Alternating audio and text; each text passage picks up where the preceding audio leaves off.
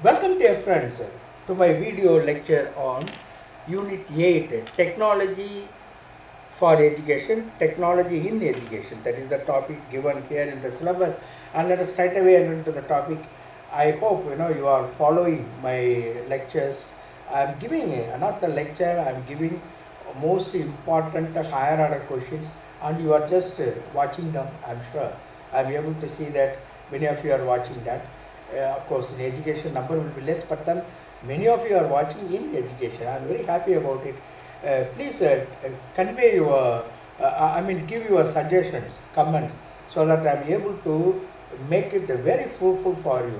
What is working for you, what is not working for you, if you tell me, things would be much better for me to prepare everything for you. So, God bless you. I really bless you and really wish you all the best in this coming exam. This time, many of you who are following me should get through in this exam. I see to it that all important questions are given before the exam. Already I have given it. Now even first paper also I will start giving the most important questions. I will be, of course I already prepared, but I will select most important question based on the previous year questions, and I will give it to you. So I think please follow me. Every day even 2 or 3 videos I may be giving for a shorter duration. It may not be for 2 hours, 3 hours. You may be getting bored. So I would like to give most important questions in a short period. Please expect that soon. I already finished some. Now I am giving 8th, 9th and 10th. I try to finish today itself, if it is possible, and so that the entire education units will be covered already. And please go through that. And first paper will just start before the exam. Some important question. Already I have given PDF files. I don't know whether you know that. Some of you are asking me again and again to give the PDF files. I'm sure PDF files have been prepared so nicely with a lot of questions, more than 1,000 questions, very relevant to the topics. Why don't you go through that, and in case you want it, please ask me in my WhatsApp group. I will send it back to you. I hope you are having that. If you are not having that, please ask me to send it back to you PDF files. You can keep it in your hand. Perhaps I can change the font size up to 12 or 14 so that you are able to take the printout and then read. I am ready to give it to you. Please, those who are interested in getting those PDF files, please convey your interest through my WhatsApp number. Of course, you will be knowing the WhatsApp number. Inside it is there. You will be just seeing that, and in my channel it will be there. Just see the WhatsApp number and then give your willingness. I am ready to send the PDF files for the first paper. The second paper also is ready, but I don't know whether you are interested. Normally education people are somewhat intelligent people. They may not like to have materials as such. So that's why I am setting simply videos. That is also possible. I already prepared a NET education paper. Now I am giving you most important and this is what we call higher order questions. But I already prepared the entire content as well as question for even education. If you ask for it, I am ready to send it to you also. This will be helpful for cracking this is what you call TRB education. So nice material also you will be getting in education along with questions. Now I am separately giving higher order questions. You are enjoying that, I am sure. So many things are possible. Kindly contact me personally in my WhatsApp number. God bless you abundantly. Let us straight away enter to the topic, namely technology in education, technology of education. Okay, for technology for education, technology in education. That is the topic given. Yeah. Yes. What is the syllabus in Part A? Concept of educational technology, technology as a discipline, information technology, communication technology, information and communication technology, ICT, and instructional technology, applications of educational technology in formal, non-formal, that is open and distance learning, informal and inclusive education systems, overview of behaviorist, cognitive and constructivist theories and their implications to instructional design, like Skinner, Piaget, Ausubel, Brunner, Vygotsky, they are all giving instructional design. So we will be talking about it. Of course, questions also will formulate around that. Relationship between learning theories and instructional strategies for large and small groups, formal and non-formal groups. So, this is what is given in Part A of Unit 8, Technology in Education. Let us try to enter into the topic. Now, question 1, instructional theories and their applications. Based on that, what questions you could ask? Which of the following statements correctly describe the relationship between learning theories and instructional strategies? உடனடி கற்றல் கோட்பாடுகள் மற்றும் வழிகாட்டு உத்திகள் குறித்த பின்வரும் கூற்றுகளில் எவை சரியாக உள்ளன? இது கோடிங் கொஸ்டின். அதாவது அந்த கொஸ்டினுக்கு ஏற்றாற் போல் எந்தெந்த ஸ்டேட்மெண்ட்ஸ் அதோட சேர்ந்து போகுது சேர்ந்து போகலைன்னு நம்ம சொல்லணும். சேர்ந்து போகிற கொஸ்டினை நம்ம சுட்டி காட்டணும். அப்படி தான் ஆன்சர் இருக்கும். Of course you know it already. So the statement A, behaviorist approaches emphasize reinforcement based learning strategies suitable for structured classroom environment. நடத்தைவியல் அணுகுமுறைகள் அது பலப்படுத்தல் அடிப்படையிலான கற்றல் உத்திகளை முன்னேற்றுகின்றன. இது கட்டமைக்கப்பட்ட வகுப்பறை சூழலில் பொருந்தும் பிஹேவியரல் அணுகுமுறைகள். அடுத்து cognitive theories like Piaget's emphasizes self-directed learning through scaffolding and guided discovery. அறிவியல் கோட்பாடு குறிப்பாக பியாஜே துணை சட்டம் மற்றும் வழிகாட்டல் கண்டுபிடிப்பு மூலமாக தன்னிச்சையான கற்றலை ஊக்குவிக்கின்றன. Constructive strategies promote on rote learning over active engagement. கட்டுமானவியல் உத்திகள் அல்லது அமைப்பு நுட்பங்கள் அல்லது அமைப்பு தொழில்நுட்பம். கன்ஸ்ட்ரக்டிவ் ஸ்ட்ராட்டஜி கட்டுமானவியல் உத்திகள் செயலில் ஈடுவதற்கு பதிலாக மனப்பாட கற்றலை ஊக்குவிக்கின்றன. அது உண்மையா? நிச்சயமாக இல்லை. Consider something more than that. Vygotsky's theory supports social learning through collaborative activities and peer interaction. விகோட்ஸ்கியின் கோட்பாடு சமூக கற்றலை கூட்டணி செயல்பாடு மற்றும் இடைவினை செய்வதன் மூலம் ஊக்குவிக்கின்றன. இது எது ரைட்னா A, B and D, C is not there. அப்படின்னா என்ன அர்த்தம் அப்படின்னு சொன்னால் நமக்கு என்ன கேள்வி? இந்த which of the policies correctly describe the relationship between learning theories and instructional strategy. ரெண்டையும் எனக்கு கூடிய ஸ்டேட்மெண்ட்ஸ் எதுன்னு பார்க்கும் பொழுது A, B, D, C நிச்சயமாக கிடையாது. நம்ம இப்போ கொஞ்ச நேரத்துக்கு முன்னால் நான் எக்ஸ்பிளைன் பண்ணேன். நிச்சயமாக சிங்கிறது இல்லை. அது என்ன சிங்கிறது என்னது? Constructivist strategy promote rote learning over active engagement. Actually it talks about active engagement of the student. ஆனால் இங்கே கொடுத்துருக்கிறது ப்ரொமோட்ஸ் ரோட் லேர்னிங் அப்படின்னு கொடுத்துருக்கு. அதனால இது தப்பு. இது மட்டும்தான் அதோட சேர்ந்து போகல. மற்ற மூன்று இதுவும் அழகாக சேர்ந்து போகுது அந்த கேள்விக்கு ஏற்ற மாதிரி. அது 3 ஸ்டேட்மெண்ட்டும் ரைட். அதனால் A, B, D என்பது தான் சரியான பதில். Behaviourism Skinner emphasizes reinforcement based learning. Cognitive theories Piaget, Brunner, Ausubel stress active self-directed learning through scaffolding. Constructivism promotes collaborative and peer-supported learning rather than rote memorization. நடத்தைவியல் கோட்பாடுகள் பலப்படுத்துதல் மூலமாக கட்டுப்படுத்தப்பட்ட கற்றலை முன்னேற்றுகின்றன. அறிவியல் கோட்பாடுகள் பியாஜே, ப்ரூனர், ஹவுஸ்பெல் தன்னிச்சையான மற்றும் கட்டமைக்கப்பட்ட கற்றலை வலியுறுத்துகின்றன. கட்டுமானவியல் கோட்பாடு விகோட்ஸ்கி சமூக மற்றும் இணைவினை செயல்பாடுகளை ஊக்குவிக்கிறது. அந்த சி மட்டும் இல்லை, அது தவறான ஸ்டேட்மெண்ட்டாக. அப்ளிகேஷன்ஸ் ஆஃப் எஜுகேஷனல் டெக்னாலஜி என்ன கேள்வி கேட்கலாம்? Which of the following educational settings correctly match with the applications of educational technology? பின்வரும் கல்வி சூழலில் கல்வி தொழில்நுட்பத்தினுடைய பயன்பாடுகள் எவற்றுடன் பொருந்துகின்றன? இது இந்த question. What question? Matching question.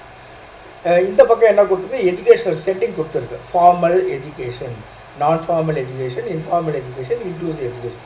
இந்த பக்கம் அதுக்கான அப்ளிகேஷன் கொடுத்துருக்கு. அது என்ன, அந்த டிஸ்கிரிப்ஷன் என்னங்கிறத நம்ம பார்த்து சொல்லணும். இதில் நம்ம பார்த்தோம்னா ஃபார்மல் எஜுகேஷனுங்கிறது என்னது? Formal education computer based assessment and digital content delivery அப்படின்னு சொல்கிறோம். அது உண்மையா? நான் ஃபார்மல் எஜுகேஷனுங்கிறது adaptive learning and gamification. Informal education self paced learning through MOOCs and open educational resources. Inclusive education assistive technology to for diverse learners.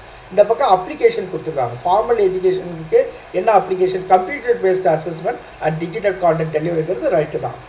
Formal எஜுகேஷனை நம்ம பயன்படுத்துகிறோம். நான் ஃபார்மல் எஜுகேஷனில் அடாப்டிவ் லேர்னிங் அண்ட் கேமிஃபிகேஷன். நான் ஃபார்மல் எஜுகேஷனுங்கிறது இந்த ஃபார்மலாக இல்லாமல் இருக்கக்கூடியது. அந்த இப்போ சாயங்கால நேரங்களில் நம்ம கொடுக்குறோம், அதாவது எழுத்தறிவு இல்லாதவங்களுக்கு கொடுக்கின்ற பொழுது அடாப்டிவ் லேர்னிங் நம்ம கொடுக்குறோம். அவங்க ஏற்றுக்கொள்ளும்படியாக படித்து கொள்ளும்படியான adaptive learning and gamification, mostly games வழியாக ரொம்ப எளிமையாக புரிந்து கொள்ளக்கூடியதுன்னா அது கேமிஃபிகேஷன் சொல்கிறோம். அது ஒரு வகையான டெக்னாலஜி தான். அதனால் நான் ஃபார்மல் எஜுகேஷன் அது okay, adaptive learning and gamification. Informal எஜுகேஷனுங்கிறது self paced learning through MOOCs and open educational resources.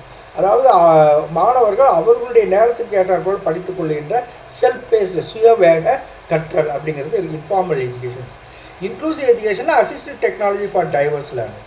Inclusive education assisted technology, அவங்களுடைய குறைகளுக்கு ஏற்றாற்போல் அசிஸ்டிவ் டெக்னாலஜி இருக்குது. இப்போ காது கேட்காதவர்களுக்கு அந்த கேட்க செய்யக்கூடிய அப்படிப்பட்ட அந்த செவிப்புலனை தூண்டக்கூடிய கருவிகள், அல்லது கண் பார்வையற்றவர்களுக்கு அந்த பிரெயில் எழுத்து முறை, இதெல்லாம் assistive technology for diverse learners. அந்த வகையில் நம்ம சொல்கிறோம். இது கரெக்ட். A1 B2 C3 D4ங்கிறது இருக்குது. தமிழில் சொல்கிறாருந்தா என்ன சொல்லுவோம், ஃபார்மல் எஜுகேஷனுங்கிறது முறையான கல்வியில் கணினி அடிப்படையான மதிப்பீடுகள் பயன்படுத்தப்படுகின்றன. முறையற்ற கல்வின்னு சொல்கிறத விட நான் ஃபார்மல் எஜுகேஷன், அதாவது இல்லிட்ரேட் மக்களுக்கு கொடுக்கக்கூடியது. மாற்றத்திற்கு ஏற்ப கற்றல் மற்றும் விளையாட்டு கல்வி முறையில் இருக்கும். முறையற்ற கல்வியில், முறையற்றங்கிறது இன்ஃபார்மல், இது யதார்த்தமான அந்த கல்வின்னு.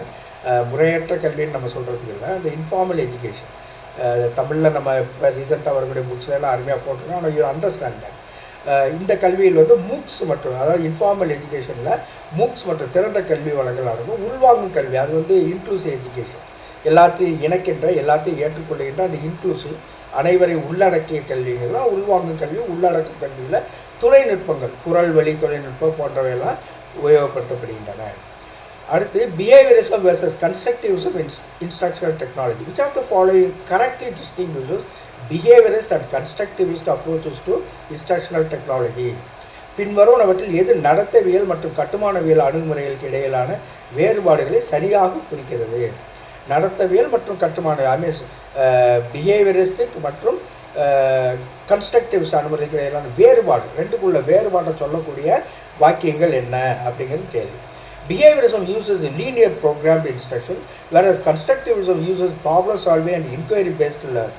நடத்தவியல் முறைகள் நேர்கோட்டில் நிரல்படுத்தப்பட்ட வழிகாட்டுதலை பயன்படுத்துகின்றன.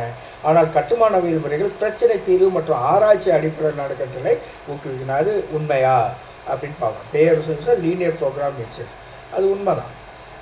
அடுத்து constructive methods focus on passive absorption of knowledge, whereas behaviours approaches encourage self regulation. இதுவும் தப்பு. செல்ஃப் ரெகுலேஷன் அதில் வரும், உல்ட்டாவாக இருக்குது. கன்ஸ்ட்ரக்டிவ் மெத்தட்ஸில் செல்ஃப் ரெகுலேஷன் வரும். அதாவது நல்ல கிரியேட்டிவாக மாணவர்களே நாலேஜை வந்து உருவாக்கி கொள்கிறது தான் கன்ஸ்ட்ரக்டிவ் மெத்தட். ஆனால் பிஹேவியர் அப்ரோச்சில் வந்து பாசிவ் அப்சார்ப்ஷன் நாலேஜ் இருக்கும். அது தூண்டுதல் வழியாக, துளங்குதல் வழியாக, எக்ஸ்டர்னல் கிஃப்ட்ஸ், எக்ஸ்டர்னல் ரிவார்ட்ஸ் வழியாக பிஹேவியர் அப்ரோச் இருக்கும், எக்ஸ்டர்னல் ரிவார்ட்ஸ் இருக்கும். அப்படி பார்க்கும்போது பாசிவ் அப்சார்ப்ஷன் ஆஃப் நாலேஜ் அப்படின்னு சொல்லலாம். அதனால் பிங்கிறது தவறாக இருக்கும் என்று நான் கருதுகிறேன். அடுத்து behaviourism is linked with direct instruction and structured practice, while constructivism supports discovery learning and student centered pedagogy. நடத்தவியல் கோட்பாடு நேரடி வழிகாட்டுதல் மற்றும் கட்டமைக்கப்பட்ட பயிற்சியுடன் தொடர்புடையது. ஆனால் கட்டுமானவியல் தானாக கற்றல் மற்றும் மாணவர் மைய கல்வியை ஊக்குவிக்கிறது. இது ரைட், முழுக்க இது அதனுடைய டெஃபினிஷனோடு சேர்ந்து போகிறது வெரி கரெக்ட். அடுத்து both theories advocate for rote learning without conceptual understanding. அது உண்மையில் சுத்தமாக இல்லை. அப்படி நிச்சயமாக ரெண்டுமே ரோட் லேர்னிங்கை வலியுறுத்தலை. Maybe behaviouristic approach okay, understandable. ஆனால் நிச்சயமாக கன்ஸ்ட்ரக்டிவிட்டி அப்ரோச் வந்து ரோட் லேர்னிங் எது வலியுறுத்தல, கிரியேட்டிவிட்டியை வலியுறுத்தக்கூடியது இந்த constructivist learning. So correct answer வந்து ஏயும் சி தான், பிடி இல்லை. Behaviorism focuses on structured reinforcement based learning, direct instruction and practice based learning. Constructivism வந்து Piaget, Vygotsky, Brunner encourages student centered, inquiry driven and problems based learning. நடத்தவியல் கோட்பாடு கட்டமைக்கப்பட்ட நேரடி கற்றல் மற்றும் பலப்படுத்தல் அடிப்படையிலான பயிற்சியை பயன்படுத்துகின்றன. கட்டுமானவியல் கோட்பாடுகள் மாணவர் மைய கல்வியை ஊக்குவிக்கும். அதான் ரெண்டுக்குள்ள வித்தியாசம். அப்படி பார்க்கும்பொழுது ரெண்டு ஸ்டேட்மெண்ட்டு ரெண்டுக்குள்ள வித்தியாசத்தை சரியாக சொல்ல, ஏயும் சியும் தான் சொல்லுது. அப்போஸ் வில் அண்டர்ஸ்டாண்ட் திஸ். அதாவது இது ஆர்கியூமெண்ட் வந்து அதனுடைய டெஃபினிஷனை வச்சு நம்ம ஆர்கியூ பண்ணணும். அப்படி அடுத்து information and communication technology versus instructional technology. இது வந்து statement question. ICT refers to the broader use of digital tools for communication, information sharing and educational management, whereas instructional technology is specifically focused on improving the teaching learning process through systematic instructional design. This ICT refers to the broader use of digital tools for communication, no doubt about it. Instructional technology is specifically focused on improving the teaching learning process, no doubt about it. And statement 1 is correct. அடுத்து statement 2 பார்க்கலாம். Instructional technology and ICT are interchangeable terms as both focus on using technology to enhance education. நிச்சயமாக இல்லை. ஐசிடிங்கிறது எல்லாம் பொதுவாக கம்பெனியில் பயன்படுத்துறது, கவர்மெண்ட்டில் பயன்படுத்த பொதுவாக இருக்கும். Instructional technology specifically for education. அதனால் கூற்று 2 உண்மையாக இருக்கிறது சந்தேகம் நிச்சயமாக இருக்காது. அதனால் இதில் பார்க்குறோம் அப்படின்னு சொன்னால் அதான். Statement 1 is correct, statement 2 is incorrect. ICT is a broad field that includes communication and management aspects, while instructional technology is focused solely on teaching and learning processes. The two terms are viewed but not interchangeable. நிச்சயமாக interchangeable கிடையாது, ரெண்டுக்கு வித்தியாசம். தகவல் தொழில்நுட்பம் என்பது பரந்த துறை. இந்த தகவல் பரிமாற்றம் மேலாண்மை, இதில் தகவல் பரிமாற்றம் மேலாண்மையும் கூட அடங்கும். ஆனால் உள்கட்டமைப்பு தொழில்கட்டம், அதாவது இன்ஸ்ட்ரக்ஷனல் டெக்னாலஜி என்பது கல்வி கற்பித்தல் மற்றும் கற்றல் செயல்முறையை மேம்படுத்துவதை மட்டுமே குறிக்கிறது. எனவே 2 சொற்களும் ஒன்று போல் பயன்படுத்த முடியாது. அடுத்த கேள்வி, behaviourist versus constructivist learning theories. Statement 1, behaviorist theories focus on observable learning outcomes and reinforcement, whereas constructivist theories emphasize knowledge construction through active engagement. So behaviorist theories வந்து observable learning outcomes நிச்சயமாக அது நிச்சயமாக மாற்றம் இருக்குதுன்னு பார்க்கலாம். ஒரு எக்ஸ்டர்னல் கிஃப்ட் கொடுக்குறதன் வழியாக, reward கொடுக்குறதன் வழியாக ஒரு மாற்றம் நடக்குது அப்படிங்கிறத பார்க்கலாம். அது பிஹேவியரிஸ்ட் தேரியில். கன்ஸ்ட்ரக்டிவ் தேரிஸில் emphasise knowledge construct through active engagement. இது ஒரு சரியான டெஃபினிஷன் தான் ரெண்டும். Statement 1 is correct. Behaviorist and constructive approaches are identical in the treatment of learner engagement. நிச்சயமாக இல்லை. இவங்களுடைய ஸ்ட்ராட்டஜிஸ், லேர்னிங் ஸ்ட்ராட்டஜிஸ் வேறு, அவங்களுடைய லேர்னிங் ஸ்ட்ராட்டஜிஸ் வேறு நிச்சயமாக. ஏன்னா பிஹேவியரிஸ்ட் வந்து மோர் ஆஃப் தூண்டல் துளங்கள், ஸ்டிமுலஸ் ரெஸ்பான்ஸ் தியரியை வச்சு பிஹேவியரிஸ்ட் தியரி வரும். கன்ஸ்ட்ரக்டிவ் தியரி வந்து creativity, making students self learning அந்த மாதிரி வர்றது. அதனால் கிரியேட்டிவ் லேர்னிங்காக வர்றது கன்ஸ்ட்ரக்டிவ் அப்ரோச். அதனால் 2 ஐடென்டிக்கலாக இருக்க முடியாது. அதான் எந்த ஸ்டேட்மெண்ட்டை ரைட்டு கரெக்டுன்னு சொல்லி பார்த்தீங்கன்னா statement 1 is correct, statement 2 is incorrect. Behaviorism focuses on external reinforcement and measurable learning, whereas constructivism encourages learners to build their own knowledge through experience and reflection. The two are fundamentally different approach. நடத்தியல் கோட்பாடு வெளிப்படையான கற்றல் விளைவுகள் மற்றும் பதிலளிப்பை மையமாக கொண்டிருக்கிறது. ஆனால் கட்டமைப்பியல் கோட்பாடு கற்றலாளர்கள் தங்களுடைய சொந்த அனுபவங்கள் மூலம் அறிவை உருவாக்குவதை மையமாக கொண்டிருக்கு. எனவே இரண்டிற்கும் அடிப்படை வேறுபாடுகள் இருக்கின்றன. ஃபார்மல் வர்சஸ் நான் formal education and educational technology statement. 2 statement கொடுத்துருக்காங்க. Statement 1, formal education follows a structured curriculum and is delivered in institutional settings, whereas non-formal education is more flexible and can take place in various environments. பார்த்த உடனே தெரியும் right. Formal education school காலேஜில் நடக்குது. அது நான் formal education சாயங்கால நேரத்தில் எழுத படிக்க தெரியாதவங்களாம் வச்சு வில்லேஜில் எல்லாம் சொல்கிறோம். அதில் மோர் ஃப்ளெக்சிபிள், நெகிழ்வுத்தன்மை கொண்டது. Can take place in various environment. மரத்தடியில் நடக்கும், கிளாஸ் ரூமில் நடக்கும், கம்யூனிட்டி ஹாலில் நடக்கும், இப்படி பல மாதிரி இருக்குது. திருமண மண்டபத்தில் கூட நடக்கும். Statement 2, formal and non-formal education have identical structures and methods of delivery. அதுவும் தப்பு. 2 ஐடென்டிக்கல் ஸ்ட்ரக்சர் கிடையாது. இது வேறு அது வேறு. ஃபார்மலுங்கிறது வேறு, நான் ஃபார்மலுங்கிறது வேறு. அப்போ என்ன பார்க்கணும்? Statement 1 is correct, Statement 2 is incorrect. Let me switch off the fan, otherwise it will create trouble. Just a minute, please. Yeah. So Statement 1 is correct and Statement 2 is incorrect. Formal education is structured with a standardized curricula. There are syllabus, activities, structured, அதாவது even year plan இதெல்லாம் வச்சு standardised கரிக்குலா இருக்கும். While non-formal education is more flexible and occurs outside traditional classroom. தழுவல் கல்வி, of course, you understand the translation may be different, yes. Role of educational technology in inclusive education. Statement 1 என்ன சொல்லுது? Educational technology facilitates inclusive education by providing assistive tools and digital resources to accommodate diverse learning needs அப்படின்னு சொல்லுது. அது உண்மைதானே. Inclusive எஜுகேஷனில் இந்த education technology வந்து assistive tools, அவங்களுக்கு உதவி செய்யக்கூடிய கருவிகளையும் டிஜிட்டல் ரிசோர்ஸஸ் ஆன்லைன் வளங்களையும் கொடுக்குது. டைவர்ஸ் லேர்னிங் நீட்ஸை ஃபுல்ஃபில் பண்ணக்கூடிய, அதை நிறைவேற்றக்கூடிய விதமாக அமையுது. Whereas educational technology is irrelevant to inclusive education since learning is solely dependent on teacher-led instruction. அது ரொம்ப தப்பு. இன்றைக்கி வந்து பெரும் அளவில் இன்க்ளூசிவ் எஜுகேஷனுக்கு எஜுகேஷன் டெக்னாலஜி பயன்பட்டுக்கிட்டு இருக்கு. ஆனால் இது பயன்படலன்னு சொல்லுது, irrelevantன்னு சொல்லுது. ஆனால் ஸ்டேட்மெண்ட் 2 வந்து தவறு. அதனால் என்ன சொல்கிறோம், statement 1 is correct, statement 2 is incorrect. Educational technology plays a crucial role in inclusive education by offering adapted tools like screen readers, speech to text software and personalized learning platforms. திருத்தம் தேவைப்படும் மாணவர்களுக்கு உதவி கருவிகள் மற்றும் தொழில்நுட்ப ஆதரவுகள் மூலம் கல்வி தொழில்நுட்பம் உள்ளடக்க கல்வியில் முக்கிய பங்கு வகிக்கிறது, இன்க்ளூசிவ் எஜுகேஷனில் முக்கிய பங்கு வகிக்கிறது. அடுத்து இது வந்து இந்த கொஷின், matching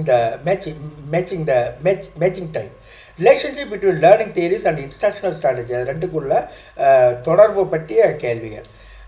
லேர்னிங் தியரிஸில் வந்து என்ன பிஹேவியர்ஸாக இருக்குது, இங்கே பிஹேவியர்ஸும் வேறு என்ன இருக்குது, காக்னிட்டிவிசம் இருக்குது, அப்புறம் வந்து கன்ஸ்ட்ரக்டிவிசம் இருக்குது, கனெக்டிவிசம்ட்டு ஒரு 4 வகையான லேர்னிங் தியரிஸ் இந்த பக்கம். அதுக்குரிய விளக்கங்கள் வந்து இன்ஸ்ட்ரக்ஷனல் ஸ்ட்ராட்டஜி இந்த பக்கம். எப்படிப்பட்ட ஸ்ட்ராட்டஜி வந்து இந்த பயன்படுத்துவோம் ஒவ்வொன்றுக்கும், அப்படி இது வேறு மாதிரி இருக்கும், நம்ம கரெக்டாக அதை பொருத்தணும் அப்படின்னு சொல்லி பார்க்கும் பொழுது இது வந்து நல்லா கவனிப்போம். பிஹேவியரிசம், ஸ்கின்னருடைய பிஹேவியரிசங்கிறது reinforcement and repetition based learning. Of course இந்த ஸ்டிமுலஸ் ரெஸ்பான்ஸ் தியரியை வச்சு வரக்கூடியது ரீஇன்ஃபோர்ஸ், வலுவூட்டம், அப்புறம் மறுபடியும் செய்ய வைக்கிறது. Reinforcement and repetition based learning தான் பிஹேவியரிசம், அது ரைட்டு. நடத்தியல் கோட்பாடுங்கிறது உறுதிப்படுத்தல் மற்றும் மறுபடியும் பயிற்சி அடிப்படையிலான கற்றல் தான் பிஹேவியரிசம், அது ஓகே. அடுத்து காக்னிட்டிவிசம், இது scheme based learning and concept making. ரொம்ப இம்பார்ட்டண்டான விஷயம் வந்து, ஏன்னா கான்செப்ட் லேர்னிங்கிறது வந்து மூளை செயல்பாட்டிலோட இணைந்தது. பியாஜே, ஹவுஸ்பெல்லாம் சொல்கிறாங்க. அதனால் இது ஸ்கீமா பேஸ்டு லேர்னிங். நம்ம சொல்கிறோம்ல ஸ்கீமா, அந்த பியாஜேஸுடைய லேர்னிங் தியரியில் அந்த ஸ்கீமாங்கிறது வருது. இறைவனால் கொடுக்கப்பட்ட அந்த ஒரு கொடை, சின்ன குழந்தையாக இருக்கும் பொழுது அந்த ஸ்கீமா, அதுலேருந்து அந்த ஸ்கீமா வளர்ந்து அது மெச்சூரிட்டிலாம் வருதுன்னு நம்ம படிச்சிருக்கோம். So schema based learning and concept mapping, அது வழியாக தான் இந்த காக்னிட்டிவிசம் ஏற்படுது. அறிவுணர்வு கோட்பாடுன்னு சொல்கிறாங்க பியாஜே, ஹவுஸ்பெல். திட்டவட்டமான கட்டமைப்புகள் மூலம் கற்றல் மற்றும் கருத்து வரைபடங்கள் மூலம் இது நடக்குது. அடுத்து constructivism, Bruner, Vygotsky. Collaborative and problems based learning தான் இந்த கன்ஸ்ட்ரக்டிவிசம் தியரி. ப்ரூனர், வைகாட்ஸ்கினா இதை தூக்கி பிடிப்பவர்கள். கன்ஸ்ட்ரக்டிவ் கட்டமைப்பு கோட்பாடு ப்ரூனர், விகோட்ஸ்கி. கூட்டணி மற்றும் சிக்கல் அடிப்படையிலான கொலாபரேட்டிவ்னா தோழமே, கூட்டு சேர்ந்து கற்றல்னா கூட்டு கற்றல்னு ஒரு வார்த்தை சொல்லுவோம். கூட்டு கற்றல் மற்றும் சிக்கல் அடிப்படையிலான கற்றல். அப்புறம் கனெக்டிவிசம், அது வந்து சீமென்ஸ்ன்னு சொல்லக்கூடியவர் இந்த தியரியை சொல்கிறார், இணைப்பு கோட்பாடு. டெக்னாலஜி இன்டெகிரேட்டட் லேர்னிங் நெட்வொர்க்ஸ், தொழில்நுட்பம் ஒருங்கிணைந்த கற்றல் நெட்வொர்க்குகளாக இது இருக்குது. அது எது ரைட்டு தப்பு அப்படின்னு சொல்லி பார்த்தோம்னா இதில் என்ன பார்க்குறோம், கரெக்ட் ஆன்சர் வந்து A1, B2, C3, D. நம்ம சொன்னது ரைட், அப்படியே பொருந்தி வருது. A goes to 1, B goes to 2, C goes to 3, D goes to 4. இப்படி வராது, பரீட்சையில் மாற்றி இருக்கும். நம்ம கரெக்டாக கண்டுபிடிக்கணும், அர்த்தம் புரிஞ்சு. So behaviourism focuses on reinforcement and repetition, making it suitable for drill based learning. நடத்தியல் கோட்பாடு உறுதிப்படுத்தல் மற்றும் மறுபயிற்சியை மையமாக கொண்டது, எனவே அது பயிற்சி அடிப்படையிலான கற்றலுக்கு ஏற்றது. Cognitivism emphasizes how learners structure information in their minds. இது வந்து மூளை செயல்பாட்டு, இது அதாவது அறிவியல் லேர்னிங், அறிவு சார்ந்த லேர்னிங், மூளை சார்ந்த learning. Cognitivism emphasizes how learners structure information in their minds, supporting schema based learning. அறிவுணர்வு கோட்பாடு தகவலை மனதில் வைத்துக் கொள்வது மையமாக கொண்டது, எனவே திட்டவட்டமான கட்டமைப்புகளை பயன்படுத்துகிறது. Constructivism promotes learning through experience, making collaboration and problem solving key strategies. கட்டமைப்பு கோட்பாடு அனுபவம் மூலம் கற்றலை ஊக்குவிக்கிறது, எனவே கூட்டுறவு மற்றும் சிக்கல் அடிப்படையிலான கற்றல் இது முக்கியம். அடுத்து connectivism integrates technology to support learning networks. இணைப்பு கோட்பாடு தொழில்நுட்பத்துடன் கற்றல் வலையமைப்புகளை இணைக்கிறது, தான் கனெக்டிவிசம் சொல்கிறோம். அடுத்து இப்போ இது பூரா A1 B2 C3 D4 அப்படிங்கிறது கரெக்டாக அது புரிஞ்சு வருது. அடுத்த கேள்வி, அப்ளிகேஷன்ஸ் ஆஃப் எஜுகேஷன் டெக்னாலஜி சம்மந்தமாக என்ன கேள்வி கேட்கலாம்? லிஸ்ட் 1ல் அப்ளிகேஷன் ஏரியாஸ் இருக்குது, எந்தெந்த ஏரியாவில் அப்ளிகேஷன் தேவை. இந்த பக்கம் எப்படிப்பட்ட டெக்னாலஜி யூஸ், இந்த மாதிரியான அப்ளிகேஷன் ஏரியாஸுக்கு என்ன மாதிரி டெக்னாலஜி பயன்படுத்துங்கிறது லிஸ்ட் 2ல் இருக்குது. ரெண்டையும் நம்ம முறைப்படி பொருத்தி பார்க்கணும். ஃபார்மல் எஜுகேஷனில் எப்படி இருக்கும், நான் ஃபார்மல் எஜுகேஷனில் எப்படி இருக்கும், இன்க்ளூசிவ் எஜுகேஷன், இன்ஃபார்மல் லேர்னிங். இந்த ஃபார்மல் எஜுகேஷன் நீங்கள் பார்த்தீங்கன்னா இது சரியாக புரிஞ்சு வர்ற மாதிரி இருக்குது. Smart class rooms and learning management system LMS, அதெல்லாம் வந்து ஃபார்மல் எஜுகேஷனில் இருக்குது. முறைப்படியான அந்த கற்றல் அமைப்புகள் அதில் இருக்குது. ஃபார்மல் எஜுகேஷன் முறையான கல்வியில் புத்திசாலி ஸ்மார்ட் கிளாஸ் ரூம்ஸ், ஆன்லைன் வகுப்பறைகள் மற்றும் கற்றல் மேலாண்மை அமைப்புகள் இருக்கின்றன. நான் ஃபார்மல் எஜுகேஷனில் open and distance learning platforms, ODL platforms, திறந்த வெளி பல்கலைக்கழகம் எல்லாம் சொல்கிறோம். டிஸ்டன்ஸ் லேர்னிங்லாம் சொல்கிறோம். அது நான் ஃபார்மல் எஜுகேஷனில் அது இருக்குது. முறையற்ற கல்வி, திறந்த மற்றும் தொலைதூர கல்வித்தலங்கள்லாம் அதில் இருக்குது. Inclusive education, assistive technology like screen readers, inclusive education. அதாவது அந்த குறையுள்ள உடல் குறை உள்ளவர்களுக்கு அல்லது மூளை வளர்ச்சி குன்றியவர்களுக்கு ஏற்றாற் போன்ற கல்வி தொழில்நுட்பங்கள் இருக்குன்னா அதை பயன்படுத்தணும். அதை வந்து assistive technology like screen readers, inclusive education, அது சரியாகவும் வருது. அடுத்து இன்ஃபார்மல் லேர்னிங்கில் பார்த்தீங்கன்னா mobile apps, social media for self learning. இன்ஃபார்மல்னால் ரொம்ப இயல்பான கல்வி, இயல்பாக நடக்கிறது, தற்செயலாக நடக்கக்கூடிய அந்த கல்வியில் mobile apps, social media for self learning, அதெல்லாம் வந்து அது இருக்குது. அப்போ இது சரியாக இப்படி தான் இருக்குது. இது வந்து சரியாக பொருந்து தான், நான் இப்படி பொருந்துன்ட்டு அவசியம் இல்லை. 1 வந்து இங்கே 4க்கு வரலாம், 3 வந்து 1க்கு போயிடலாம். ஆனால் நீங்கள் அந்த முறையான கல்வி டெக்னாலஜி யூஸ் என்னங்கிறத நமக்கு சரியாக தெரிஞ்சிருக்கணும். இது சும்மா ஒரு மாடலாக நான் இதை கொடுத்துருக்கிறேன். சரி, ஆகவே A1 B2 C3 D4 formal education uses technology in structured settings like smart class rooms and LMS, learning management system. முறையான கல்வியில் ஆன்லைன் வகுப்பறைகள் மற்றும் LMS பயன்படுகின்றன. நான் formal education includes open and distance learning platforms for flexible education. முறையற்ற கல்வியில் திறந்த மற்றும் தொலைதூர கல்வி பயன்படுகிறது. Inclusive education benefits from assistive technology like screen readers. உள்ளடக்கிய கல்வியில் திரைவாசிப்பான் போன்ற உதவி தொழில்நுட்பங்கள் தேவைப்படுகிறது. Informal learning happens via mobile apps and social media platforms. இந்த இயல்பான இன்ஃபார்மல் தற்செயலான அந்த கற்றலில் மொபைல் பயன்பாடுகள் மற்றும் சமூக ஊடகங்கள் பயன்படுகின்றன. அடுத்து எஜுகேஷன் டெக்னாலஜி கான்செப்ட்ஸை பற்றி என்ன கேள்வி கேட்கலாம், இந்த மேட்சிங் டைப்பில் என்ன கேட்கலாம். இன்ஃபர்மேஷன் டெக்னாலஜி, இந்த பக்கம் என்னென்னலாம் இருக்குது கான்செப்ட்ஸ் வந்து இன்ஃபர்மேஷன் டெக்னாலஜி, கம்யூனிகேஷன் டெக்னாலஜி, அடுத்து என்ன இருக்குது instructional technology, ICT information communication technology. இந்த 4 விஷயம் இந்த பக்கம் இருக்குது. அந்த பக்கம் வந்து டிஸ்கிரிப்ஷன் கொடுத்துருக்கு, இதுக்குரிய விளக்கங்கள் அந்த பக்கம் இருக்குது. எது எதோடு சேர்ந்து போகுதுன்னு நம்ம பார்க்கணும். Information technology focuses on computer based storage, retrieval and processing of data. அது உண்மையா? இன்ஃபர்மேஷன் டெக்னாலஜி IT அப்படின்றாங்க. இன்ஃபர்மேஷன் டெக்னாலஜி ஐ திங்க் இது சரியாக இருக்க மாதிரி தான் இருக்குது. ஏன்னா focuses on computer based storage, retrieval and processing of data. கணினி அடிப்படையிலான தரவு சேமிப்பு, மீட்டெடுப்பு, செயலாக்கம்லாம் அந்த தகவல் தொழில்நுட்பத்தில் இருக்குது. அடுத்து கம்யூனிகேஷன் டெக்னாலஜியில் enhances interaction through digital communication tools. மின்னணு தகவல் தொடர்பு கருவிகள் மூலம் தொடர்பு மேம்படுத்தப்படுவது தான் அந்த கம்யூனிகேஷன் டெக்னாலஜி, தகவல் தொடர்பு தொழில்நுட்பம். அதுவும் சரியாக தான் போகுது. அடுத்து வந்து 3வது பார்க்குறோம் இன்ஸ்ட்ரக்ஷனல் டெக்னாலஜி. இன்ஸ்ட்ரக்ஷனல் டெக்னாலஜியுடைய விளக்கம் சரியாக இருக்குது. இங்கே 3வதுல பார்த்தீங்கன்னா application of technology for teaching and learning processes. வழிகாட்டும் தொழில்நுட்பங்கிறது வந்து கற்பித்தல் மற்றும் கற்றல் முறைகளுக்கு தொழில்நுட்பத்தினுடைய பயன்பாடு தான் இந்த instructional technology, application of technology for teaching and learning process. ICT பொதுவாக இன்ஃபர்மேஷன் அண்ட் கம்யூனிகேஷன் டெக்னாலஜி வந்து integration of IT and CT for education and communication, தகவல் மற்றும் தொடர்பு தொழில்நுட்பம். IT மற்றும் CT இணைந்து கல்வி மற்றும் தகவல் தொடர்புக்கு இது பயன்படும். இதில் பார்த்தோம் அப்படின்னு சொன்னால் A1 B3 இதில் கொஞ்சம் மாறுதல் இருக்கான்னு தெரியல. A1 B2 C3 ரைட் தான், சரியாக தான் அது போகுது, நம்ம சொன்னது ரைட் தான். IT is mainly about computer based data management, தகவல் தொழில்நுட்பம் தரவு மேலாண்மையில் முக்கியமாக செயல்படுகிறது. CT communication technology enhance interaction using digital tool, தொடர்பு தொழில்நுட்பம் மின்னணு கருவிகள் மூலம் தொடர்பை மேம்படுத்துகிறது. Instructional technology focuses on using technology for teaching and learning. இந்த வழிகாட்டும் தொழில்நுட்பம் கற்பித்தல் மற்றும் கற்றலுக்கான தொழில்நுட்ப பயன்பாடுகளை உள்ளடக்கியது. ICT integrates IT and CT for better educational application. தகவல் மற்றும் தொடர்பு தொழில்நுட்பம் கல்வி மற்றும் தகவல் தொடர்புக்கு ஒருங்கிணைக்கப்படுகிறது. அடுத்து educational technology and it's domains. கல்வி தொழில்நுட்பம் மற்றும் அதன் தொகுதிகள். இந்த பக்கம் கான்செப்ட், அந்த பக்கம் டிஸ்கிரிப்ஷன் கொடுத்துருக்கு. இன்ஃபர்மேஷன் டெக்னாலஜி திரும்ப அதே மாதிரி ஆனால் வேறு மாதிரி கேள்விகள். இன்ஃபர்மேஷன் டெக்னாலஜி இங்கே இந்த பக்கம் இருக்குது. அது வந்து processing, storage and retrieval of information using digital tools. இப்போ தான் நம்ம பார்த்தோம். அது சரியானது. அடுத்து பி என்பது தகவல் தொழில்நுட்பம் மின்னணு கருவிகளை பயன்படுத்தி தகவல்களை செயலாக்கம், சேமிப்பு மற்றும் மீட்டெடுத்தல். அப்புறம் communication technology used to transmit information effectively through various channels. தகவல் தொடர்பு தொழில்நுட்பங்கிறது தகவலை பல்வேறு ஊடகங்கள் மூலம் உரிய முறையில் பரப்ப பயன்படுத்தப்படும் தொழில்நுட்பம். Instructional technology application of technology to improve the teaching learning process.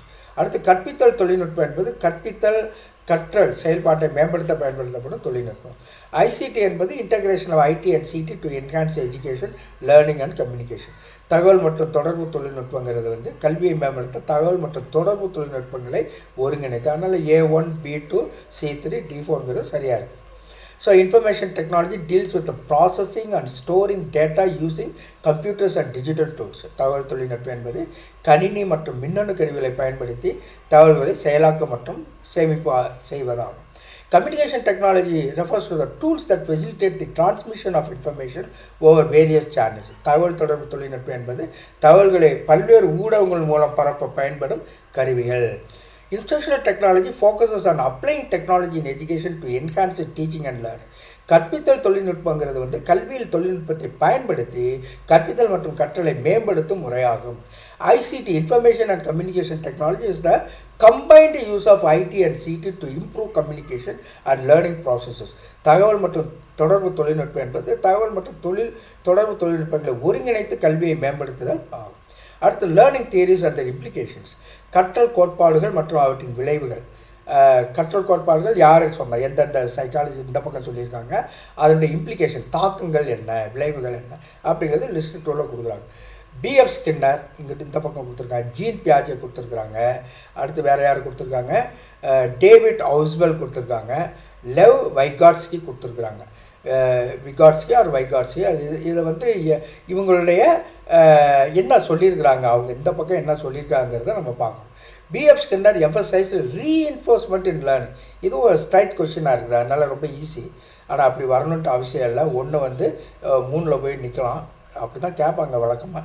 ஆனால் நீங்கள் பாயிண்ட்டை மட்டும் பிடிச்சிக்கிட்டாக்கா அங்கே வந்து கரெக்டாக நம்மளால் பார்க்க முடியும்.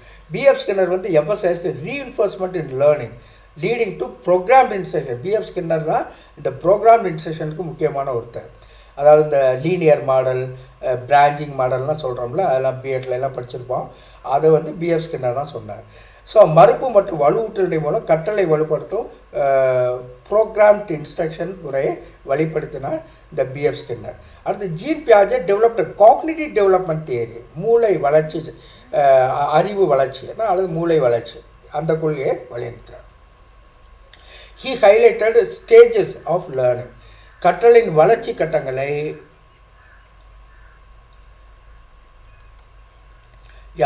கற்றலின் வளர்ச்சி கட்டங்களை வலியுறுத்தும் நுண்ணறிவு வளர்ச்சி கோட்பாட்டை உருவாக்கினார். David Ausubel focused on meaningful learning and advance organisation. இந்த டேவிட் ஹவுஸ்வெல் வந்து என்ன செஞ்சாங்கன்னா ஃபோக்கஸ்ட் ஆன் மீனிங்ஃபுல் லேர்னிங் ரொம்ப முக்கியமானது. டேவிட் ஹவுஸ்வெல்லுடைய அவருடைய அந்த technological aspect focused on meaningful learning and advance organisation. ஒரு குறிப்பிட்ட ஒரு வார்த்தையை வச்சு அதிலிருந்து ஒரு அந்த கான்செப்டை வச்சு ஒரு விஷயத்தை புரிஞ்சுக்கிறது அப்படின்னு சொல்லக்கூடிய அந்த அட்வான்ஸ் ஆர்கனைசர்ஸ். அந்த குறிப்பிட்ட தலைப்பில் சில அட்வான்ஸ் ஆர்கனைசர்ஸ் இருக்கும், சில வேர்ட்ஸு, சில ஃப்ரேஸஸ்ஸு. அந்த ஃப்ரேஸ் வந்து ஒரு அந்த தலைப்பின் கீழ் ஒரு மிக முக்கியமான ஒரு கருத்தை சொல்லும். அதுதான் வந்து இந்த focus on meaningful learning advance organisation சொல்கிறது. இந்த டேவிட் ஹவுஸ்வெல் வந்து பொருள்பட கற்றல் மற்றும் முன் அமைப்பாளர்கள் முக்கியம் என்பதில் கவனம் செலுத்தினார். அட்வான்ஸ் ஆர்கனைசேஷனாக ஆட்கள் இல்லை, அது வந்து டேர்ம்ஸாக இருக்கும் அல்லது ஒரு கருத்தாக இருக்கும், ஒரு ஃப்ரேஸாக இருக்கும், அந்த மாதிரி. அப்புறம் லவ் வைகாட்சி என்பது proposed the zone of proximal development. ரொம்ப முக்கியமான இது கருத்து. த ஜோன் ஆஃப் ப்ராக்சிமல் டெவலப்மெண்ட்டுங்கிறது ரொம்ப முக்கியமான சோஷியல் கன்ஸ்ட்ரக்டிவ்ஸ். இது ஏற்கனவே சைக்காலஜிலலாம் இதை சொல்லியிருக்கிறோம் நம்ம. ஈவன் ஃபஸ்ட் பேப்பர்லேயே இது வருது. அதிலெல்லாம் நீங்கள் படிச்சிருப்பீங்கன்னு நான் நினைக்கிறேன். அது எக்ஸாக்ட் மீனிங் என்னென்னு அதை பற்றி விளக்கம்லாம் அதில் கொடுத்துருக்கோம். Go through my YouTube channel, you will get it. Lev Vygotsky proposed a zone of proximal development and social constructivism. லேவ் வைகோட்ஸ்கி என்பது சுற்றியுள்ள வளர்ச்சி பகுதி மற்றும் சமூக கட்டமைப்பு கோட்பாட்டை முன்வைத்தார்.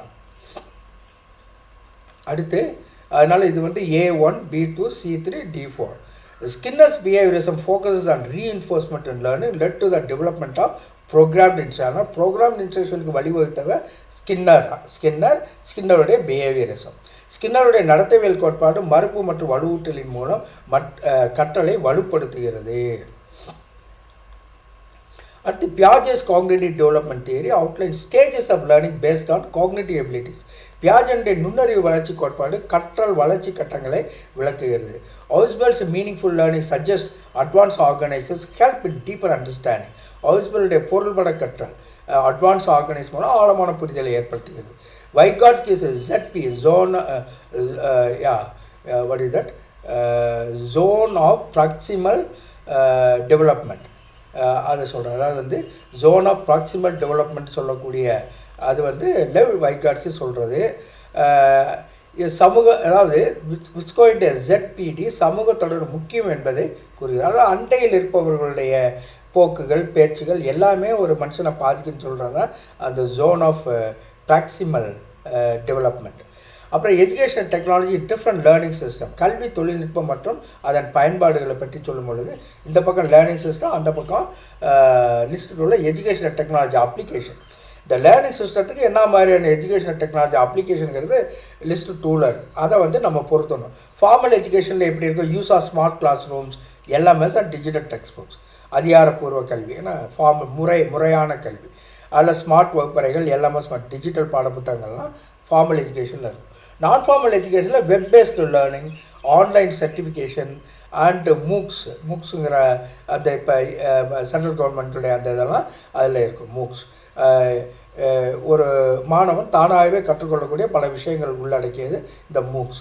ஸோ நான் formal education web based learning online certification and MOOCs இதான் வந்து சொல்கிறேன். இணைய மூலம் கற்றல் ஆன்லைன் சான்றிதழ் மற்றும் மூக்ஸ்.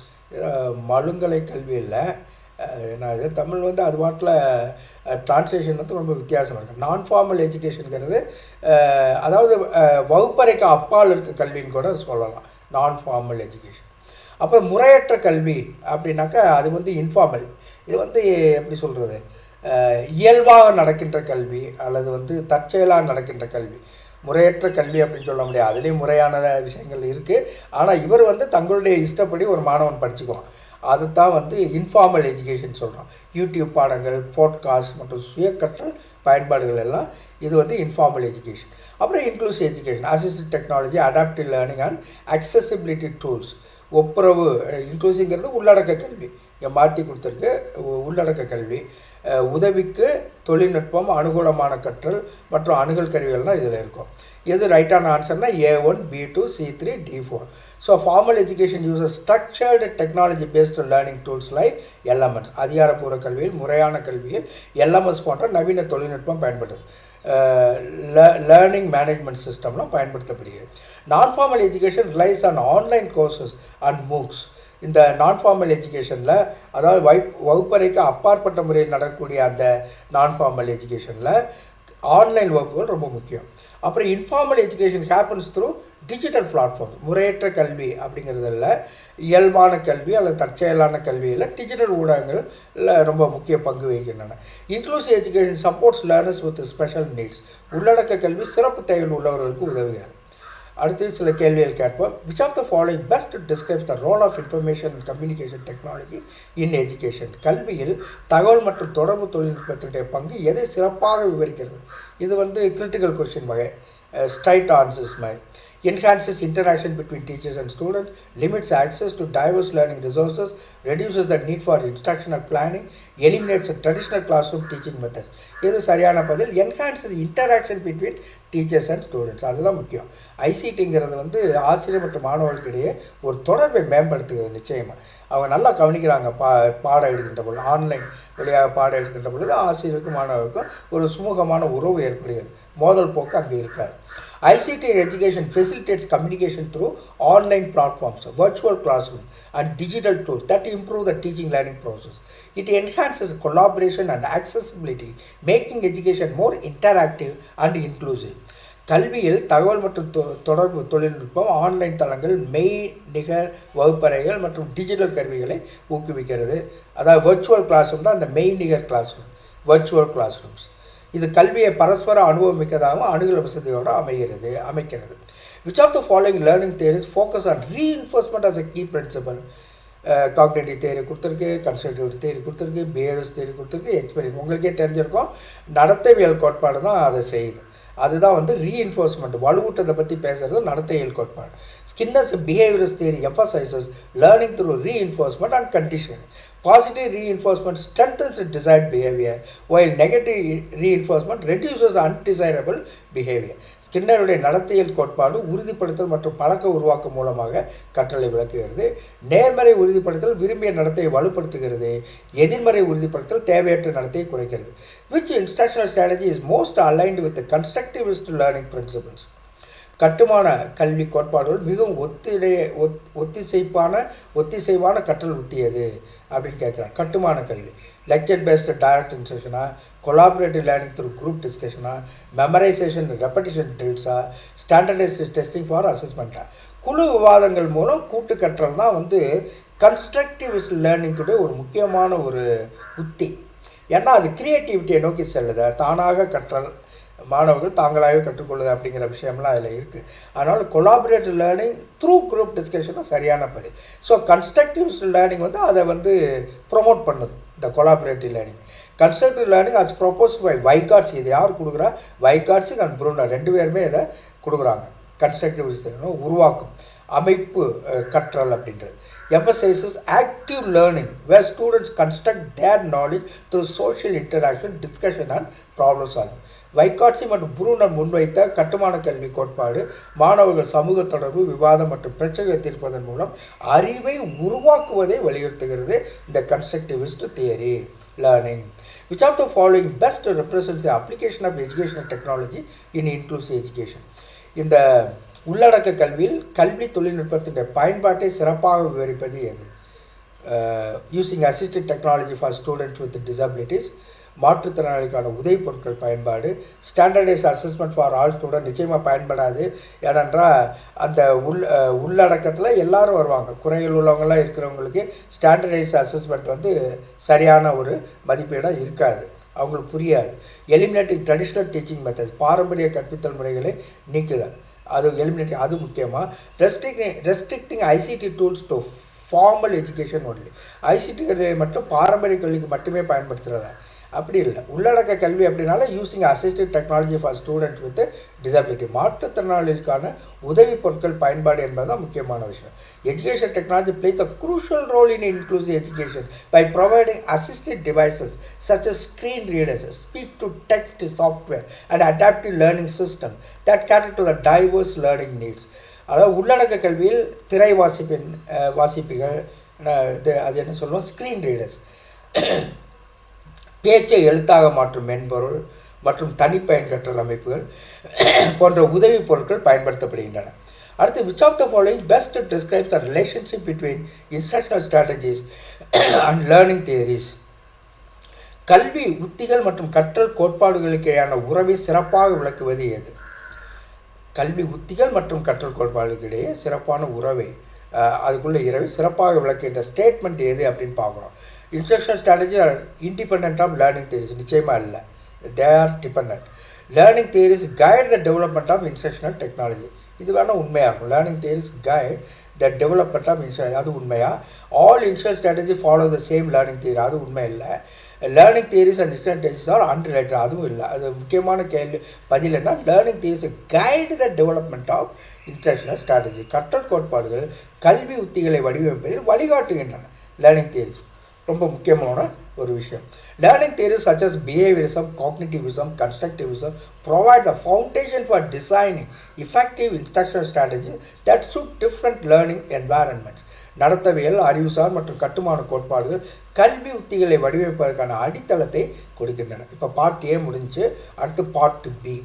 பார்ட் பியில் என்னென்ன விஷயங்கள்லாம் இருக்குது, இதில் இப்போ ரொம்ப நல்ல விஷயங்கள்லாம் இருக்குது, கேள்வி கேட்க வாய்ப்பு நிறையா இருக்குது. இதில் systems approach to instructional design, models of development of instructional design, ADDIE, Assure, Dick and Carey model, Mason's, Gagne's 9 events of instruction, 5 E's of constructivism, 9 elements of constructivist instructional design, application of computers in education, CAI, CAL, CPT, CML, concept, process of preparing ODLM, concept of e-learning, approaches to learning. Sorry, இந்த page தேவையில்லாமல் வந்திருக்கு.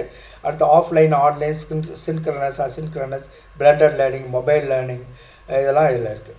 இப்போ இந்த ADDIE and Azure மாடலை பற்றி என்ன கேள்வி கேட்கலாம். Which of the following correctly differentiate the ADDIE and ASSURE models in instructional design. கீழ்காணும் எந்த கூற்றுக்கள் ADDIE மற்றும் அஷூர் மாதிரிகளை சரியாக பயன்படுத்துகின்றன.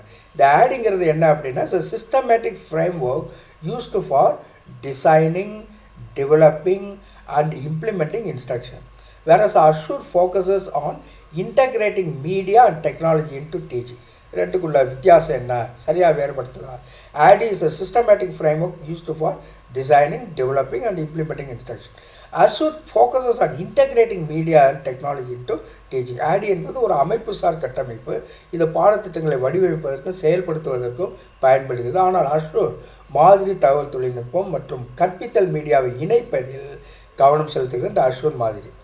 ஸோ அது ஒன்று சொல்கிறோம். அடுத்து வந்து ADDIE மாடல் இன்க்ளூட்ஸ் 5 phases. இது உண்மை. Analysis, design, development, implementation, evaluation. அதை தான் ADDIEன்னு சொல்கிறோம். Analysis, design, development, implementation and evaluation. While the Assure model consists of 6 phases including learner analysis and evaluation. அது உண்மையா? The Assure model is learner centered and emphasizes active learning, while the ADDIE model is process centered and follows a sequential approach. எது உண்மை? Azure model மாணவர் மையமாக செயல்படுகிறது மற்றும் செயலில் அடிப்படையாக கொள்ளப்பட்ட கற்றலுக்கு பிரதானத்துவம் அளிக்கிறது, முக்கியத்துவம் கொடுக்கிறது. ADDIE மாடல் ஒரு ஒழுங்கான செயல்முறை பின்பற்றுகிறது. இது வந்து உண்மையா? இந்த ஸ்டேட்மெண்ட் உண்மையா? Both ADDIE and Assure models were originally designed for face-to-face learning and are not suitable for e-learning environments. ADDIE மற்றும் அஷூர் மாதிரிகள் இரண்டு முற்றிலும் நேரடி கற்றலுக்காக உருவாக்கப்பட்டன. இவை இ-லேர்னிங் சூழலுக்கு பொருந்தாது. இதில் என்ன பார்க்குறோம்னா 3 தான் சரியான பதில். A, B and C. அது D வந்து இல்லை. D வந்து அது வந்து ராங் ஸ்டேட்மெண்ட். அதாவது both ADDIE and Assure models were originally designed for face-to-face learning and are not suitable for e-learning environmentsங்கிறது உண்மை அல்ல. அவங்க they are suitable for e-learning environments. அதுதான் உண்மை. அதனால் D என்பதை தவிர்த்துட்டு மற்ற 3மே வந்து சேர்ந்து போகுது. அந்த அது டெஃபினிஷன் ADDIE மற்றும் அஷூருடைய டெஃபினிஷனை சொல்லக்கூடிய விஷயமா இருக்குது. ஸோ என்ன எக்ஸ்ப்ளனேஷன் கொடுக்குறோம். The ADDIE model is widely used to structured instructional design focusing on step-by-step development. The Assure model on the other hand is more flexible and learner-centered, integrating media and technology. Unlike the statement in option D, both models have been adapted for e-learning. அதில் e-learning தேவையில்லைன்னு வந்துச்சு 4வது அந்த statement, 4th ஸ்டேட்மெண்ட்டில். ஆனால் இந்த e-learningக்கு இது ரொம்ப பொருத்தமானது தான் இது ரெண்டுமே. அதனால தான் அது தவறு, அந்த Dங்கிறது தவறுன்னு சொல்கிறோம். ADDIE மாடல் ஒரு அமைப்புசார் முறையாக செயல்படுகிறது. அது அஷூர் மாடல் மாணவர் மையமாக இருக்குது. ரெண்டுமே ரைட்டு தான். 2 மாதிரிகளும் இ-லேர்னிங் சூழலுக்கு ஏற்றவையாக மாற்றப்பட்டுள்ளது. எனவே D என்ற D-set ஸ்டேட்மெண்ட்டு தவறானது. இப்படி தான் கேள்விகள் வரும். அடுத்து Gagne's 9 events of instruction அப்படிங்கிற ஒரு concept. Which of the following is not one of Gagne's 9 events of instruction? அப்போ நீங்கள் 9 events of instruction எதுன்னு தெரிஞ்சால் தான் எது இல்லைன்னு நம்மளால் சொல்ல முடியும். அதனால் கெய்னிங் அட்டென்ஷன், கவனத்தை ஈர்த்தல், ப்ரெசென்டிங் தி ஸ்டிமுலஸ், உத்தேசத்தை வழங்குதல், என்கரேஜிங் கொலாபரேட்டிவ் லேர்னிங், கூட்டு கற்றலை ஊக்குவித்தல், என்ஹான்சிங் ரிட்டன்ஷன் அண்ட் ட்ரான்ஸ்ஃபர். இதில் எது இல்லைன்னா என்கரேஜிங் கொலாபரேட்டிவ் லேர்னிங் இதில் இருக்காது. The Gagner's 9 events focus on individual learning process, அதனால the cognitive process, whereas collaborative learning is not explicitly mentioned in as a step. Instead, events like eliciting performance and providing feedback help learners master content. இதுதான் புரிஞ்சு. அதனால் C என்பது encouraging collaborative learning என்பது தெளிவாக குறிப்பிடப்படலை, மற்றதெல்லாம் இருக்குது. அதுதான் அதில் முக்கியமான ஒரு கதை. அது இல்லை, அதை வந்து தவிர்க்கணும் அப்படிங்கிறது தான் பாயிண்ட். ஸோ கரெக்ட் ஆன்சர் வந்து சி. சின்னா எது இல்லைன்னு கேட்குறாங்க, இது இல்லை, அதுதான் பாயிண்ட். என்கரேஜிங் கொலாபரேட்டிவ் லேர்னிங் இந்த கேக்னர்ஸ் 9 ஈவெண்ட்ஸுக்குள்ளே அந்த 9 ஆஸ்பெக்ட்ஸில் இது இல்லை. ஸோ 9 படிநிலைகள், இந்த கேக்லைன் 9 படிநிலைகள் தனிப்பட்ட கற்றல் செயல்முறை அடிப்படையாக கொண்டவை. கூட்டு கற்றல் ஒரு முக்கிய படிநிலை. மற்ற எல்லாமே கூட்டு கற்றல், அதாவது தனிநபருடைய கற்றலாக, அதாவது கன்ஸ்ட்ரக்டிவிஸ்ட் அப்ரோச் மாதிரி க்ரியேட்டிவாக மாணவர்கள் வந்து அறிவை சமைத்து கொள்கிறார்கள் என்ற நிலையில் இருக்கிறது. கூட்டு கற்றல் ஒரு முக்கிய படிநிலையாக அதில் இடம்பெறவில்லை. அடுத்து 5 E's of constructivism, another முக்கியமான concept. Which of the following statements best represents the 5 E's of constructivist instructional design? கட்டுமான கற்றலுடைய அந்த 5 E's-இன் படிநிலையில் சரியாக பிரதிபலிப்பது எது? Engage, explore, explain, elaborate, evaluate. இதெல்லாம் வந்து மனப்பாடமாக நமக்கு தெரிய வேண்டிய விஷயம். சரியான பதில் என்ன? கரெக்ட் ஆன்சர் ஏன்னு சொல்கிறோம். கரெக்ட் ஆன்சர் ஏன்னு சொல்கிறோம். அது நல்லா பிடிச்சிக்கணும், அதை வந்து மனப்பாடம் பண்ணிக்கணும். 5 E's அப்படிங்கிறது இந்த கன்ஸ்ட்ரக்டிவ் இன்ஸ்ட்ரக்ஷன் டிசைனில் 5 விஷயம் எது? இதுதான் வரிசை. Engage, explore, explain, elaborate, evaluate. அப்போ இதை உல்ட்டாவாக அவங்க கொடுப்பாங்க, அதை நீங்கள் பார்த்துக்கணும். சில சமயத்தில் ஈயில் தொடங்குற எந்த வார்த்தை வேணாலும் கொடுத்துருப்பாங்க, அது தப்பு. நமக்கு வந்து இந்த 5 E's படிநிலைகள் எது என்ன அப்படின்னு சொன்னால், இன்ஸ்ட்ரக்ஷன் டிசைனில் engage, explore, explain, elaborate and evaluate, இந்த 5 நீங்கள் பார்த்துக்கிடணும்.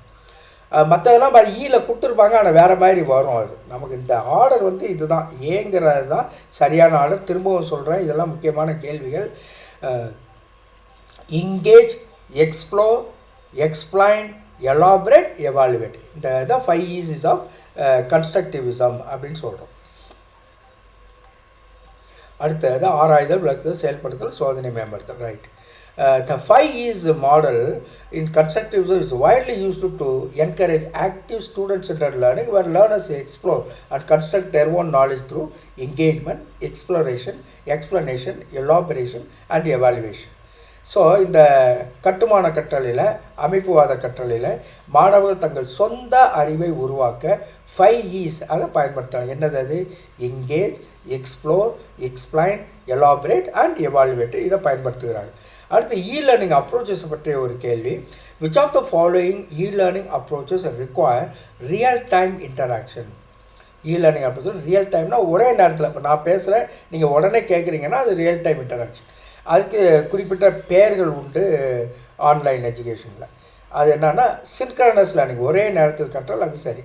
அசின்க்ரனஸ் லேர்னிங்னா வேறு நேரத்தில். இப்போ நான் வந்து இப்போ உங்களுக்கு நான் அப்லோட் பண்ணுறேன், நீங்கள் எப்போ வேணாலும் படிச்சுக்கலாம். நாளைக்கு படிக்கலாம், நாளான்னைக்கு படிக்கலாம். நான் இந்த வீடியோ வந்து எப்போ வேணாலும் நீங்கள் போடலாம்.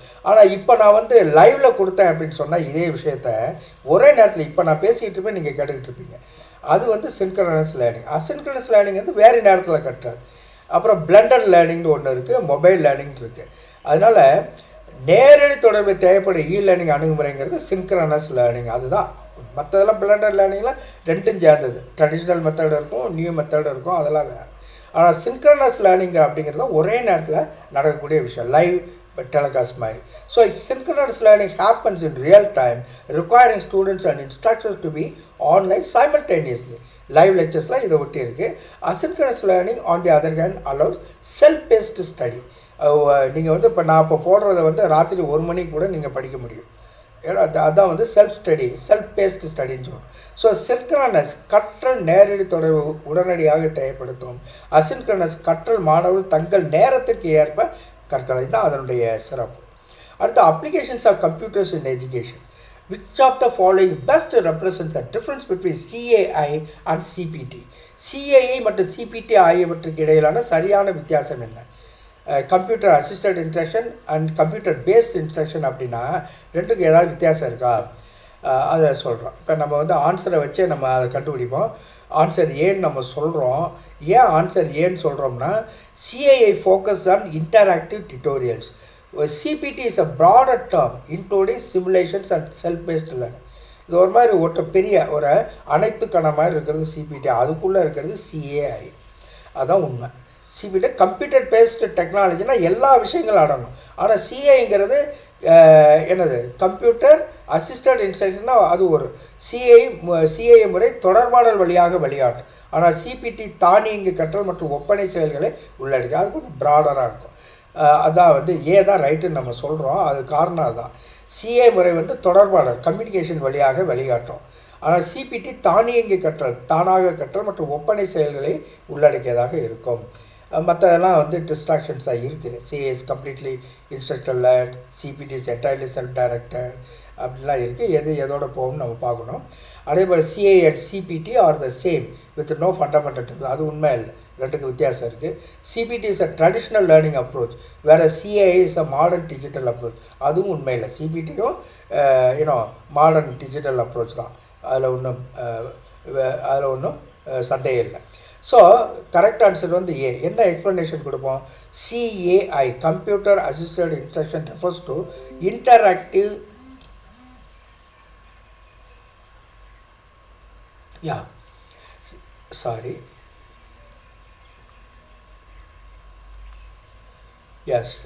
something goes wrong, right?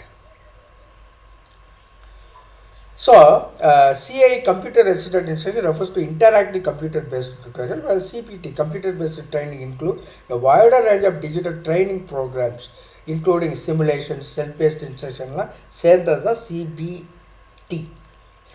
CAI முறை கணினி வழிகாட்டும் செயல்முறையாகும். ஆனால் CPT முறை முழுமையான தன்னிச்சையான கற்றல் முறை அப்படின்னு சொல்கிறோம். அடுத்த system approach and instructional design மாடல்ஸை பற்றி statement question. The system's approach to instructional design emphasizes a structured and sequential process that ensures all instructional components are systematically designed and evaluated. The tick and carry model follows a linear approach where each step must be completed before moving to the next, leaving no scope for iteration, that is repetition. ரெண்டு ரைட்டாக தப்பா அப்படின்னு நம்ம சொல்லணும். அதாவது கணினி ஆதாரமான அறிவியல் முறையை பயிற்சி வடிவமைப்பில் பயன்படுத்துவது அனைத்து செயல்பாடுகளும் முறையாக திட்டமிட்டு மதிப்பீடு செய்யப்படும் ஒரு முறை. Computer based teaching learning. Dick and Carey மாதிரி வந்து கோட்பாட்டில் படிநிலை முறையில் செயல்படும். அது ஒரு நிலை முடிந்த பிறகு மட்டுமே அடுத்த நிலைக்கு செல்ல முடியும். திருத்தங்கள் செய்ய இடமில்லை. இதில் எது ரைட்டு அப்படின்னு சொல்லி பார்த்தோம்னா போத் ஸ்டேட்மெண்ட் 1 கரெக்டு, ஸ்டேட்மெண்ட் 2 வந்து இன்கரெக்ட். அதுக்கு என்ன விளக்கம் சொல்லலாம்னா, system approach follows a structured method but the Dick and Carey model is not strictly linear. It allows for revisions and repetition iterative processes based on feedback. அதனால் வந்து statement 1 ரைட்டாக, statement 2 மாற்றி சொல்லு. அது வந்து நாட் ஸ்ட்ரிக்ட் லீனியன் சொல்லுது. அதனால் no revision no repetition சொல்லி கேரி மாடல் சொல்லுது, டிக் அண்ட் கேரி மாடல். ஆனால் இட்ஸ் நாட் ஸ்ட்ரிக்ட்லி லீனியர் அப்படிங்கிறது உண்மை. It allows for revisions and repetitive processes based on feedback. அதனால ஸ்டேட்மெண்ட் 1 கரெக்டு, ஸ்டேட்மெண்ட் 2 இன்கரெக்டு. அடுத்து கேக்னஸ் 9 ஈவெண்ட்ஸ் ஆஃப் இன்ஸ்ட்ரக்ஷனை பற்றி என்ன சொல்லலாம்? Gagner's 9 events of instruction outline a step-by-step process for structuring learning experiences to enhance retention and transfer of knowledge. 9 events of instruction outline a step-by-step process for structuring learning experience to enhance retention and transfer of knowledge. Statement 2. The first event in Gagner's model is provide feedback to learners to reinforce their learning. First event in Gagner's model வந்து provide feedback. அது உண்மையா? நிச்சயமாக இல்லை. So கேக்னேயினுடைய 9 நிகழ்வுகள் கற்றல் அனுபவங்களை வடிவமைப்பதற்கான முறை. இது தகவல்களுடைய நினைவாற்றலையும் பரிமாற்றத்தையும் மேம்படுத்த உதவுகிறது. கேக்னே மாதிரியுடைய முதல் நிகழ்வு வந்து பின்னூட்ட வழங்குதல். இது கற்றல் வளர்ச்சியை உறுதி செய்ய உதவுது. இது ரைட்டா தப்பா அப்படின்னு பார்த்தீங்கன்னா statement 1 is correct, statement 2 is incorrect. Gagne's model indeed provides a structured framework for instructional design, but the first event is gain attention, not provide feedback. First event வந்து என்னவா இருக்கும்? gain attention இருக்கணும். ஆனால் இவங்க சொல்கிறது ப்ரைவேட் ஃபீட்பேக்கு ஃபஸ்ட்டு ஈவெண்ட் அப்படின்னு சொன்னதுனால அந்த ஸ்டேட்மெண்ட் 2 வந்து இன்கரெக்ட். சரியாக புரிஞ்சுக்கணும். அதனால் இதை நல்லா படிச்சுக்கணும். அந்த கேக்னேஷனுடைய மாடலில் இருக்கக்கூடிய அந்த 9 விஷயத்தையும் ஈவெண்ட்ஸையும் நமக்கு ஒரு தடவை நல்லா வாசித்து இதெல்லாம் மனப்பாடம் பண்ண வேண்டிய விஷயம் தான், வேறு வழியே இல்லை. எப்படி வருதுன்னு ஒரு தடவை சொல்லி பார்த்துக்கிட்டாலும் நல்லது. இதை ஒட்டிலாம் கேள்வி கேட்கும்போது எது இல்லை எது இருக்குன்னுலாம் கேட்டுக்கிட்டு இருப்பாங்க. அதனால நிச்சயமாக அந்த அது இருக்கக்கூடிய அந்த 9 ஈவெண்ட்ஸ், அந்த 9 ஈவெண்ட்ஸை வரிசையாக ஒரு தடவை சொல்லி பார்த்துக்கிறது நல்லது. அங்கே பார்த்தோன்னா நமக்கு தெரிஞ்சுக்கலாம். ஒரு தடவை நல்லா படிச்சுட்டு போயிட்டோம்னா பிரச்சனை இல்லை. கேக்னேஷன் 9 நிகழ்வு ஒரு கட்டமைப்பு. ஆனால் முதல் நிகழ்வு கவனத்தை ஈர்த்தல் தான், ஆனால் பின்னூட்ட வழங்குதல் அல்ல. அடுத்து constructivist instructional design. The 5 E's of constructivism: engage, explore, explain, elaborate, evaluate, promote active learning by encouraging learners to construct knowledge through experiences. இது ரைட்டா அப்படின்னு பார்த்தா அதே மாதிரி ரைட் தான். Engage, explore, explain, elaborate, evaluate, that's fine. அதில் கூட கொஞ்சம் பார்க்கணும், ஏதாவது எக்ஸ்ப்ளோர் முதல்ல வருமா என்கேஜ் முதல்ல வருமா அப்படிங்கிற ஒரு விஷயம். சின்ன சில சமயத்தில் கொஞ்சம் இது வரும். அதனால கரெக்டாக படிச்சுக்கணும். The 9 elements of constructivist instructional design emphasize a passive learning, whereas students receive information directly from the teacher without exploration. இதில் நம்ம பார்க்குறோம் அப்படின்னு சொன்னால் கூற்று 1 சரியானது, தொழில்நுட்ப கூற்று 2 தவறானது. Statement 1 is correct. அப்படியா? இல்லை. இதில் பார்க்குறோம் 1 ஆமாம் 1 கரெக்டு, 2வது வந்து incorrect. The 5 E's encourage hands-on learning, and constructive design supports active participation rather than passive reception of knowledge. 5 E'ஸில் இந்த 5 E முறையினால் மாணவர்கள் செயலில் ஈடுபடும், ஆனால் கற்றல் அனுபவங்களை மாணவர்கள் தாங்களே உருவாக்கும் என்பதே கட்டமைப்பு வழி கற்றல் கோட்பாடு கன்ஸ்ட்ரக்டிவிசம். அந்த வகையில் அது மாறுபாடு இருக்குது. ஸ்டேட்மெண்ட் 2 திரும்ப பாருங்கள். ஸ்டேட்மெண்ட் 2 என்ன சொல்லுது அதை வச்சு நம்ம கண்டுபிடிச்சிடலாம். ஸ்டேட்மெண்ட் 2 வந்து the 9 elements of constructivist instructional design emphasize passive learning. அது எப்படி passive learning இருக்க முடியும்? கிரியேட்டிவ் லேர்னிங் தான் பாசிபிள். கன்ஸ்ட்ரக்டிவ்ஸ் சொன்னாலே ஸ்டூடெண்ட்ஸை கன்ஸ்ட்ரக்ட் நாலேஜ் ஃபார் தெம்செல்ஸ், அதுதான் உண்மை. அப்படிங்கும்போது பேசிவ் லேர்னிங்னா அடுத்தவங்க சொல்கிறத அப்படியே கேட்டுட்டு இருக்கிறது, டீச்சர் சொல்கிறத மாணவன் கேட்கறது பேசிவ் லேர்னிங். அப்போ இந்த பேசிவ் லேர்னிங் வர்றதுனால ஸ்டேட்மெண்ட் 2 வந்து அது வந்து ஆக்டிவ் லேர்னிங்காக இருக்கணும். கிரியேட்டிவ் லேர்னிங்காக இருந்தால் தான் அது right. Of course you understood this. அடுத்து இ-லேர்னிங் அப்ரோச்சஸ் பற்றி சொல்கிறது. Synchronous e-learning requires a real-time interaction between learners and instructor through virtual classroom or live discussions. Synchronous e-learning இருக்குதுன்னா ஒரே நேரத்தில் நடக்கக்கூடிய இது கற்றல். நான் சொல்லிட்டு இருக்கேன், நீங்கள் கேட்குறீங்கன்னா synchronous e-learning it requires a real-time interaction. இந்த நேரத்தில் தற்பொழுது நடந்து கொண்டு இருக்கக்கூடியதான் ரியல் டைம் இன்டராக்ஷன்.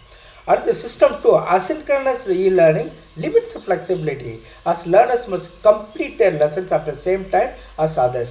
அதாவது must complete their lesson at the same time முடியாது. அதில் வந்து limits flexibility.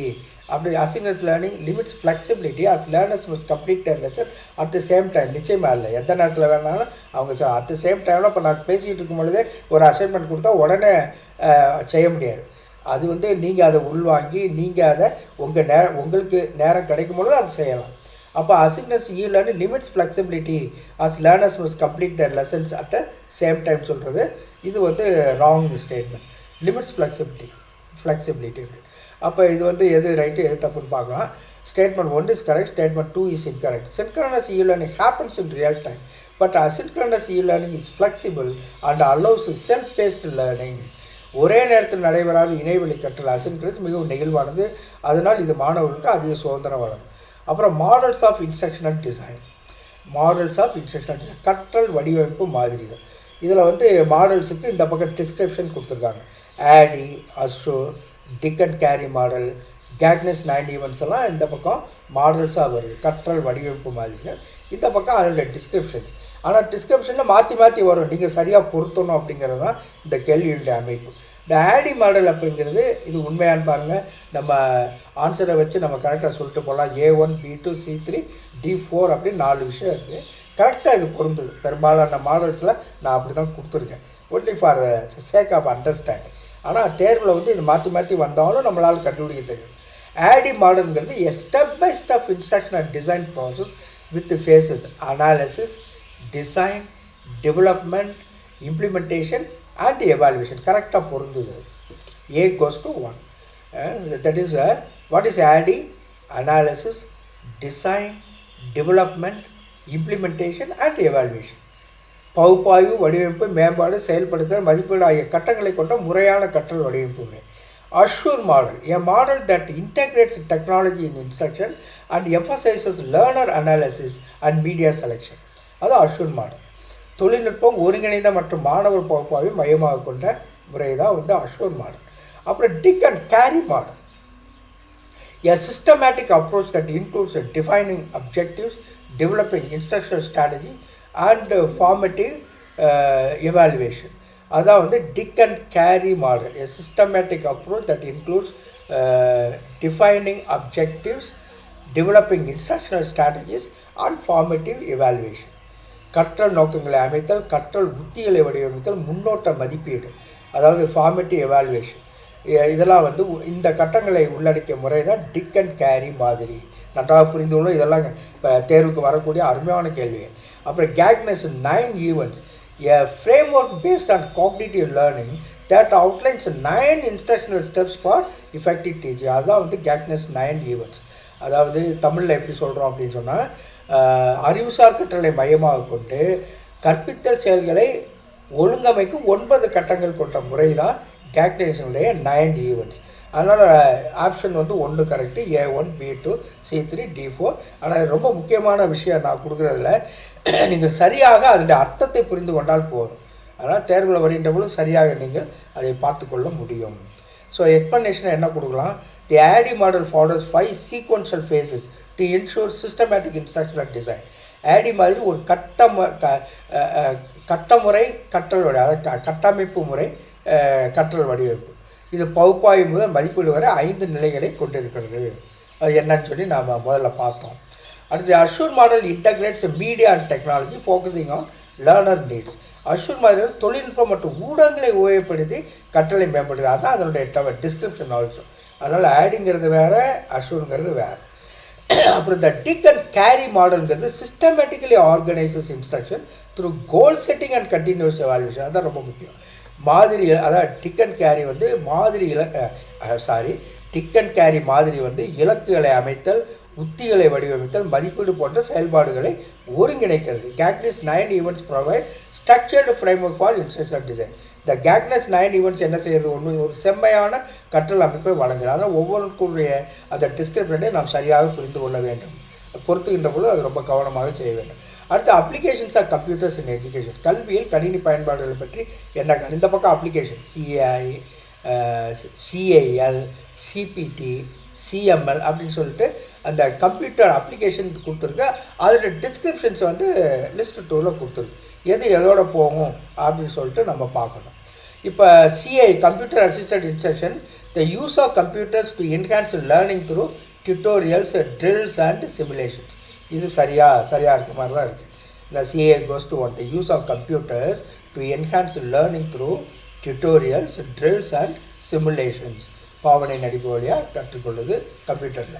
ஸோ கணினி உதவியுடன் கற்பித்தல் தான் அந்த கம்ப்யூட்டர் அசிஸ்டன்ட் இன்ஸ்ட்ரக்ஷன். கணினிகளை பயன்படுத்தி பயிற்சிகள், விளக்கங்கள், ஒத்திகைகளை வழங்குதல் தான் இதனுடைய டிஸ்கிரிப்ஷன். CAL என்பது என்ன? CAL computer assistant learning, computer based learning that adapts to learners pace and provides feedback. அதாவது கணினி மூலம் தனிப்பயனாக்கப்பட்ட கற்றல் அனுபவம் வழங்குதல் தான் இந்த CAL கம்ப்யூட்டர் அசிஸ்டன்ட் லேர்னிங். அதாவது பர்சனலைஸ்டு லேர்னிங், தனிப்பயனாக்கப்பட்ட லேர்னிங், பர்சனல் லேர்னிங் அது பர்சனலைஸ்டு லேர்னிங். ஸோ கணினி உதவியுடன் கற்றல் CAL. அடுத்து CPT கம்ப்யூட்டர் பேஸ்டு ட்ரைனிங்னா using computers for job related training and skill development. அது computer based training. Using computers for job related training and skill develop. ஒவ்வொன்றுக்குள்ள வித்தியாசத்தை நாம் சரியாக உணர்ந்து கொள்ள வேண்டும். கணினி அடிப்படையிலான பயிற்சி, தொழில் சார்ந்த பயிற்சிக்காக கணினிகளை பயன்படுத்துறது தான் CPT கம்ப்யூட்டர் பேஸ்டு ட்ரைனிங். அடுத்து CML அப்படிங்கிற ஒரு கான்செப்ட், கம்ப்யூட்டர் மேனேஜ்டு லேர்னிங். அது மேனேஜ்மெண்ட்டில் இருக்கக்கூடிய ஒரு விஷயம். A system where computers track learning progress and manage instructional process. A system where computers track learning progress and engage, manage instructional processes. கணினி நிர்வகிக்கப்படும் கற்றல், கணினி மூலம் கற்றல் முன்னேற்றத்தை கண்காணித்து நிர்வகித்தல் தான் இதனுடைய சிறப்பு. Which is the correct code from options given? அப்படியே A1, B2, C3, D4. So CML computer managed லேர்னிங்கிறது a system where computers track learning progress and manage instructional process. அதான் வந்து கம்ப்யூட்டர் மேனேஜ்டு ட்ரைனிங். அடுத்து அதான் A1 B2 C3 D4. இப்போ எக்ஸ்ப்ளனேஷனில் திரும்பவும் அதை சொல்கிறேன், ஏன்னா இது நல்லது. அது திரும்ப திரும்ப அதை கடைசியில் ஒரு முத்தாய்ப்பு மாதிரி சொன்னோம்னா அது வந்து மனசில் பதியும். அதுக்காக தான் திரும்ப எக்ஸ்ப்ளனேஷனில் திரும்பவும் அதை சொல்கிறோம். CAI uses computer-based tutorials, drills and simulations for enhanced learning. அது CAI. ஸோ CAI கணினி உதவியுடன் கற்பித்தல் என்பது கணினி மூலம் பயிற்சிகள் மற்றும் விளக்கங்களை வழங்குதல் அப்படிங்கிறது தமிழ் அர்த்தம். CAL provides a personalized and interactive learning experience. கணினி உதவியுடன் கற்றல் என்பது தனிப்பயன் கற்றல் முறையை வழங்கும், personalized learning of the student. CPT focuses on job related training using multimedia content. CPT என்பது கணினி அடிப்படையிலான பயிற்சி, தொழில் சார்ந்த திறன் மேம்பாட்டுக்காக இது பயன்படுகிறது. CML automates learning progress tracking and management. CML கணினி நிர்வகிக்கப்படும், அதாவது மேனேஜிங் அப்படின்னா நிர்வகிக்கப்படுது என்பது கற்றல் முன்னேற்றத்தை கணினி மூலம் கண்காணிப்பது தான் இந்த CML automates learning progress tracking and management. ரொம்ப முக்கியமான ஒரு கேள்வி, அது சரியாக படித்துக் கொள்ளவும். அடுத்து வந்து மின்னணு கற்றல் அணுகுமுறை. இந்த பக்கம் லேர்னிங் அப்ரோச்சஸ் இருக்குது, இந்த பக்கம் டிஸ்கிரிப்ஷன் இருக்குது. ஆஃப்லைன் லேர்னிங்னா என்ன, ஆன்லைன் லேர்னிங்னா என்ன, சின்க்ரனஸ் லேர்னிங்னா என்ன, அசின்க்ரனஸ் லேர்னிங், இது எல்லாமே லேர்னிங் அப்ரோச்சஸ். இந்த பக்கம் அதனுடைய விளக்கங்கள் தந்திருக்கிறாங்க. இப்போ ஆஃப்லைன் லேர்னிங்னா என்ன, இந்த பெரும்பாலான கேள்வியில் அப்படியே ஸ்ட்ரைட்டாகவே இருக்குது. அது நம்மளுடைய அதான் நம்ம வந்து ரொம்ப கஷ்டப்படக்கூடாதுக்கு அப்படி நம்ம போட்டு வச்சுருக்கோம். ஆனால் வந்து நீங்கள் வந்து அதை மாற்றி படிச்சுக்கணும். இது கரெக்டாக தெரிஞ்சுன்னா அங்கே வந்து அது மாற்றி இருந்தாலும் உங்களால் சரியான ஆன்சரை கண்டுபிடிக்க முடியும். இங்கே வந்து ஸ்ட்ரைட்டாக போகிற மாதிரி தான் கேள்விகள்லாம் இருக்குது, அது அப்படி அமையாது தேர்வில் என்பதை உங்களுக்கு நான் நினைவூட்டுகிறேன். ஆஃப்லைன் லேர்னிங்கிறது learning without an internet connection using pre downloaded content. அதான் ஆஃப்லைன் கற்றல் முன்பே பதிவிறக்கப்பட்ட உள்ளடக்கங்களை பயன்படுத்தி இணையமில்லா கற்றல். இணையம் இருக்காது, ஆனால் ஏற்கனவே நம்ம டவுன்லோட் பண்ணியிருக்கக்கூடிய அந்த கான்டென்ட்டை பயன்படுத்தி படிக்கிறது தான் ஆஃப்லைன் லேர்னிங். ஆன்லைன் லேர்னிங்கிறது வந்து internet based education where learners access resources in real time. Online கற்றல் என்பது நேரடி இணையவழி கல்வி முறையில் மாணவர்கள் உடனடி கல்வி ஆதாரங்களை அணுகலாம். சின்க்ரனஸ் லேர்னிங்கிறது learning where students and teachers interact in real time sessions. ஒரே நேர கற்றல், ஒரே நேரத்தில் நடக்கும். நேரடி வகுப்புகளில் ஆசிரியர் மற்றும் மாணவர்கள் இணையம் மூலம் தொடர்பு கொள்கின்றனர். அசின்க்ரனஸ் லேர்னிங் என்பது self paced learning where students access materials any time. அதான் நம்ம இப்போ சொல்லிடுறோம், இப்போ கிளாஸ் எடுக்கிறேன், இந்த கிளாஸை எப்போ வேணாலும் நீங்கள் கேட்டுக்கலாம் அப்படின்னா அசின்க்ரனஸ் லேர்னிங். ஸோ மாணவர்கள் அவர்களுக்கு ஏற்ற நேரத்தில் கற்றலை மேற்கொள்ளும் முறை தான் அசின்க்ரனஸ் லேர்னிங் அப்படின்னு சொல்கிறது. Which is the correct code from the option given? Of course, வழக்கம் போல A1, B2, C3, D4. Offline learning allows learners to access materials without an internet connections. Offline கற்றல் இணைப்பு இல்லாமல் கற்றலை மேம்படுத்த உதவுதான் ஆஃப்லைன் கற்றல். Online learning privates access to resources via the internet. Online கற்றல் நேரடி இணையவழி கல்வியை வழங்குகிறது. Synchronous learning involves real time interactions. ஒரே நேர கற்றல், அதுதான் சின்க்ரனஸ் லேர்னிங். ஒரே நேர கற்றல் ஆசிரியர் மாணவர் நேரடி தொடர்புக்கு உதவுகிறது. அந்த நேரத்தில் நான் பேசுகிறத மாணவர்கள் கேட்கலாம் அப்படின்றது தான் synchronous learning. Asynchronous learning is flexible and self paced. இந்த அசின்க்ரனஸ் ஒரே நேரத்தில் பல வேறு நேரங்களில் கற்றல் என்பது கற்றல் மாணவருடைய வசதிக்கு ஏற்ப கற்றலை மேற்கொள்ள உதவுகிறது. Asynchronous learning flexible self paced. So அதான் ரொம்ப முக்கியமானது. அடுத்து straight questions. The system approach to instructional டிசைனில் ஸ்ட்ரைட்டாக என்ன கேட்கலாம் ஒரு கேள்வி, critical question. Which of the following best describes the system's approach to instructional design? System அணுகுமுறை பயிற்சி வடிவமைப்பினுடைய சிறந்த விளக்கம் எது? அதெல்லாம் 4 ஸ்டேட்மெண்ட் கொடுக்குறாங்க. எது வந்து இந்த சிஸ்டம் அப்ரோச்சு, அந்த பயிற்சி அணுகுமுறையினுடைய system approach to instructional design, பயிற்சி வடிவமைப்பினுடைய சிறந்த விளக்கம். சிஸ்டம் அணுகுமுறையொட்டி பயிற்சி வடிவமைப்பினுடைய சிறந்த விளக்கம் எது? த system approach to instructional design. அது சரியான ஸ்டேட்மெண்ட் கீழே இருக்கிற 4ல் எது? The linear sequence of teaching steps, a flexible, iterative, goal-oriented instructional design method, or a method focusing only on student assessment, a teacher-centered model without learner feedback. நீங்கள் சரியான இது பார்த்தோம் அப்படின்னு சொன்னால் நமக்கே தெரியுது. பி எது அப்படின்னு சொன்னால் the system's approach in instructional design is a structured process that considers various elements such as learners, objectives, content and feedback. It is iterative, repetitive, meaning it allows for modification based on feedback and analysis. That's system approach in instructional design. And Artha description is that. It's a structured process that considers various elements such as learners, objectives. அதாவது பல elements வந்து ஒன்றிணையப்பட்டது. பல the parts of the education system are interrelated சொல்றதா the system approach. So it allows for modification based on feedback and analysis. தமிழில் சொல்கிறாருன்னா system approach அமைப்பு அணுகுமுறை என்பது பயிற்சி வடிவமைப்பில் மாணவர்கள் இலக்குகள் உள்ளடக்கம் பின்னூட்டம் போன்ற பல்வேறு கூறுகளை ஒருங்கிணைக்கிறது திரும்ப செய்யக்கூடிய அதாவது பின்னூட்டத்தின்படி மாற்றங்களை செய்ய அனுமதிக்கிறது இந்த சிஸ்டம் அப்ரோச். இதெல்லாம் முக்கியமான கருத்து, எங்கே கேட்பாங்கன்னு சொல்ல முடியாது. அடிப்படையான அந்த கருத்துக்களை மனதிலே நாம் வைத்துக்கொள்ள வேண்டும். அடுத்த question, to ADDIE model and it's first face. In ADDIE model of instructional design, what is the primary objective of the analysis phase? அந்த அனாலிசிஸ் முதல்ல சொல்கிறோம். அந்த ADDIE மாடல் ஏங்கிறது அனாலிசிஸ். அந்த ஆய்வு கட்டத்தில் முக்கிய நோக்கம் என்னன்னு கேட்குறாங்க. So is it developing learning materials, identifying learner needs and instructional goals, delivering instruction to student, assessing student performance. பார்த்தாலே நமக்கு தெரியுது identifying learner needs and instructional goals.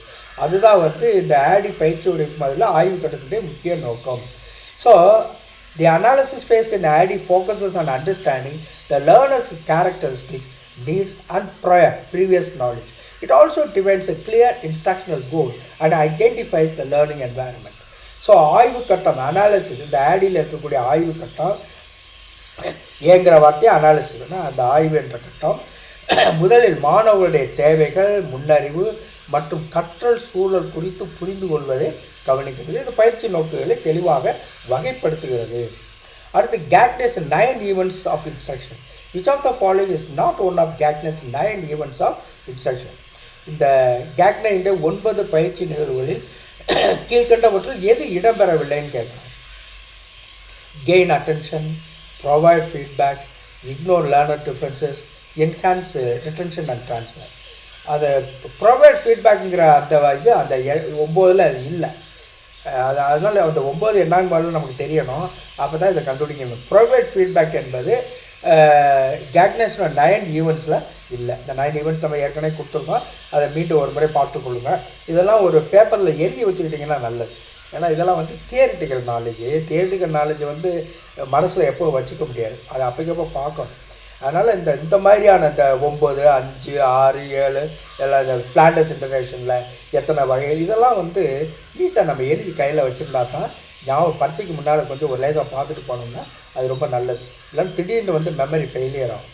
ஏன்னா இதெல்லாம் ரொம்ப முக்கியமான, ஏன்னா இதெல்லாம் நிச்சயமாக கேள்விகள் வரும். அதனால் இந்த 9 ஈவெண்ட்ஸ் ஆஃப் இன்ஸ்ட்ரக்ஷன் இதுதான் அப்படின்னு நமக்கு தெரியணும். ஒரு பேப்பரில் எழுதி வச்சு ஒரு தடவை நல்லா வாசிக்கணும். மனப்பாடம் பண்ணக்கூட தேவையில்லை. எது இருக்குங்கிற அந்த உணர்வாக நமக்கு இருக்கும். அது ரொம்ப முக்கியமானது. இது போன்ற கேள்விகளுக்கு பதில் சொல்லுவது. சரி,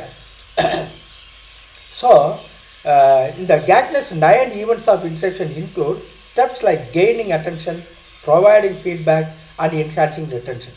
However, ignoring learner differences goes against the Gagne's principle. Which emphasize differentiated instruction based on learner needs. காயின்லேயே 9 பயிற்சி நிகழ்வுகளில் கவனத்தை ஈர்த்தல், பின்னூட்ட வழங்குதல், நினைவாற்றல் மேம்படுத்துதல் ஆகியவை. ஆனால் மாணவர் வித்தியாசங்களை புறக்கணிப்பது கேக்னைடைய கோட்பாட்டிற்கு முரணானது. ஏதாவது மாற்றம் இருக்குது கம்ப்யூட்டரில் என்ன என்று பார்க்கிறேன். ஒன்றும் பிரச்சனை இல்லை. God bless. திடீர்னு ஏதாவது பிரச்சனை ஆகிடும். சரி, constructivist instructional design. Which of the following principle is central to constructivist instructional design. இந்த கட்டுமானவாத அல்லது அமைப்புவாத பயிற்சி உடைய முக்கிய கொள்கை எதுன்னு கேட்குறாங்க. இதில் வந்து இப்போ 4 ஸ்டேட்மெண்ட்டில் எது ரைட்டுன்னு சொல்லணும். Learning is a passive process where students observe information. சுத்தமாக இல்லை. கன்ஸ்ட்ரக்டிவ்ஸ்னால கிரியேட்டிவிட்டியோடு சேர்ந்தது. மூளை செயல்பாட்டில் creativity. Learning is a passive process வராது. நிச்சயம் ஆக்டிவ் ப்ராசஸ்ன்னு சொன்னால் அது ரைட். கிரியேட்டிவ் ப்ராசஸ்னால் அது ரைட்டு. Constructivity design. ஆனால் பேசிவ் ப்ராசஸ்னால் அப்படியே வெறுமனே மற்றவங்க சொல்கிறது கேட்டுக்கிட்டு இருக்கிறதுங்கிறது is against the principle of constructivist instructional design. அதனால் ஏ இல்லை. B, knowledge is constructed through interaction and experience. Okay, அது ரைட்டு தான். அதனுடைய அர்த்தமே அதுதான். கன்ஸ்ட்ரக்டிவிஸ்ட்னா என்ன அர்த்தம்? Knowledge is constructed through interaction and experience. அறிவு தொடர்பு மற்றும் அனுபவத்தின் மூலம் அறிவு கட்டமைக்கப்படுகிறது என்பது தான் இந்த கன்ஸ்ட்ரக்டிவிஸ்ட் தியரி சொல்கிறது. அதான் ரைட்டு. மற்றெல்லாம் no problem. Teachers are the sole source of knowledge, standard assessment are the only measure of learning. இதெல்லாம் வந்து அதுக்கு எதிரானது, ஆக்சுவலி எதிரான பிரின்சிபிள். ஸ்டாண்டர்ட் அசஸ்மெண்ட்லாம் இதில் வராது. ஏன்னா இது வந்து காக்னிட்டிவ் இதில் வரக்கூடிய ஒரு விஷயம். இது வந்து அமைப்புவாத இதில் வராது ஸ்டாண்டர்ட் அசஸ்மெண்ட். அதனால் என்ன ரைட்டான ஆன்சர்னால் constructive instructional design emphasizes active learning where students construct knowledge through experiences, discussion, problem solving activity. கட்டுமானவாத பயிற்சி வடிவமைப்பு செயலில் நிபுணத்துவம் அடைவதை வலியுறுத்துகிறது. அதாவது மாணவர்கள் அனுபவங்கள், கலந்துரையாடல்கள் மற்றும் சிக்கல் தீர்க்கும் செயல்பாடுகள் மூலம் அறிவை உருவாக்குகின்றன. அப்புறம் e-learning approaches பற்றிய ஒரு கேள்வி. Which e-learning approach provides a real-time interaction between learners and instructors? ஏற்கனவே நிறைய சொல்லிட்டோம், உங்களுக்கே போய் தெரிஞ்சிருக்கோம். சின்க்ரனஸ் லேர்னிங், நேரடி ஒத்திசைவு கற்றல்னா அதை ரியல் டைம் இப்போ நான் பேசிகிட்டு இருக்கேன், உங்களுக்கு கேட்குது, நீங்களும் கேட்டுக்கிட்டு இருக்கீங்கன்னா அது சின்க்ரனஸ் லேர்னிங். அதை தான் கேள்வியில் கேட்குறாரு. அடுத்து இதனுடைய எக்ஸ்ப்ளனேஷன் என்ன? Synchronous learning happens in real time allowing immediate interaction through video conferencing, webinar and live chats. Asynchronous learning on the other hand occurs at different times where students learn through pre-recorded materials. நேரடி ஒத்திசைவு கற்றல் என்பது மாணவர்களும் ஆசிரியர்களும் ஒரே நேரத்தில் தொடர்பு கொள்ளும் வகையில் நடைபெறும். உதாரணமாக வீடியோ மாநாடுகள், நேரடி வெபினார்கள். சமநிலையற்ற கற்றல் என்பது முன்பதிவு செய்யப்பட்ட பாடங்கள் மூலமாக மேற்கொள்ளப்படுது. பார்ட் பியை முடிச்சிட்டோம். அடுத்து பார்ட் சி. பார்ட் சியில் என்னென்னலாம் இருக்குது சிலபஸில்? Emerging trends in e-learning, social learning, அதனுடைய concept, use of web 2.0 tools for learning, social networking sites, blogs, chats, video conferencing, discussion forum, இதெல்லாம் இதில் இருக்குது. Open education resources, creative common massive open online courses, concept and அப்ளிகேஷன்லாம் open education ரிசோர்ஸில் அதை பற்றி படிக்கணும்.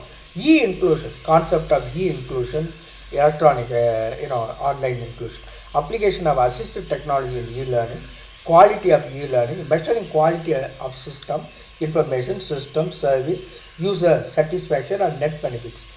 DNMIS success model 2003 அப்படின்னா என்ன? அதில் ethical issues for e-learner and e-teacher, teaching, learning, research, இப்படி பல விஷயங்களை போட்டு குழம்பி கொடுத்துருக்காங்க. ஆனால் அது கேள்விகள் வந்து ரொம்ப தெளிவாக தான் வரும். இந்த நான் சொல்கிற மாதிரி தான் அப்படி கேள்விகள் வரும், அது சரியாக படித்துக்கொள்ளும்.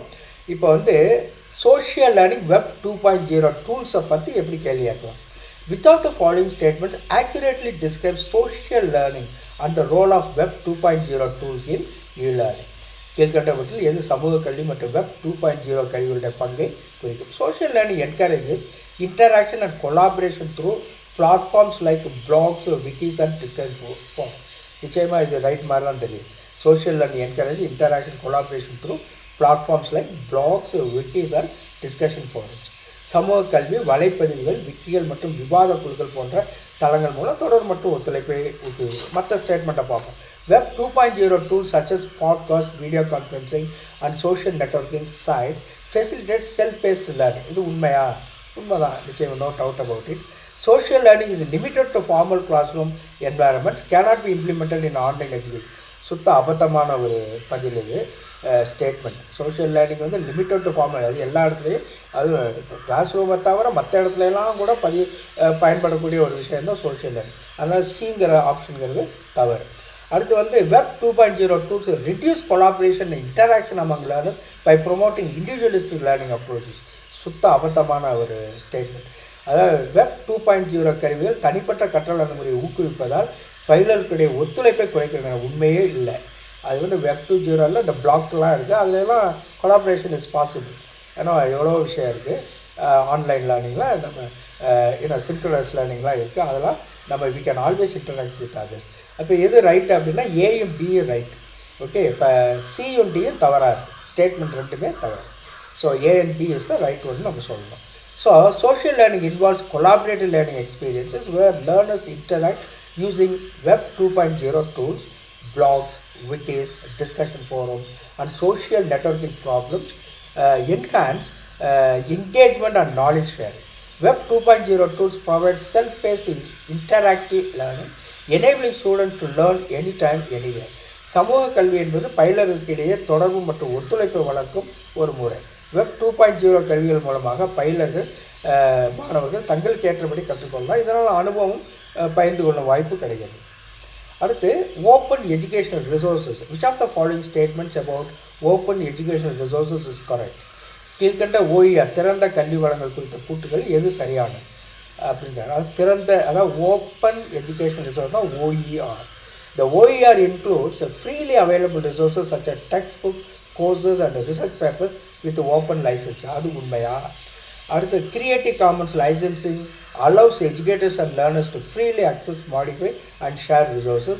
MOOCs restrict access, அதாவது massive open online course restrict access to only enrolled students and are not part of OER. நிச்சயமா இல்லை, எல்லாருக்குமே பயன்படக்கூடிய அது வந்து ரெஸ்ட்ரிக்ட் ஆக்சஸ்ன்னு போட்டுருக்கு, அது தப்பு. அடுத்து வந்து OER content is always of low quality, does not contribute to meaningful. இதுவும் utterly stupid statement.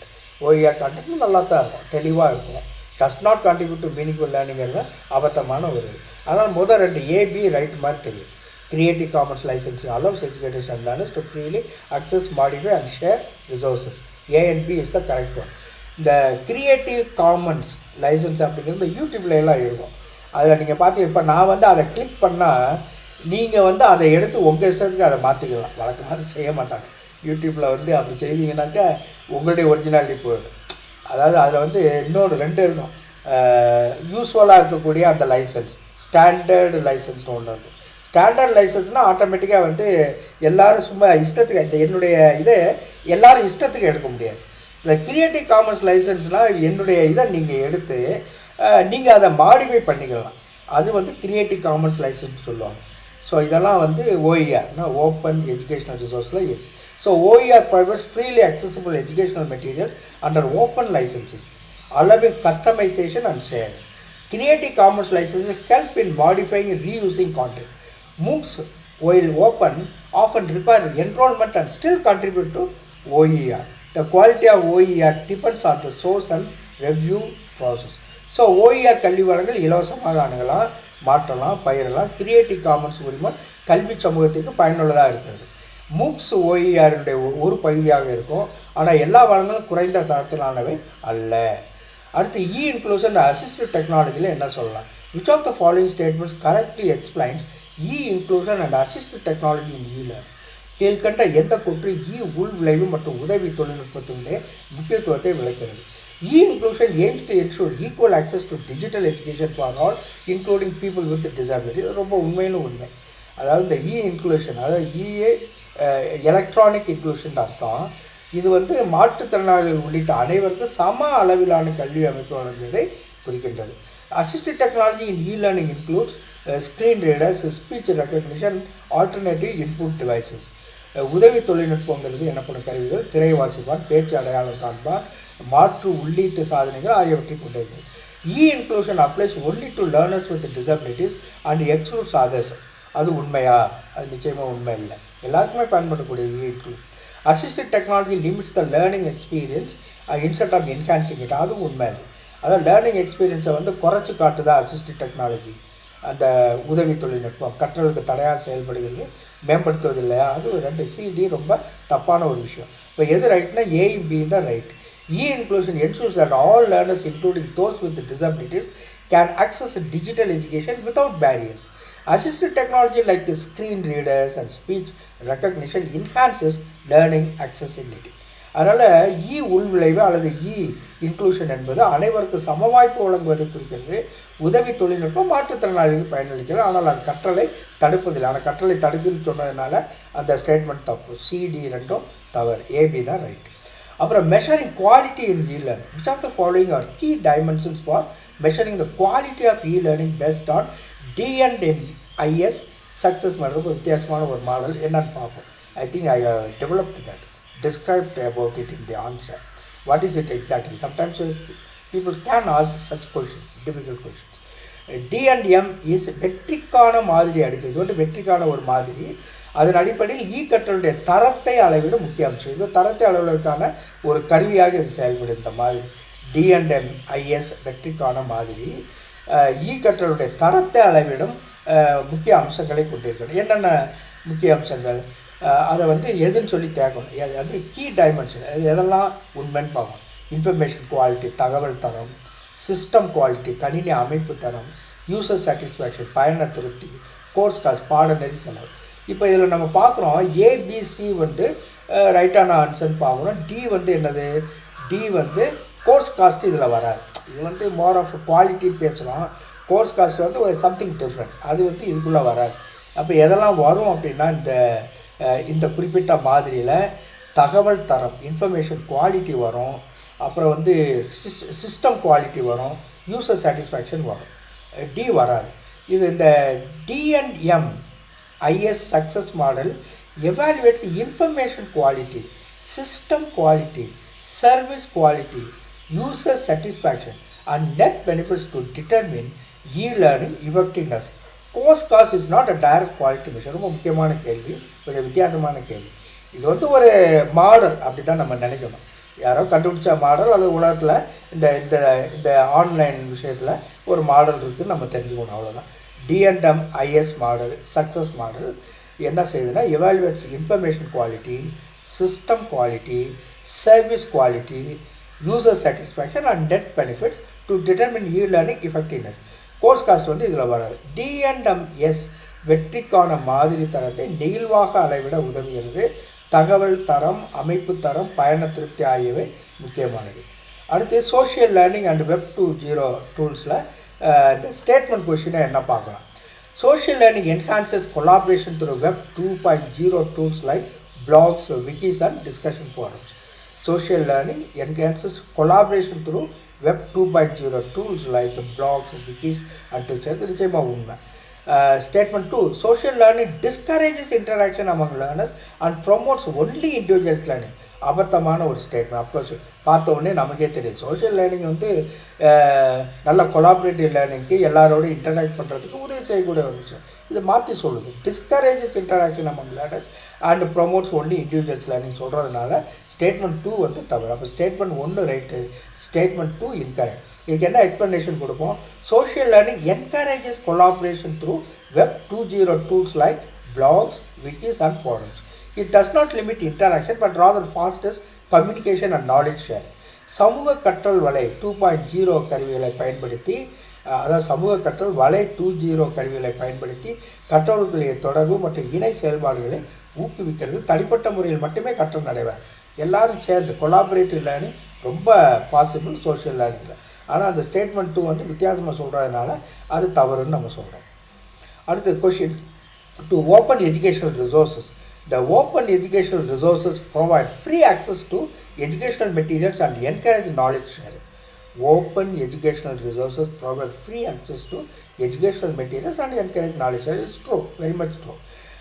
ரெண்டாவது பாருங்க, OER restrict the use of learning resources to only specific institutions and limits modifications to content. அது தப்பு. ஒரு சில institution தான் தரதா இல்லை. ஓப்பன் எஜுகேஷனல் ரிசோர்ஸுங்கிறது அனைவருக்கும் உரிய ஒரு சொத்தாக கருதப்படுகிறது. ஆன்லைன் எஜுகேஷனல் ரிசோர்ஸஸ் ஓப்பன், ஆன்லைன்னா ஓப்பன் எஜுகேஷன், ஓப்பன் அப்படிங்கிறதே எல்லாத்துக்கும் உரித்தானது அப்படின்னு. அதனால் வந்து ரெண்டாவது ஸ்டேட்மெண்ட் வந்து தவறு அப்படின்னு பார்க்கணும். அப்போ statement 1 is correct, statement 2 is incorrect. அதுக்கு என்ன டெஃபினேஷன், இது என்ன விளக்கம் கொடுப்போம் அப்படின்னு சொன்னால், OER promotes free access and modification of educational resources, allowing teachers and learners to adapt content as needed. It does not restrict access to specific institutions. திறந்த கல்வி வளங்கள் இலவச ஆண்டுகளை வழங்கி கற்றலுக்கேற்ப உள்ளடக்கங்களை மாற்றுவதற்கும் அனுமதிக்கிறது. இது குறிப்பிட்ட நிறுவனங்களுக்கு மட்டுமே கிடைக்கப்பெறும் விதமாக கட்டுப்படுத்தப்படாது. அது உண்மை இல்லை. எல்லா நிறுவனங்களுக்கும் ஓப்பன் அப்படின்னாலே எல்லாத்துக்கும் அப்படின்னு அர்த்தம். ஆகவே ஸ்டேட்மெண்ட் 2ங்கிறது வந்து இன்கரெக்ட். அடுத்து இன்க்ளூஷன் அசிஸ்டட் டெக்னாலஜியை பற்றி என்ன கேள்வி கேட்கலாம். Statement 1, e-inclusion ensures that learners with disabilities can access and benefit from digital learning environment using assistive technology. E-inclusion ensures that learners with disabilities can access and benefit from digital learning environments using assistive technology. Very much true. Statement 2, e-inclusion is only about providing physical accessibility and does not involve digital learning tools. இது தவறு. E-inclusion எல்லா விஷயங்கள்லாம் not only providing physical accessibility but it also gives digital learning tools also. அதனால் இந்த ரெண்டாவது ஸ்டேட்மெண்ட்டில் இந்த தப்பு இருக்குது. Does not involve digital learning டூல்ஸுங்கிறது உண்மை இல்லை. ஸோ சேர்க்கை மாற்றுத்திறனாளிகளுக்கு உதவிக்கான தொழில்நுட்பங்களை கொண்டு டிஜிட்டல் கற்றல் சூழல்களை அணுகவும் பயனடைய உதவும். No doubt about it. தொழில்நுட்ப கூற்று என்பது ரெண்டாவது கூற்று 2 என்பது சேர்க்கை என்பது வெறும் உடலியல் அணுகளை வளர்க்க மட்டும் இருக்காது. இது டிஜிட்டல் கற்றல் கருவிகளை உள்ளடக்கியதாக இல்லை. பொருத்தமான ஆன்சர் எப்படி சொல்லலாம், தகவலை பொருத்தமான பதில் எப்படி சொல்லலாம்னா statement 1 is correct, statement 2 is incorrect. Inclusion extends beyond physical accessibility. It incorporates digital learning tools like screen readers, voice recognition and adaptive interfaces to help learners with disabilities. சேர்க்கை என்பது உடலியல் அணுகளை மட்டுமே பொருத்தமானதாக இல்லாமல் மாற்றுத்திறனாளிகள் பயன்பெறும் உதவி தொழில்நுட்பங்களை மின்னணு திரைவாசிப்பு குரல் அங்கீகாரம் அதை உள்ளடக்கியது. இதுதான் முக்கியமான. Statement 1 is correct, statement 2 is incorrect. அப்புறம் quality of learning and ethical issues சம்பந்தமாக என்ன கேள்வி கேட்கலாம். Statement 1, statement 2. The success of an learning system depends on factors like information quality, system functionality and user satisfaction. Statement 2 என்ன சொல்லுது, அது right தான். Success of an learning system depends on factors like information quality, system functionality and user satisfaction. Statement 2 பாருங்கள், ethical concerns in learning are limited to plagiarism and do not involve issues like data privacy and cyber bullying. Plagiarism சொல்லக்கூடிய அந்த கருத்து திருட்டுக்கு மட்டும்தான் ethical கன்சர்னா, மற்றதுக்கெல்லாம் இல்லைன்ற மாதிரி சொல்லுது. No, it doesn't involve issues like data privacy, cyber bullying. The cyber bullying na the cyber குற்றங்கள் மற்றும் data privacy, தரவு தனி உரிமை இவற்றுக்கு எதிராக do not involve issues அப்படினு சொல்லுது. and ethical concern எல்லாமே plagiarism, data privacy, cyber bullying எல்லாத்தையும் பற்றி கவலைப்படுது. அந்த வகையில் ஸ்டேட்மெண்ட் 2 தப்பு. ஏன்னா do not involve சொல்லுது. அதனால ஸ்டேட்மெண்ட் 2 வந்து incorrect. I hope you understood that. ஒரு மின்கற்றல் அமைப்பின் வெற்றிக்கு தகவல் தரம், அமைப்பு செயல்திறன், பயண திருப்தி போன்ற காரணிகள் அவசியமானது. இப்போ கூற்று 2ல் மின்கற்றலில் உள்ள நெறிமுறை கவலைகள் எத்திக்கல் இஷ்யூஸ் வந்து வெறும் தனித்திரட்ட பிளேஜரிசம், இது வந்து கருத்து திருட்டுன்னு சொல்கிறோம். கருத்து திருட்டு, பிளேஜரிசம், குறித்தவை மட்டுமே அப்படின்னு சொல்கிறது தப்பு. கருத்து திருட்டை மட்டும் பேசலை. தரவு தனி உரிமை மற்றும் இணைய பலாத்காரம், சைபர் புல்லிங் எல்லாம் இதுக்கு உட்பட்டவை தான். ஆனால் 2வது ஸ்டேட்மெண்ட்டில் அது இல்லைன்னு சொன்னதுனால ஸ்டேட்மெண்ட் 2 வந்து இன்கரெக்ட்னு சொல்கிறோம். So I hope you understood this. The success of learning systems is assessed using factors like information quality, system performance, service reliability and user satisfaction. Ethical concerns go beyond plagiarism and include privacy, security and online safety measures, safety issues. மின்கற்றல் அமைப்புடைய வெற்றியை தகவல் தரம், அமைப்பு செயல்பாடு, பயண திருப்தி போன்ற அம்சங்கள் தீர்மானிக்கின்றன. மேலும் மின்கற்றலில் உள்ள நெறிமுறை கவலைகள் தனித்திரட்டலுக்கு மட்டுமே முற்றுப்புள்ளி வைக்காது. தரவு தனி உரிமை, இணைய பலாத்காரம் ஆகியவை இதில் அடங்கும். அதனால தான் ஏன் வந்து 2வது ஸ்டேட்மெண்ட் தப்புன்னு சொல்கிறோம்னா, அவங்க தரவு தனி உரிமை, இணைய பலாத்காரத்தை பற்றி இது கவலைப்படாதுன்னு சொன்னதுனால வந்து நம்ம என்ன சொல்கிறோம், ஸ்டேட்மெண்ட் 2 வந்து இன்கரெக்ட்னு சொல்கிறோம். நன்றாக புரிந்து கொள்ள வேண்டும். ரைட். அடுத்து components of social learning in learning. எப்படி சொல்கிறது, லேர்னிங்னா மின்கற்றல், சிம்பிளி மின்கற்றல். மின்கற்றலில் சமூக கற்றலுடைய கூறுகள் என்ன, அதை பற்றியான 2 வகையான கேள்வி. அது லிஸ்ட் 2, லிஸ்ட் 1, லிஸ்ட் 2. இந்த பக்கம் கான்செப்ட்ஸ் கொடுத்துருக்காங்க, அந்த பக்கம் டிஸ்கிரிப்ஷன் கொடுத்துருக்காங்க. சோஷியல் நெட்வொர்க்கிங் சைட்ஸ் அது கான்செப்ட்டு. அடுத்து வந்து பிளாக்ஸ் இருக்குது, அப்புறம் டிஸ்கஷன் ஃபோரம்ஸ் இருக்குது, அடுத்து வந்து வீடியோ கான்ஃபரன்சிங்லாம் இருக்குது. அது ஒரு பக்கம் இந்த பக்கம் இருக்குது, அந்த பக்கம் வந்து டிஸ்கிரிப்ஷன் கொடுத்துருக்குறாங்க. இது எப்படின்னு பார்ப்போம். Social networking sites platforms where learners can interact, share content and collaborate in real time. இது ரைட்டு தான், அந்த டிஸ்கிரிப்ஷன் ரைட். சோஷியல் நெட்வொர்க்கிங் சைட்ஸ்னால் பிளாட்ஃபார்ம், சமூக வலைத்தளங்கள் கற்பவர்கள் உடனுக்குடன் தொடர்பு கொண்டு உள்ளடக்கங்களை பகிர்ந்து கூட்டாக பணியாற்றும் தளங்கள் தான் இது. எதுனா இந்த சமூக வலைத்தளங்கள். ஓகே, இந்த சமூக வலைத்தளம் நிறையா கேள்வி கேட்கலாம், ரொம்ப மாடர்னாகவும் கேட்க வாய்ப்பு இருக்குது. இந்த கோராவெலாம் இப்போ இருக்குது, அதனுடைய நோக்கம் என்ன, யூடியூபினுடைய நோக்கம் என்ன, பல மாதிரி கேட்கலாம். அதனால் நீங்கள் கொஞ்சம் ஒரு இதில் போட்டுங்க, நெட்டில் போட்டு what are the ultra modern social social networking சைட்ஸ்ன்னு போட்டிங்கன்னா நிறையா வரும். இப்போ ரொம்ப ரீசெண்டாக நிறையா விஷயம் வந்திருக்கு, அதெல்லாம் கேள்வி கேட்க வாய்ப்பு இருக்குது. நான் இந்த இதில் போட முடியலை, நான் சிலபஸ்க்கு ஏற்ற மாதிரி நான் எடுத்திருக்கேன். ஆனால் இன்னொரு ஒரு ஒரு வீடியோ ஒன்று போடணும்னு நினச்சேன். அதை ஒட்டி அதாவது சில சமயங்களில் எக்ஸ்ட்ராவும் கேட்டுடுறாங்க. அப்படி இப்போ இந்த மாதிரி கேள்விகள் சோஷியல் நெட்வொர்க்கிங் சைட்ஸ்லாம் நிறையா விஷயங்கள் இருக்குது. இந்த கோரான்லாம் ஒன்று இருக்குது, நீங்கள் பார்த்துருப்பீங்க. நிறையா பல விஷயங்கள் அது பேசும் கோரான். அதாவது செய்தி, ஏன்னா இன்ஃபர்மேஷன் எக்ஸ்ப்ளோஷன் மாதிரி இன்ஃபர்மேஷன் பகிர்தல், ஷேரிங் ஆஃப் இன்ஃபர்மேஷன்ற மாதிரி அந்த கோரா அப்படிங்கிறதெல்லாம் இருக்கும். அதே போல் நிறையா சோஷியல் நெட்வொர்க்கிங் சைட்ஸ்லாம் இன்றைக்கி நிறையா இருக்குது, புதுசு புதுசாக வந்து. இப்போ வந்து கேன்வாவெலாம் இருக்குது. ஏன்னா கேன்வாவெலாம் வந்து நிறையா வந்து நம்ம நல்ல படங்கள்லாம் நம்ம போட்டு நல்ல அருமையான தம்ப்நெயில்ஸ்லாம் ஏற்படுத்தி நல்லா ஃப்ரீயாகவே கிடைக்கக்கூடிய நிறையா சோஷியல் நெட்வொர்க்கிங் சைட்ஸ்லாம் இன்றைக்கி இருக்குது. ஸோ அதை பற்றிலாம் கேள்வி கேட்கலாம், கொஞ்சம் லேசாக பார்த்துக்கிறது நல்லது. ரைட். அடுத்து பி வந்து பிளாக்ஸ். பிளாக்ஸுங்கிறது வந்து online journals that allow learners to document their learning experiences and reflections. வலைப்பதிவுகள் பிளாக்ஸுங்கிறது கற்றல் அனுபவங்களையும் சிந்தனைகளையும் பதிவு செய்ய உதவும் இணைய இதழ்கள் தான் அந்த பிளாக்ஸ்ன்னு சொல்கிறது. அப்புறம் டிஸ்கஷன் ஃபாரம்ஸ் இருக்குது. Structured platforms where learners can post queries, discuss and debate educational topics. அது டிஸ்கஷன் ஃபாரம்ஸ். இந்த விவாத குழுக்கள் என்பது மாணவர்கள் கேள்விகள் எழுப்பி கலந்துரையாடி கல்வி சொற்பொழிவுகளை நடத்தும் கட்டமைக்கப்பட்ட தளங்கள், டிஸ்கஷன் ஃபாரம்ஸ். அப்புறம் video conferencing real time audio visual interaction tool for remote collaboration and teaching. காணொலி மாநாடு தொலைதூர ஒத்துழைப்பிற்கும் கற்றலுக்கும் நேரடி ஒளி தொடர்பு வழங்கும் கருவி தான் இது. அப்போ இது ஸ்ட்ரைட்டாகவே போகுது A1, B2, C3, D4.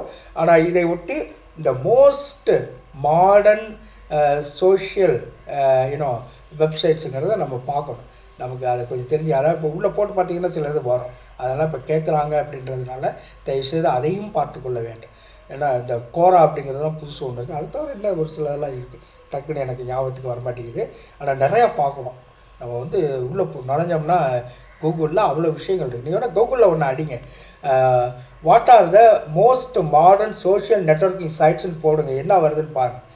அதுக்கு what are the what are the objectives of these social networking ஒவ்வொன்றையும் போட்டு காமிக்கும். ஏன்னா அந்த மாதிரி கேள்வியெல்லாம் இப்பொழுது புதிதாக வருகின்ற காரணத்தை ஒரு முறை பார்த்து கொள்ள முடியாது, உங்களை அன்போடு கேட்டுக்கொள்கிறேன். சரி, நெக்ஸ்ட் ஒன். அதனால் A1, B2, C3, D4. இப்போ இதுக்கான விளக்கம் சொல்லுவோம். Social networking site like Facebook and LinkedIn. இந்த லிங்க்டின்லாம் இப்போ ரீசெண்டாக இருக்கும். இப்போ பெரிய பெரிய ப்ரொஃபஸர்ஸு எல்லாம் இருக்காங்க, அறிவில் சிறந்தவர்கள்லாம் இருக்கக்கூடிய ஒரு வலைதளம் தான் அந்த சோஷியல் நெட்வொர்க்கிங் சைட் தான் லிங்க்டின். ரொம்ப நீங்கள் பார்த்தீங்கன்னா ரொம்ப ஹை லெவலில் ப்ரொஃபஸர்ஸ்லாம் அதில் இருக்காங்க. இந்த மாதிரி இருக்காங்கன்னா சோஷியல் நெட்வொர்க்கிங் சைட்ஸ். ஸோ இந்த ஃபேஸ்புக் இருக்குது, இன்றைக்கி ஃபேஸ்புக்கு எல்லாம் இருக்குது, எல்லாம் குப்பையும் இருக்குது, பெரிய பெரிய நல்ல விஷயங்களும் இருக்குது. சில பேர் வந்து அருமையான பயிற்சியெல்லாம் கொடுக்குறாங்க. சில பேர் இப்போ நான் கூட போட ஆரம்பிச்சிட்டேன், சில ஃபேஸ்புக்கில் கூட இப்போ இங்கே போடுறதா அங்கேயும் போடுறேன். ஏன்னா ஒரு சில பேர் இங்கே பார்க்காதவங்க அங்கே பார்ப்பாங்க, அது பார்க்குறாங்க. ஆக்சுவலி ரொம்ப இன்ட்ரெஸ்டிங்காக இருக்குது. அது ஃபேஸ்புக்லேயே யூடியூப் மாதிரியே போட முடியும் போல இருக்குது. அதெல்லாம் இப்போ ரீசெண்டாக பார்க்கும்போது ரொம்ப இன்ட்ரெஸ்டிங்காக இருக்குது. The social networking site like Facebook, LinkedIn allow learners to interact, share content and collaborate in real time. Blogs are used as a reflective journals for documenting thoughts and learning experience. Blogsங்கிறது வந்து reflective journals, இதழ்கள், பிரதிபலிப்பு இதழ்கள் for documenting thoughts and learning experience. Discussion forums provide structured discussion platforms for learners to exchange ideas and clarify doubts. Video conferencing enables a remote teaching and collaborative learning through real-time interaction. Okay. The Facebook மற்றும் LinkedIn போன்ற சமூக வலைப்பின்னல் தளங்கள் கற்பவர்கள் நிகழ்நேரத்தில் தொடர்புகளும் உள்ளடக்கத்தை பகிரவும் ஒத்துழைக்கவும் அனுமதிக்கின்றன. வலைப்பதிவுகள் எண்ணங்கள் மற்றும் கற்றல் அனுபவங்களை பிளாக்ஸ் அப்படின்னு சொல்கிறாங்க. இல்லை, இது வலைப்பதிவுகள் அப்படிங்கிறது வந்து பிரதிபலிப்பு இதழ்கள்னு சொல்கிறோம். அது என்னதுன்னா பிளாக்ஸ், ரெஃப்ளெக்டிவ் ஜேர்னல். பிளாக்ஸுங்கிறது தான் ரெஃப்ளெக்டிவ் ஜேர்னல். அது வந்து வலைப்பதிவுகள் எண்ணங்கள் மற்றும் கற்றல் அனுபவங்களை ஆவணப்படுத்த பிரதிபலிப்பு இதழ்களாக பயன்படுத்தப்படுகின்றன. கலந்துரையாடல் மன்றங்கள் கற்பவர் கருத்துக்களை பரிமாறிக்கொள்ளவும் சந்தேகங்களை தெளிவுபடுத்தவும் கட்டமைக்கப்பட்ட விவாத தளங்களை வழங்குகின்றன. வீடியோ கான்ஃபரன்சிங் நிகழ்நேர தொடர்பு மூலம் தொலைதூர கற்பித்தல் மற்றும் கூட்டு கற்றலை செயல்படுத்துகிறது. எல்லாம் நான் அடுத்த ஸ்டெப்பு நான் கூட அப்படி போகணுன்னு நினைக்கிறேன். அதாவது வந்து லைவ் டெலிகாஸ்ட், சந்தேகம்லாம் கேட்குறது, அந்த மாதிரிலாம் வைக்கலாம். சில கருத்துக்களை சும்மா சாதாரணமாக பேசுகிறது, இந்த நெட்டை பற்றியே கூட சில கேள்வியெல்லாம் கேட்குறது, அதாவது இந்த கான்டென்ட்டை பற்றியெல்லாம் கேட்குறது, அப்படிலாம் ஒன்று வச்சோம்னா அது வந்து கலந்துரையாடல் மன்றமாகும், டிஸ்கஷன் ஃபோரம். அதெல்லாம் ரொம்ப நல்லது. இன்றைக்கி இருக்கக்கூடிய ஒரு கல்வி உலகத்தில் மிக மிக முக்கியமான ஒரு மாடர்ன் வேயாக அது இருக்குது. அடுத்து வீடியோ கான்ஃபரன்ஸிங் நிகழ்நேர தொடர்பு மூலம் தொலைதூர கற்பித்தல் மற்றும் கூட்டு கற்றலை செயல்படுத்துது. அடுத்த கேள்வி open educational resources and their application, திறந்த கல்வி வளங்கள் மற்றும் அவற்றுடைய பயன்பாடுகள். இந்த பக்கம் ஓப்பன் எஜுகேஷனல் ரிசோர்ஸ் இந்த பக்கம் கொடுத்துருக்கு கான்செப்ட்ஸ், இந்த பக்கம் டிஸ்கிரிப்ஷன். லிஸ்ட் 2ல் டிஸ்கிரிப்ஷன். கிரியேட்டிவ் காமன்ஸ் அப்படிங்கிறது என்னதுன்னா licensing system that allows free distribution of educational content. Creative Commons இப்போ எனக்கெல்லாம் அது போட்டு கொடுக்குறாங்க. யூடியூப்பில் பார்த்தீங்கன்னா 2 இருக்குது. ஸ்டாண்டர்டு லைசன்ஸ்னு ஒன்று இருக்குது, கிரியேட்டிவ் காமன்ஸ்னு இருக்குது. ஆனால் அவங்க போட்டு வரப்ப இது வந்து அகாடமிக்காக நான் போடுறதுனால எஜுகேஷனுக்கான ஆட்டோமேட்டிக்காக கிரியேட்டிவ் காமன்ஸ் போட்டு தான் வருது. நான் அதை மாற்றுறேன், ஏன்னா வந்து மிஸ்யூஸ் பண்ணக்கூடாதுங்கிறது என்னுடைய எண்ணம். இப்போ யாராவது தனிப்பட்ட முறையில் கேட்குறாங்க கொடுக்கணும், அது வேறு விஷயம். ஆனால் சும்மா பொதுவாக அப்படியே போடும் பொழுது அது ஒரு மாதிரி இருக்கும். அதாவது சும்மா தூக்கி அப்படியே எரியிற மாதிரி. ஏதோ கஷ்டப்பட்டு உழைச்சதை 10 பேர் அதை மதித்து பார்க்குறாங்கங்கிறது ஒன்று, சும்மா நம்ம வாட்டர் தூக்கி போடுறாங்கிறது ஒன்று. இந்த கிரியேட்டிவ் காமன்ஸ் அப்படிப்பட்ட ஒரு விஷயத்தை சரி அதான் licence that allows free distribution of educational content. யூடியூப்லேயே அது இருக்குது. அதை வந்து நான் கிளிக் பண்ணிடுறேன். அதை இது பண்ணிவிட்டு ஸ்டாண்டர்ட் லைசன்ஸுக்கு நான் கிளிக் பண்ணேன். ஸ்டாண்டர்ட் லைசன்ஸ்னால் அவ்வளோ எளிதாக எடுக்க முடியாது. நான் வேணால் அதை இதாக கொடுக்கலாம். அதை என்ன பண்ணலான்னா அந்த பிடிஎஃப் ஃபைலாக வந்து அதே யூடியூப்பில் கூட நம்ம கொடுக்க முடியும். இப்போ அது நேரம் இல்லை, அதுக்கெல்லாம் அதை இப்போ உடனே நான் செய்ய முடியல. It needs time. அதை வந்து சரியாக மாற்றி பிடிஎஃப் ஃபைலாக கொண்டு வந்து உள்ளே அனுப்புறது அப்படிங்கிறதுலாம் இப்போ டைம் இல்லை. Maybe after some time I will do that. Creative காமன்ஸுங்கிறது licensing system that allows free distribution of educational content. அதாவது கல்வி செயல்பாடுகளுடைய இலவச பகிர்வுக்கு அனுமதிக்கும் உரிமை முறைகள் தான் இந்த கிரியேட்டிவ் காமன்ஸ். அப்புறம் massive open online courses. Online courses accessible to anyone offering structured learning materials. Massive open online கோர்சஸ்ங்கிறது வந்து மூக்ஸுங்கிறது அதுதான். Massive open online course accessible to anyone offering structured learning materials. மிக அருமையான வடிவமைக்கப்பட்ட அந்த கற்றல் கான்டென்ட்லாம் கொடுக்குறது. ஆனால் எல்லாருமே அதை பயன்பெற முடியும். விசாலமான திறந்த மின்கல்வி பாடங்கள் மூக்ஸ், யாருக்குமே அணுகக்கூடிய கட்டமைக்கப்பட்ட பாடத்திட்டங்களை வழங்கும் ஆன்லைன் பாடங்கள். அப்புறம் ஓப்பன் டெக்ஸ்ட் புக்ஸ் அப்படிங்கிறது free to access digital books available for learners and educators. இதெல்லாம் யூடியூப்ன்ற இந்த கூகுள் ட்ரைவில் போனால் ஓப்பன் டெக்ஸ்ட் புக்ஸ் இருக்குது. ஃப்ரீயாக ஒரு பாடமே போடுறாங்க. அப்படி கூட போடலாம், அதை விற்கவும் செய்கிறாங்க. ரொம்ப நிறையா பேர் ஃப்ரீயாகவே கொடுத்துறாங்க. ஃப்ரீ டு அக்சஸ் டிஜிட்டல் புக்ஸாக அது இருக்குது. ஏதாவது ஒரு சைக்காலஜியில் இருக்குன்னு வச்சுக்கோங்க, சைக்காலஜியை முழுவதும் அதை டிஜிட்டல் புக்காக அதில் போடுறாங்க. கூகுள் ட்ரைவ்க்குள்ளே போனீங்கன்னா தெரியும். அது மாதிரி ஓப்பன் டெக்ஸ்ட் புக்லாம் இருக்கும். அப்போ திறந்த பாடநூல்கள் மாணவர்களுக்கும் ஆசிரியர்களுக்கும் இலவசமாக கிடைக்கும் மின்னணு நூல்கள். அதே மாதிரி இந்த கிண்டல் அப்படின்னு சொல்கிறோம். இந்த கிண்டல்லாம் அது 2மே இருக்குது. அதை பே பண்ணி வாங்கக்கூடிய புக்ஸும் இருக்குது, இலவசமான புக்ஸும் இருக்குது. We can always get free books also. கிண்டல்னு சொல்லி அந்த மூடல் இருக்குல்ல, மூடல் தான் சொல்லுவாங்கன்னு நினைக்கிறேன். அந்த ஒரு சாஃப்ட்வேரில் இலவசமாக கிடைக்கக்கூடிய நூல். அதை நீங்கள் டவுன்லோட் பண்ணிவிட்டு உள்ளே போனீங்கன்னா பார்க்கலாம். காசு கொடுத்து வாங்கலாம், இலவசமாகவும் பார்க்கலாம். அப்புறம் ஓப்பன் கோர்ஸ் வேர் அப்படின்ற ஒரு விஷயம். ஓப்பன் கோர்ஸ் வேர்ங்கிறது வந்து university level course materials made freely available online. இப்போ எல்லா பல்கலைக்கழகங்களும் அது செய்கிறாங்க. ஓப்பன் கோர்ஸ் வேர் அப்படின்றது எந்த ஒரு பாடத்துக்கு உள்ள அந்த இதை இப்படி போடுறப்ப இந்த தமிழ்நாடு எஜுகேஷன் யூனிவர்சிட்டிலாம் போடுறாங்க. எல்லா பாடத்துக்குமே அவங்க கொடுத்துட்றாங்க, தமிழ்லேயும் இங்கிலீஷ்லேயும். அந்த பாடத்தினுடைய அந்த அமைப்பை அப்படியே கொடுத்துட்றாங்க. அதை வச்சே மாணவர்கள் படித்துக்கொள்ளலாம், எந்த நோட்ஸும் தேவையில்லாமல். அதனால் திறந்த பாடநெறி பொருள் அப்படி பல்கலைக்கழக மட்டத்தில் உள்ள பாடக்கூறு மற்றும் தகவல்களை இலவசமாக வழங்கும் இணையதளம் தான் இந்த ஓப்பன் கோர்ஸ் வேர்னு சொல்லுது, OCW. திறந்த பாடநெறி பொருள்ங்கிறது பல்கலைக்கழக மட்டத்தில் உள்ள பாடக்கூறு மற்றும் தகவலை இலவசமாக வழங்கும் தளம். இப்போ எது ரைட்டுன்னா A1, B2, C3 இதில் வந்து சரியாக கொடுக்குறோம். ஆனால் தேர்வில் அப்படி வராது, மாற்றி வரும். சரியானதை நம்ம தேர்ந்தெடுத்து போடணும். So creative commons provides licences that allow educators to freely distribute educational content. MOOCs are online courses available to anyone, facilitating mass education. Open textbooks are free digital books that can be used by students and teachers. So open courseware refers to university level course materials made freely available for self-learning. கல்வியாளர்கள் கல்வி உள்ளடக்கத்தை சுதந்திரமாக விநியோகிக்க அனுமதிக்கும் உரிமைகளை creative commons வழங்குகிறது. MOOCs அப்படிங்கிறது வந்து அனைவருக்கும் கிடைக்கும் ஆன்லைன் படிப்புகள் வெகுஜன கல்வியை எளிதாக்குகிறது. திறந்த பாடப்புத்தகங்கள் ஓப்பன் புக்ஸுங்கிறது வந்து மாணவர்கள் மற்றும் ஆசிரியர்கள் பயன்படுத்தக்கூடிய இலவச டிஜிட்டல் புத்தகங்கள். ஓப்பன் கோர்ஸ் வேர் என்பது சுய கற்றலுக்காக இலவசமாக கிடைக்கக்கூடிய பல்கலைக்கழக அளவிலான பாடப்பொருட்கள். அடுத்து measuring the quality of e learning using D&M IS success model அப்படின்னு சொல்கிறோம். மின் கற்றலில் தரத்தை டிஎம்எஸ் வெற்றி கோட்பாட்டினால் மதிப்பீடு செய்வது பற்றிய கேள்வி. List 1 quality measurement criteria, list 2 description. இதில் என்ன கேள்வி கேட்கலாம்? இன்ஃபர்மேஷன் குவாலிட்டி, இந்த குறிப்பிட்ட மாதிரியில் என்னென்ன விஷயங்கள் இருக்குங்கிறத வச்சு கேள்வி கேட்கலாம். Information quality, accuracy, relevance and completeness of content provided in e learning system தான் இன்ஃபர்மேஷன் குவாலிட்டி. இதை இந்த மாதிரி தான் அதை எவாலுவேட் பண்ணுது. அடுத்து தகவல் தரம், மின் கல்வியில் கல்வி முறையில் வழங்கப்படும் தகவலுடைய துல்லியம், பொருத்தம் மற்றும் முழுமை.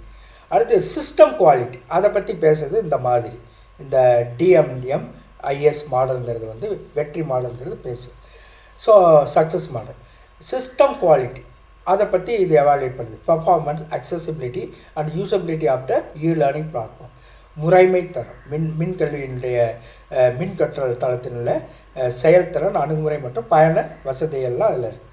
அடுத்து service quality, effectiveness of technical and instructional support provided to users. Service quality, சேவை தரம், தரமான சேவையை கொடுக்குதா அந்த ஆன்லைன் எஜுகேஷன் அப்படிங்கிற ஒரு விஷயம். ஆன்லைன் பிளாட்ஃபார்ம் கொடுக்குதா, பயனர்களுக்கு வழங்கப்படும் தொழில்நுட்பம் மற்றும் கற்றல் ஆதரவு சேவையினுடைய செயல்திறன், அதை பற்றியும் அந்த மாடல் பேசுது. அடுத்து user satisfaction, learners perceived usefulness and ease of use of the system. பயண திருப்தி, மின் கற்றல் முறையினுடைய பயன்தன்மை மற்றும் எளிதாக பயன்படுத்தும் தன்மை குறித்து கற்றலாளருடைய கருத்து, இந்த பயண திருப்தி இருக்கணும். ரைட், அதனால தான் கேட்கும், are you satisfied with this material அப்படின்லாம் கடைசியில் எவாலுவேட் பண்ணுவாங்க. எஸ் ஆர் நோன்லாம் போடணும், அது தேங்க்ஸ் சொல்லுவாங்க நல்லா போட்டோம்னா. சரி, ஸோ இது option A1, B2, C3, D4. அதனால் இந்த குறிப்பிட்ட இந்த மாடல் நாளையுமே கரெக்டாக நம்ம சொல்கிறோம். இன்ஃபர்மேஷன் இந்த மாடலுடைய 4 விஷயங்கள், அந்த 4 மாடல்களுக்கான அந்த 4 காம்போனன்ட்ஸ்க்கான டிஸ்கிரிப்ஷன் இருக்குது, அதெல்லாம் சரியாக இருக்குது. Information quality ensures that the content in e-learning platforms is accurate, relevant and complete. System quality refers to the accessibility, performance and ease of use of the e-learning platform. Service quality measures the support provided to learners including technical and instructional guidance. User satisfaction is determined by how useful and easy to use learners find the system.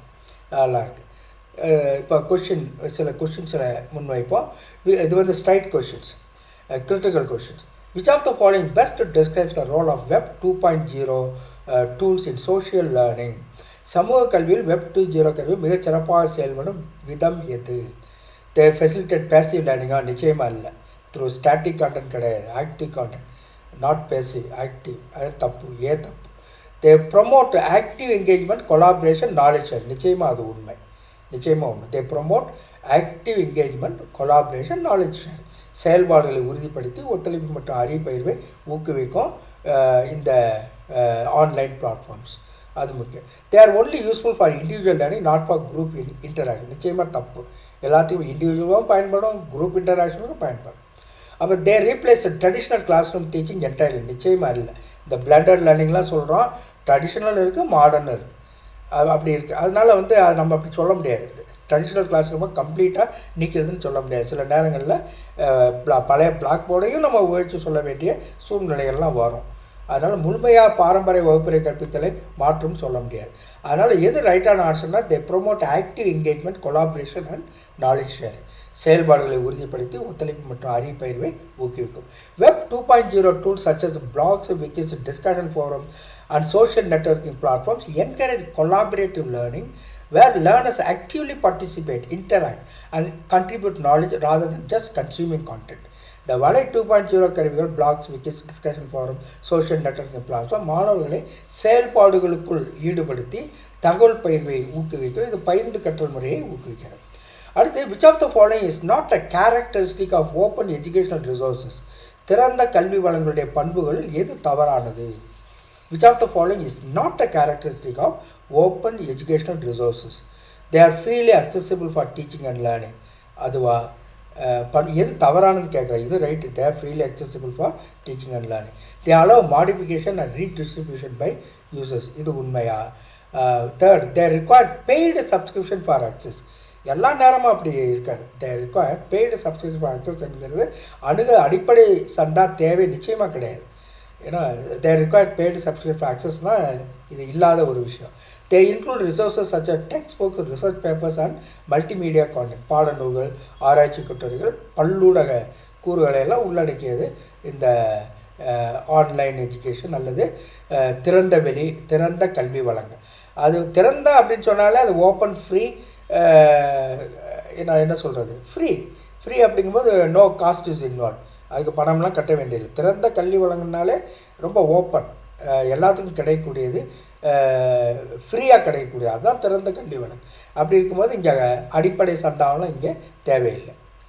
So OER are designed to be freely available to educators and learners. They are governed by Creative Commons licenses which allow modification and redistribution without financial restrictions. Paid subscriptions contradict the fundamental principle of openness in OER. OER கல்வி வழங்கல் இலவசமாக கிடைக்கும். Creative commons உரிமைகள் மூலம் அவற்றை மாற்றி பயிரலாம். சந்தா கட்டணம் தேவை என்பது OER அடிப்படை கொள்கைக்கு முரணானது. ரொம்ப கண்டிப்பாக தெரிஞ்சு கொள்ள வேண்டிய ஒரு விஷயம். அடுத்து, how does assistive technology contribute to e-inclusion in e-learning? இந்த மின் கற்றலில் உதவி தொழில்நுட்பம் உட்பெருக்கத்துக்கு அல்லது இன்க்ளூஷனுக்கு எப்படி உதவு, உள்ளே கொண்டு வருவதற்கு, எலக்ட்ரானிக் இன்க்ளூஷனுக்கு கொண்டு வருவதற்கு எப்படி உதவுகிறது? By making learning accessible to individuals with disabilities, by limiting access to specialized devices, by providing content in only one standardized format. அடுத்து by excluding those without prior technical knowledge. இதில் உடல் இயலாமை உள்ளவர்கள் கற்றலை எளிதாக்கு. இந்த நாளில் அதுதான் சரியான ஆன்சர்னு சொல்கிறோம்.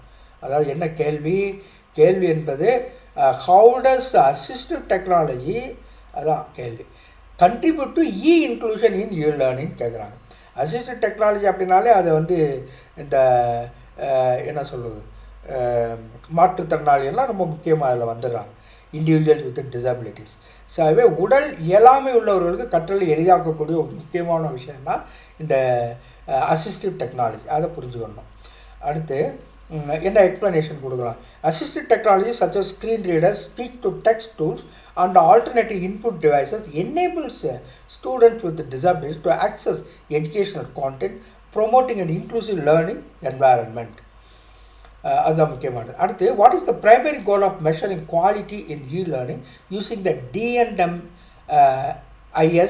success model? அப்படி ஒரு மாடல் இருக்குது. D&M-IS வெற்றி மாதிரியை பயன்படுத்தி மின்னாக்கு கல்வியினுடைய தரத்தை கணிப்பதன் முதன்மை நோக்கம் என்ன அப்படின்னா அது குவாலிட்டியை பார்க்குறது தான். To evaluate the finance aspect, financial revenue generated by the e-learning system. மின்னாக்க கல்வி அமைப்பால் உண்டாகும் வருவாயை மதிப்பீடு செய்வது, அது உண்மையா? To measure information system quality, user satisfaction and overall net benefits, இதுதான் உண்மை. அது அர்த்தமே இதுதான். To measure information system quality, user satisfaction and overall net benefits, தகவல் தரம், அமைப்பு தரம், பயண திருப்தி மற்றும் மொத்த நன்மைகளை அளவிடுவது தான் இதனுடைய நோக்கம். To analyse the number of enrolled லேர்னர்ஸ்லாம் கிடையாது, அதெல்லாம் இல்லாத ஒரு விஷயம். நோக்கம் சொல்லி வரும்போது அது ரெண்டாவது மட்டும்தான் நோக்கம். To compare traditional e-learning methods, அதெல்லாம் இங்கே இல்லை. So correct answer to measure information system quality, user satisfaction and overall net benefits, தகவல் தரம், அமைப்பு தரம், பயண திருப்தி மற்றும் மொத்த நன்மைகளை அளவிடுவது. So what is the explanation? Again the same thing. The D&M-IS success model evaluates the success of an e-learning system based on multiple dimensions, including நிறைய டைமென்ஷன் இருக்குது, அதில் முக்கியமானது including system efficiency, user engagement and educational impact. இதை பற்றி நான் ரொம்ப கொஞ்சம் பெரிதாக சொல்லியிருக்கேன். ஏன்னா இது ரொம்ப புதிய கான்செப்டாக இருக்குங்கிறதுனால நான் கொஞ்சம் உள்ளுக்குள்ளே போய் அது என்னன்னு சொல்லி பார்த்தேன். அதை வேணால் நம்ம கொஞ்சம் பார்ப்போம். இந்த D&M சக்ஸஸ் மாடல்ங்கிறது இந்த context of e-learning system refers to the D-Loan and McLean information systems success model அப்படின்ட்டு ஒரு அமைப்பு இருக்குது உலகத்தில். D-Loan and McLean Information System Success Model, which is a framework used to evaluate the success of an e-learning system by analyzing factors like system quality, information quality, user satisfaction, system usage, individual impact and organizational impact. இத்தனை விஷயங்களையும் அலசு தான் evaluate பண்ணுறது தான் இந்த D-Loan and McLean information. அதைத்தான் D&M systems, ஏன்னா information system தான் IS. இந்த ஐஎஸ்ங்கிறது இன்ஃபர்மேஷன் சிஸ்டம்ஸ் சக்ஸஸ் மாடல்னு சொல்கிறோம். அதனால் D&M இஸ் சக்ஸஸ் மாடல்னால் என்ன அர்த்தம்னா Dillon McLean Information Systems Success Model. Maybe ரெண்டு பேராக இருக்கலாம்னு நினைக்கிறேன், ரெண்டு மனிதர்களாக இருக்கக்கூடும். அதாவது சரியாக புரிந்து கொள்ளும். இதெல்லாம் கேள்வியில் வரலாம், ரொம்ப கஷ்டமாக கேட்டால் இந்த மாதிரி கேள்வியெல்லாம் கேட்டுடலாம். So it is a framework used to evaluate the success of an e-learning system by analyzing factors like systems quality, information quality, user satisfaction, system usage, individual impact, and organizational impact, especially measuring how well the system is used and perceived by learners and how it contributes to their learning outcomes and the overall organizational goals. What are the key points about the D&M model, the Dillon McLean Information System Success Model? அடிப்படை, அதாவது ரொம்ப முக்கியமான அம்சங்கள் என்ன? System quality. System குவாலிட்டினா எதை சொல்கிறாங்க? Technical aspects of the e-learning platform including functionality, usability and performance, அதுதான் சிஸ்டம் குவாலிட்டின்னு சொல்கிறோம். அப்புறம் இன்ஃபர்மேஷன் குவாலிட்டி அப்படின்னு அவங்க எதை சொல்கிறாங்கன்னா relevance, accuracy and completeness of the learning content within the system, the information quality, relevance, accuracy, completeness of the learning content with the system. Service quality ன்னு எதை சொல்கிறாங்க இந்த model? Support provide by the institution or system administrators to users. Support provided by the institution. Service quality எவ்வளோ சேவை தரம் எப்படி இருக்குது? System usage, எவ்வாறு இந்த சிஸ்டம் யூஸ் ஆகுது? How frequently and extensively users interact with the e-learning system, other system usage. User satisfaction is the learners' overall positive feelings about their experience about the system or using the system.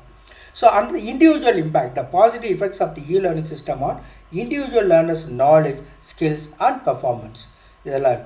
So, organizational impact in the system, in the model எதை சொல்லுதுன்னா organizational impact ங்கிறது the positive effects on the organization as a whole such as improved training efficiency or better employee performance, அதுதான் organizational impact ன்னு சொல்லி இது பூரா evaluate பண்ணுறதா இந்த model.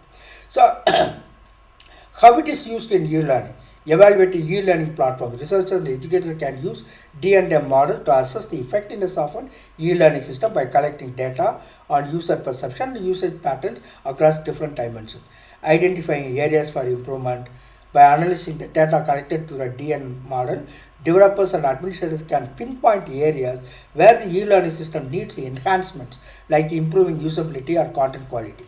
So comparing different systems, அதுக்கு இது பயன்படுது. The model can be used to compare the success of multiple e-learning systems within an organization or across different educational contexts. அது கம்பேரிஷனுக்கு இது பயன்படுத்தக்கூடிய டிஃப்ரெண்ட் சிஸ்டத்தை கம்பேர் பண்ணுது. இப்போ தமிழில் எப்படி சொல்கிறாங்கன்னா D&M வெற்றி மாதிரி என்பது கணினி செயல்திறன், பயனர் ஈடுபாடு மற்றும் கல்வி தாக்கம் உள்ளிட்ட பல பரிமாணங்களின் அடிப்படையில் ஒரு மின்கற்றல் அமைப்பினுடைய வெற்றியை மதிப்பிடுகிறது. மின்கற்றல் அமைப்பின் சூழலில் D&M வெற்றி மாதிரி என்பது Dillon மற்றும் McLean தகவல் அமைப்புகள் வெற்றி மாதிரியை குறிக்கிறது. இது கணினி தரம், தகவல் தரம், பயண திருப்தி, கணினி பயன்பாடு, தனிப்பட்ட தாக்கம் மற்றும் நிறுவன தாக்கம் போன்ற காரணிகளை பகுப்பாய்வு செய்வதன் மூலம் மின்கற்றல் அமைப்பின் வெற்றியை மதிப்பிடுவதற்கு பயன்படுத்தப்படும் ஒரு கட்டமைப்பு. இது அடிப்படையில் கற்றவர்களால் அமைப்பு எவ்வளவு சிறப்பாக பயன்படுத்தப்படுகிறது மற்றும் உணரப்படுகிறது மற்றும் அவர்களுடைய கற்றல் விளைவுகளுக்கும் ஒட்டுமொத்த நிறுவன இலக்குகளுக்கும் அது எவ்வாறு பங்களிக்கிறது என்பதை அளவிடுகிறது. D&M மாதிரி பற்றிய முக்கிய குறிப்புகள்: பரிமாணங்கள், கணினி தரம் அப்படின்றது, செயல்பாடு, பயன்பாடு மற்றும் செயல்திறன் உட்பட்ட மின் கற்றல் தளத்தினுடைய தொழில்நுட்ப அம்சங்கள். தகவல் தரம், அமைப்பிற்குள் கற்றல் உள்ளடக்கத்தின் பொருத்தம், துல்லியம் மற்றும் முழுமை. சேவை தரம், நிறுவனம் அல்லது கணினி நிர்வாகிகளால் பயனர்களுக்கு வழங்கப்படும் ஆதரவு. கணினி பயன்பாடு, பயனர்கள் மின்கற்றல் அமைப்புடன் எவ்வளவு அடிக்கடி மற்றும் விரிவாக தொடர்பு கொள்கிறார்கள். அடுத்து பயனர் திருப்தி, ஏற்கனவே சொல்லிட்டேன். தனிப்பட்ட தாக்கம், நிறுவன தாக்கம் எல்லாம் இதில் இருக்குது. மின்கற்றல் இது எவ்வாறு பயன்படுகிறது? மின்கற்றல் தளங்களை மதிப்பீடு செய்தல், முன்னேற்றத்திற்கான பகுதிகளை அடையாளம் காணுதல், வெவ்வேறு அமைப்புகளை ஒப்பிடுதல், ஏற்கனவே நம்ம எக்ஸ்பிளைன் பண்ணி இதுக்கெல்லாம் பயன்படுது. இப்போ அடுத்த கேள்விக்கு சொல்லுவோம். Which of the following is a major ethical issue in e-learning? இந்த மின் கற்றலில் முக்கியமான நெறிமுறை சிக்கல் எது?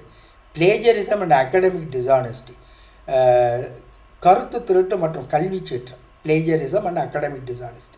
லேக் ஆஃப் இன்டர்நெட் கனெக்டிவிட்டி, இணைய இணைப்பு இல்லாமை. யூஸ் ஆஃப் மல்டிமீடியா ரிசோர்ஸஸ், பல்லூடக வளங்களை பயன்படுத்துவது. High engagement levels of learners, மாணவர்களுடைய அதிக ஈடுபாடு. So correct answer plagiarism and academic dishonesty. இது களவியல் மற்றும் கல்வி சீற்றம் அப்படிங்கிறது. ஏன்னா கேள்வி என்பதே நன்றாக புரிந்து கொள்ளும். விச் ஆஃப் த ஃபாலோயிங்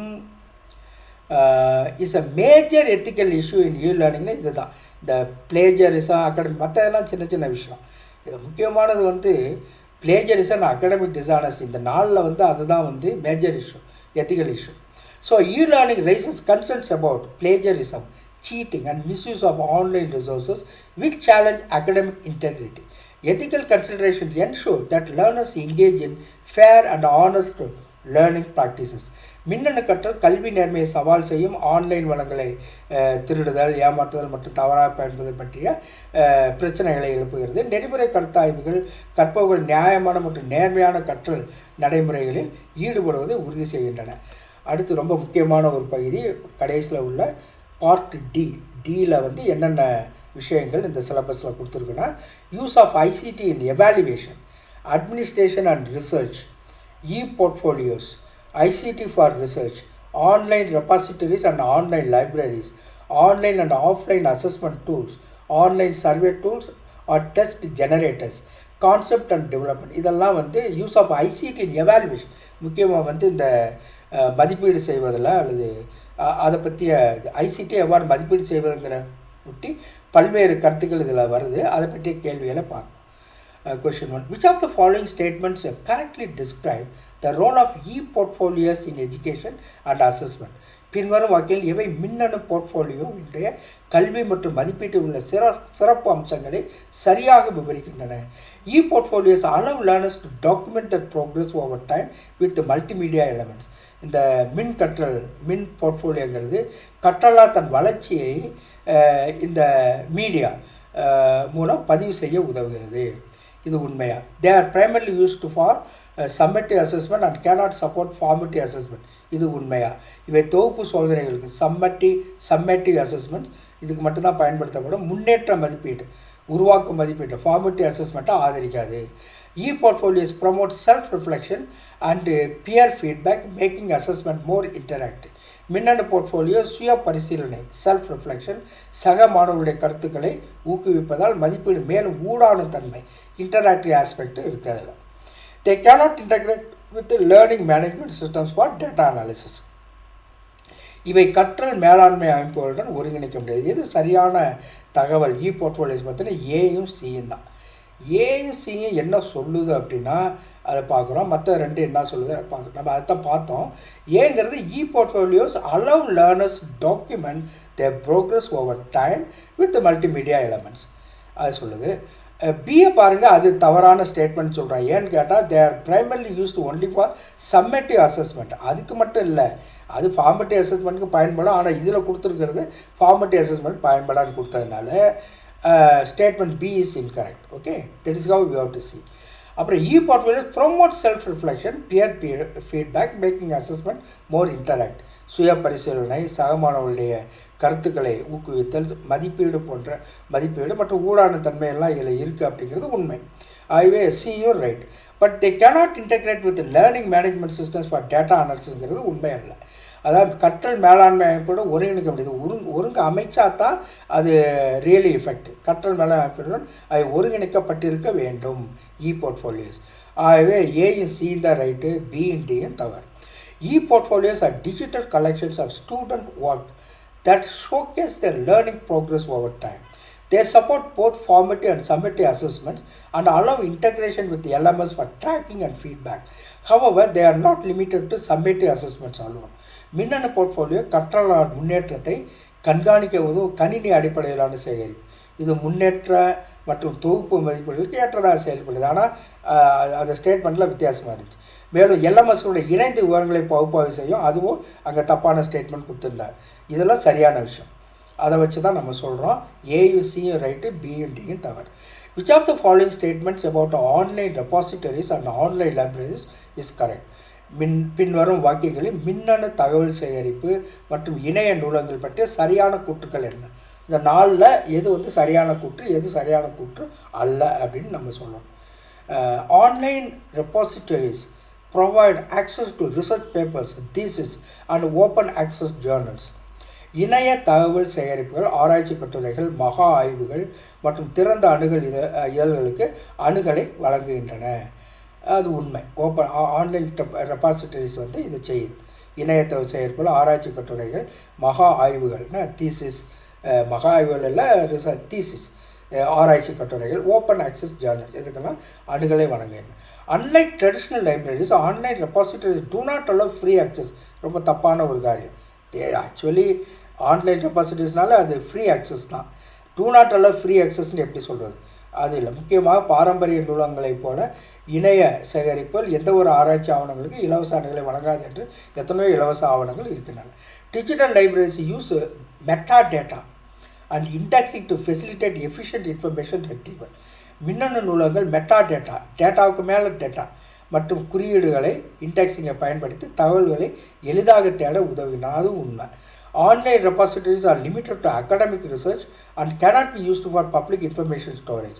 மின்னணு செயற்பாடு கல்வியியல் ஆராய்ச்சிக்கு மட்டும் பயன்படும், பொதுமக்கள் தகவல் சேவைக்கு பயன்படுத்த முடியாதுங்கிறதுலாம் தப்பு. ஆனால் பியும் டியும் தப்பு, ஏஎன்சியும் ரைட். அப்போ என்னன்னு பார்ப்போம், எக்ஸ்ப்ளனேஷனில் பார்ப்போம். Online repositories and digital libraries provide open access to research materials and use metadata indexing to help users retrieve information efficiently.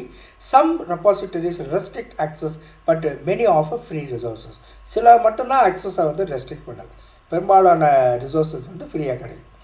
இணைய சேகரிப்புகள் மற்றும் மின்னணு நூலகங்கள் ஆராய்ச்சி கட்டுரைகள், ஆய்வுகள் மற்றும் திறந்த அணுகல் இதழ்களை வழங்குகின்றன. தகவல்களை சரியாக தேட மெட்டாடேட்டா மற்றும் குறியீடு முறைகளை பயன்படுத்துகின்றன.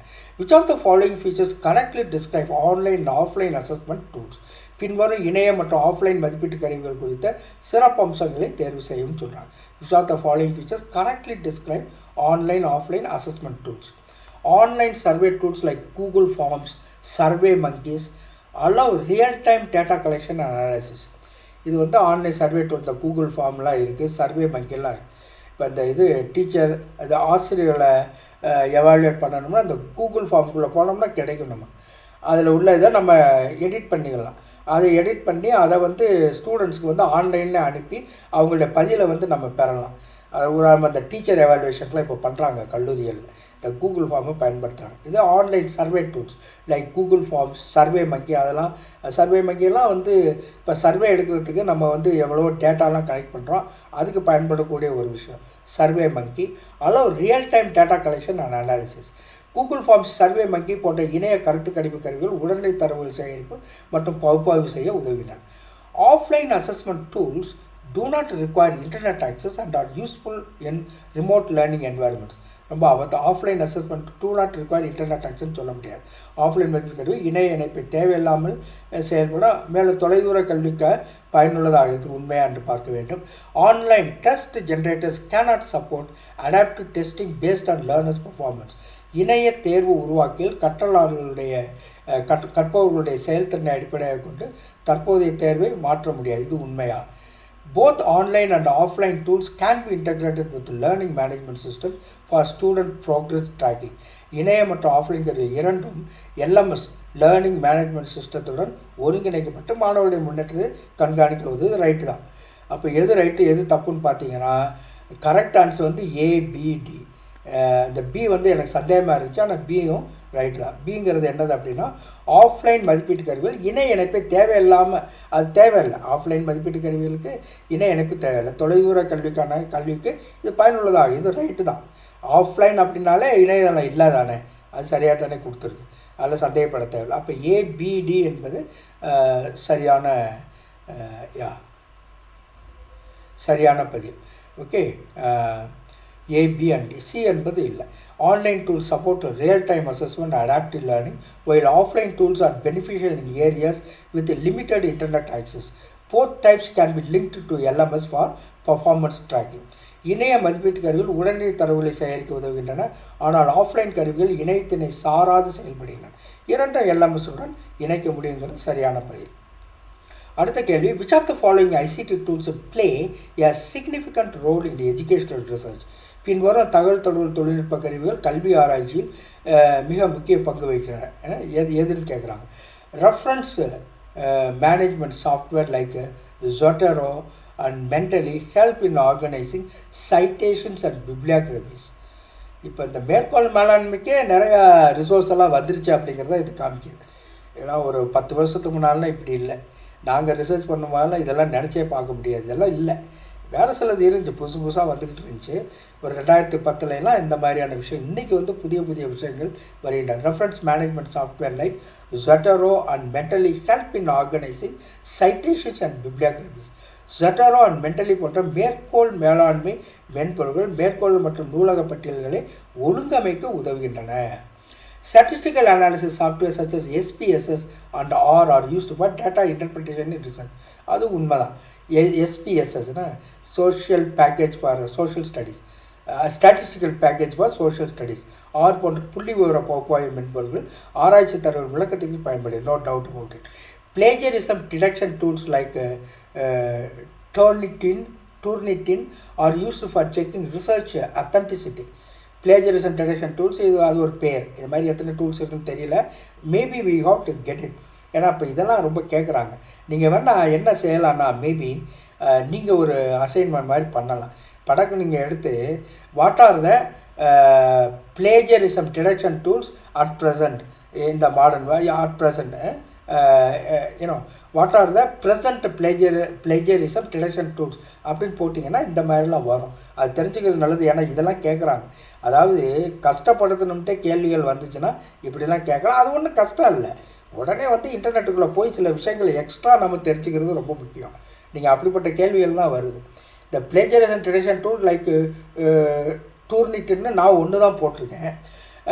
இது வந்து செக்கிங் ரிசர்ச் அத்தன்டிசிட்டிக்கு அப்படி இது வந்து ஒரு நகல் பரிசோதனை கருவியாக இருக்குது. அது இது மாதிரி எத்தனையோ இருக்கலாம். பிளேஜரிஸ்க்கு எத்தனையோ டூல்ஸ் இருக்கலாம். அது என்னங்கிறத கொஞ்சம் பார்த்துக்கிடணும். அது புக்கில் இருக்கலாம். நீங்கள் அந்த புக்கை விட பேசாமல் ஆன்லைன்லேயே சும்மா கூகுளுக்கு போங்க, அல்லது ஜெமினிக்கு போங்க, அல்லது சாட்ஜிபிடிக்கு போங்க. டக்குன்னு அடிங்க what are the present plagiarism detection டூல்ஸ்னால் அது இதெல்லாம் கேள்வியாக இன்று வந்து கொண்டிருக்கின்றன என்பதால் தயவுசெய்து கொஞ்சம் கவனம் செலுத்தும். ஸோ டூட்டினின் போன்ற நகல் பரிசோதனை கருவிகள் ஆராய்ச்சி தரவை சரிபார்ப்பதற்கு பயன்படுத்துகின்றன. ICT tools are only used for qualitative research and not for quantitative analysis. ICT கருவிகள் குவாலிட்டேட்டிவ் ஆய்வுக்கு மட்டுமா? நிச்சயமாக இல்லை. ரொம்ப முக்கியமாக வந்து ICT கருவிகள் குவான்டிடேட்டிவ் ரிசர்ச்சுக்கு உள்ளதுன்னு நம்ம பார்க்கலாம். ரெண்டுக்குமே பயன்படும். அடுத்து வந்து கரெக்ட் ஆன்சர் வந்து A, B and C. அதனால் D வந்து இல்லை. ஏன்னா அது என்ன சொல்லுது, ICT டூல்ஸ் வந்து குவாலிட்டேட்டிவ் ரிசர்ச் அது ரெண்டுக்குமே பயன்படுறதுனால இது வந்து சொல்லுது குவாலிட்டேட்டிவ் ரிசர்ச்சுக்கு மட்டும்தான் சொன்னதுனால D ஸ்டேட்மெண்ட்டை விட்டுறணும். மற்றது எல்லாமே ரைட்டாக இருக்குது. Other tools are okay. So ICT tools like reference management software, statistical tools and plagiarism checkers are essential for research. They support both qualitative and quantitative studies. அப்போ ICT கருவிகள் மேற்கோள் மேலாண்மை, புள்ளி விவர பகுப்பாய்வு மற்றும் நகல் பரிசோதனை ஆகியவற்றில் முக்கிய பங்காற்றுகின்றன. இவை விவரமான மற்றும் அளவீட்டு மற்றும் அளவியல் மற்றும் தர ஆராய்ச்சிகளுக்கு பயன்படுகின்றன. அடுத்து statement question. E-portfolios and their role in evaluation. Statement 1. E-portfolios provide a digital platform for students to showcase their learning progress and achievements over time. Right, digital platform for students to showcase their learning progress and achievements over time. E-portfolio. Statement 2. Unlike traditional portfolios, E-portfolios are static and cannot be updated. ரொம்ப தப்பு, அவத்தமான statement. E-portfolios can be updated and submit. திரும்பவும் submit பண்ணலாம். சிலவற்றை மாற்றி அமைத்து submit பண்ணலாம். அதனால் வந்து E-portfolio இது ஸ்டேட்மெண்ட் 2 வந்து இன்கரெக்ட் அப்படின்னு பார்க்கணும். அது என்ன ரீசன் சொல்லுவோம். Statement 1 is correct, statement 2 is incorrect. E-portfolios are dynamic, can be updated continuously with new content, feedback and reflections. They provide an ongoing record of learning progress unlike traditional paper-based portfolios. அது நன்றாக விளங்கிக் கொள்ளும். So E-portfolio ஒரு நுட்பமான கருவி. இது தொடர்ந்து புதுப்பிக்கப்படலாம். மாணவர்கள் தங்கள் வளர்ச்சியை பதிவு செய்ய, மறு பரிசீலனை பெற மற்றும் புதிய தகவலை சேர்க்க இதன் மூலம் அனுமதிக்கப்படுகிறார்கள். அப்புறம் ICT in research, online repositories, லைப்ரரிஸை பற்றி ஸ்டேட்மெண்ட் கேள்வி என்ன கேட்கலாம். Statement 1. Online repositories provide open access academic resources for researchers worldwide. Statement 1. Statement 2. Unlike online libraries, repositories do not allow users to download full text research articles. அப்படிங்கிறது உண்மை அல்ல. ஆனால் சில சமயத்தில் பெரும்பாலான அந்த online repositories allow you to download the materials. எது right எது தப்புன்னு பார்ப்போம். இதில் வந்து statement 1 is correct, statement 2 is incorrect. The online repositories such as ResearchGate, Google Scholar provide access to full-text research articles, allowing users to download them freely. Online libraries, on the other hand, often require institutional access. So, ஆராய்ச்சி வாயிலாக்கள் அதாவது ஆராய்ச்சி வாயில்களாக இருக்கின்ற ரிசர்ச்கேட், Google scholar போன்றவை கட்டுரைகளுடைய முழு உரையை பதிவிறக்க அனுமதிக்கின்றன. பல ஆன்லைன் நூலகங்கள் JSTOR, IEE, எக்ஸ்ப்ளோர், சந்தா மற்றும் நிறுவன நாடுகள் தேவைப்படும் அப்படின்னு சொல்கிறோம். இதுதான் இதை நம்ம பார்க்க வேண்டிய ஒரு விஷயம். இதில் வந்து ஸ்டேட்மெண்ட் 2 வந்து இன்கரெக்ட்னு சொல்கிறோம். That is the idea. ஏன்னா ஸ்டேட்மெண்ட் 2 இன்கரெக்ட். ஏன்னா சில சமயங்களில் வந்து அது சந்தா கட்டி தான் அது அப்புறம் வந்து பெர்மிஷன் வாங்கும். இப்போ சில லைப்ரரிஸ்க்கு ரிசர்ச் லைப்ரரிஸ்க்கும் போனோம்னா ஒரு 500 கொடுங்க, ஒரு 1000 கொடுங்க லைப்ரரி யூஸ் பண்ணுறதுன்னு கேட்பாங்க. அது மாதிரி ResearchGate and Google Scholar. சரி, அடுத்து question 3, online and offline assessment tools. Online assessment tools like Google Forms and Kahoot enable real-time feedback and data analysis. நிச்சயமா உடனுக்குடனே கேட்டு வாங்கிக்கலாம்.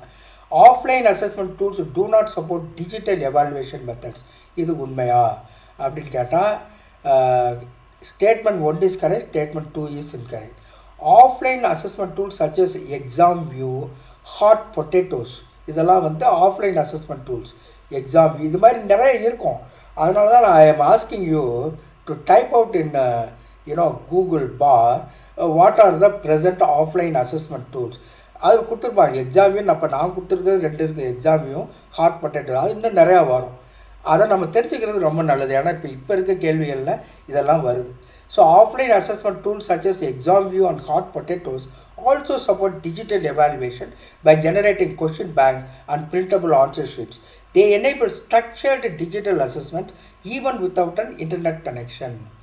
ஆஃப்லைன் மதிப்பீடு கருவிகள் exam view, hot potatoes online இணைப்பு இல்லாமலேயே கேள்வி பிரிவுகளை உருவாக்க வசதியை கொண்டுள்ளன. ஆகவே அவை டிஜிட்டல் மதிப்பீட்டிற்கும் பயன்படும். அடுத்த கேள்வி, development of ICT based assessment system. Statement 1, ICT based assessment system enhance accessibility and provide instant results. Statement 2, these systems require extensive manual grading and are time consuming. ரெண்டு விஷயம். Statement 1, ICT based assessment system enhance accessibility, provide instant results. No doubt. These systems require extensive manual grading and are time consuming. அது உண்மை அல்ல. இப்போ இதை என்ன பார்க்குறோம்னா statement 1 correct, statement 2 correct. என்ன விளக்கம்? ICT based assessment including artificial intelligence driven auto grading system reduce manual grading time. ICT நிறைய விஷயத்த ரெடியூஸ் பண்ணிடும். டைம், நம்மளுடைய வேலை எல்லாத்தையும் குறைச்சிடும். Reduce manual grading time and improve efficiency, making evaluations faster and more accurate. Artificial intelligence மற்றும் மென்பொருள் வழியாக மதிப்பீடு செய்யும் முறைகள் தானியங்கி மதிப்பீட்டை செய்ய உதவுகின்றன. இதனால் கைமுறை மதிப்பீட்டு அந்த மேனுவல் கிரேடிங்கிறது வந்து குறைகிறது, நேரம் குறைகிறது. அப்புறம் மேட்ச் த ஃபாலோயிங் டைப்ஸ். இது வந்து types of teaching support system. இது எப்படியோ வந்துடுது. இது ஆக்சுவலி இதோட தொடர்பு இல்லைன்னு நான் நினைக்கிறேன். ஐ திங்க் இது what I have prepared already all on a sudden it comes. அந்த வார்த்தை உள்ளே வந்தோடனே எப்படியோ வந்து அது உள்ளே வந்துடும். நிச்சயமாக இது இல்லை. Role of ICT in teaching support system இருக்குது. ஒருவேளை அதுவும் இருக்கோ, ஏன்னா இது வந்து ஃபஸ்ட்டு யூனிட்டில் இது ஜென்ரல் பேப்பரில் இருந்தது. இருந்தாலும் பார்த்துருவோம். ஒன்று இதில் என்ன அப்படின்னு சொன்னால் மாடர்ன் ஒருவேளை அப்படி இருக்கலாம். ஒருவேளை அதுலேயும் இருக்குது, இங்கேயும் இருக்குதுன்னு நம்ம சொல்லலாம். Types of teaching support systems. Traditional teaching support system relies face to face instruction, text books and direct teacher student interaction. பாரம்பரிய கற்பித்தல் ஆதரவு முறை, நேரடி பயிற்சி, பாடப்புத்தகங்கள், ஆசிரியர் மாணவர் நேரடி தொடர்பு போன்றவை பயன்படுத்தும். அப்புறம் modern teaching support system integrates multimedia tools with animations, visual labs and simulations.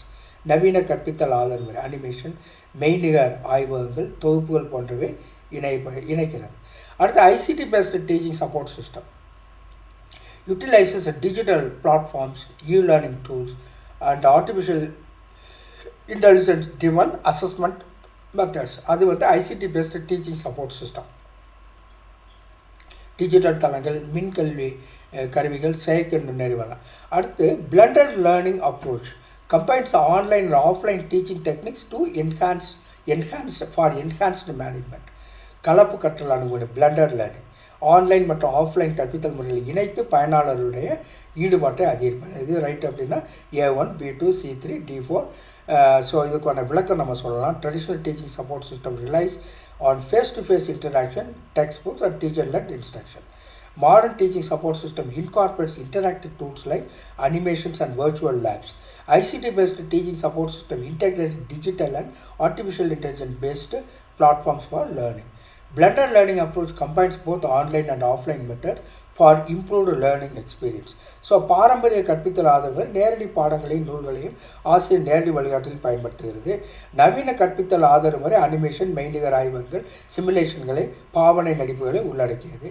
ICT ஆதரவு முறை மின் கற்றல் கருவிகள் மற்றும் செயற்கை நுண்ணறிவு அடிப்படையிலான மதிப்பீடுகளை பயன்படுத்துகிறது. கலப்பு கற்றல் அணுகுமுறை ஆன்லைன் மற்றும் நேரடி கற்பித்தலை ஒருங்கிணைக்கிறது. அடுத்து role of ICT in teaching support system இதில் பார்க்குறோம். இந்த பக்கம் ஐசிடி அப்ளிகேஷன்ஸ் இந்த பக்கம் இருக்குது டீச்சிங்கில், அந்த பக்கம் யூசர்ஸ் அதனுடைய பயன்பாடு என்ன அப்படிங்கிறது லிஸ்ட் டூலர் எதோடு எனக்குன்னு பார்க்கணும். இப்போ லேர்னிங் மேனேஜ்மெண்ட் சிஸ்டம்ங்கிறது கற்றல் மேலாண்மை அமைப்புங்கிறது அதனுடைய அர்த்தம் என்ன? It helps in managing course content, assignments and other student tracking. இதனுடைய பயன்பாடு அதுதான். லேர்னிங் மேனேஜ்மெண்ட் சிஸ்டத்துடைய பயன்பாடு it helps in managing course content, assignments and student tracking. அதாவது பாடங்கள் மற்றும் அசைன்மெண்ட்ஸ், ஒப்படைப்புகள், மாணவர் முன்னேற்றம் ஆகியவற்றை மேலாண்மை செய்ய உதவுவது தான் இந்த லேர்னிங் மேனேஜ்மெண்ட் சிஸ்டம். இதுதான் அதனுடைய விளக்கம். அடுத்து இப்போ வர்ச்சுவல் கிளாஸ் ரூம் அது என்ன செய்யுது? அதனுடைய பயன்பாடு என்ன? Virtual class rooms allow live interaction between students and teachers through video conference. So video conference மூலம் ஆசிரியர் மாணவர் நேரடி தொடர்பு வழங்குவது தான் இந்த வர்ச்சுவல் கிளாஸ் ரூம் மெய்நிகர் வகுப்பறைன்னு தமிழில் சொல்கிறோம். அப்புறம் ஆர்டிஃபிஷியல் இன்டெலிஜென்ஸ் இன் எஜுகேஷன், கல்வியில் செயற்கை நுண்ணறிவு. It provides personalised learning and automated assessments. தனி பயனாக்கப்பட்ட கற்றல் மற்றும் தானியங்கி மதிப்பீடுகளை இது வழங்குகிறது. அடுத்து ஓப்பன் எஜுகேஷனல் ரிசோர்ஸஸ், திறந்த கல்வி வழங்கல். Free and accessible educational content for self learning, சுய கற்றலுக்கான இலவசமாக கிடைக்கும் கல்வி ஆதாரங்கள்லாம் open educational resources. I hope you understood all these things are important.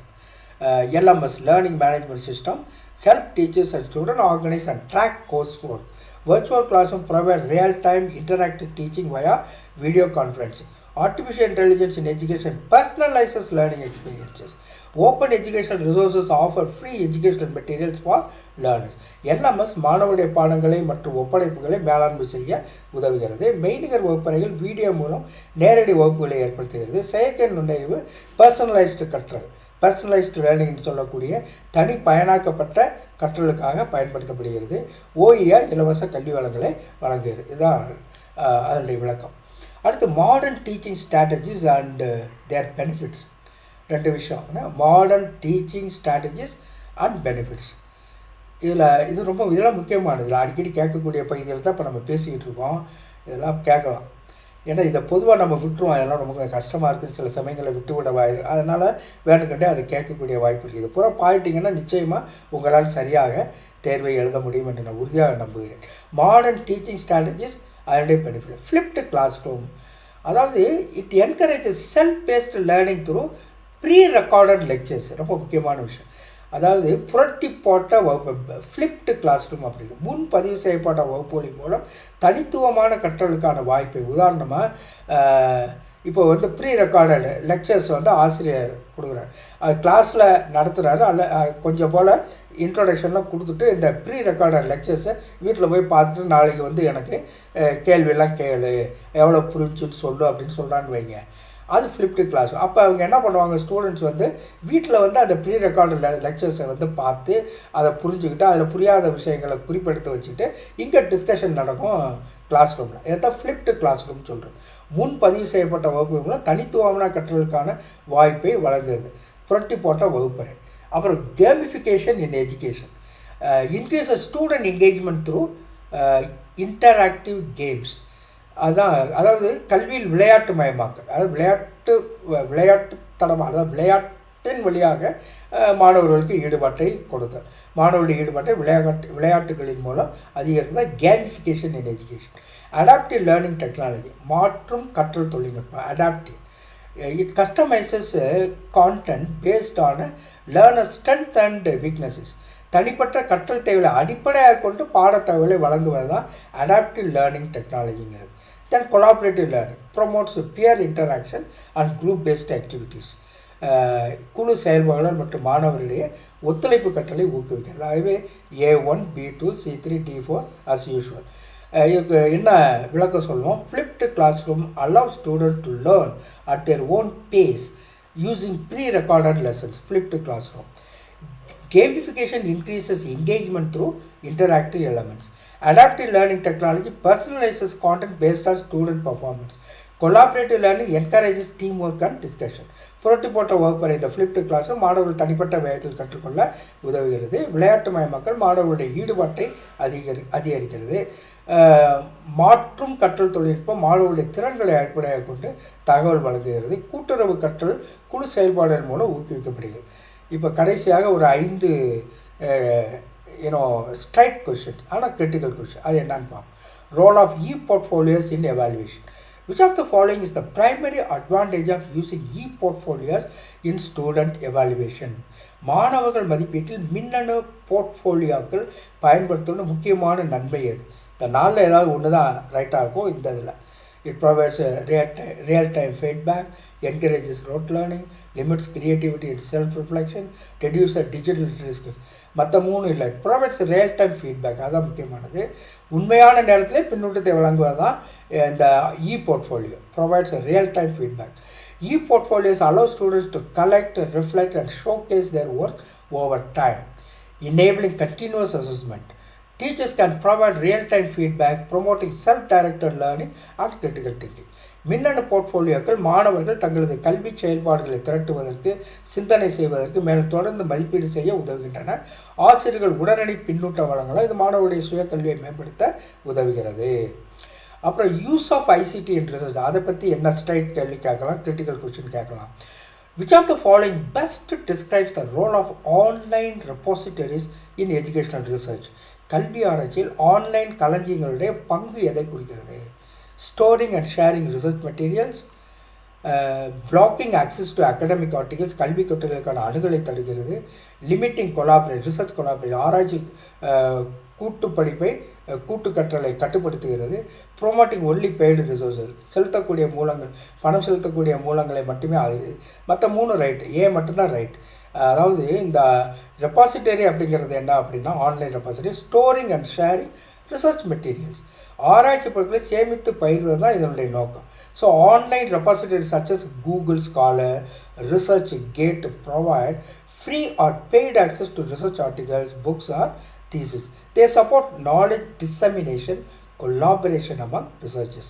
என்ன சொல்கிறோம்? கூகுள் ஸ்காலர் மற்றும் ரிசர்ச் கேட் போன்ற ஆன்லைன் களஞ்சியங்கள் ஆராய்ச்சி கட்டுரைகள், நூல்கள் மற்றும் முனைவர் ஆய்வுகளுக்கு இலவசமாக அல்லது கட்டண அடிப்படையில் அணுகலாம்.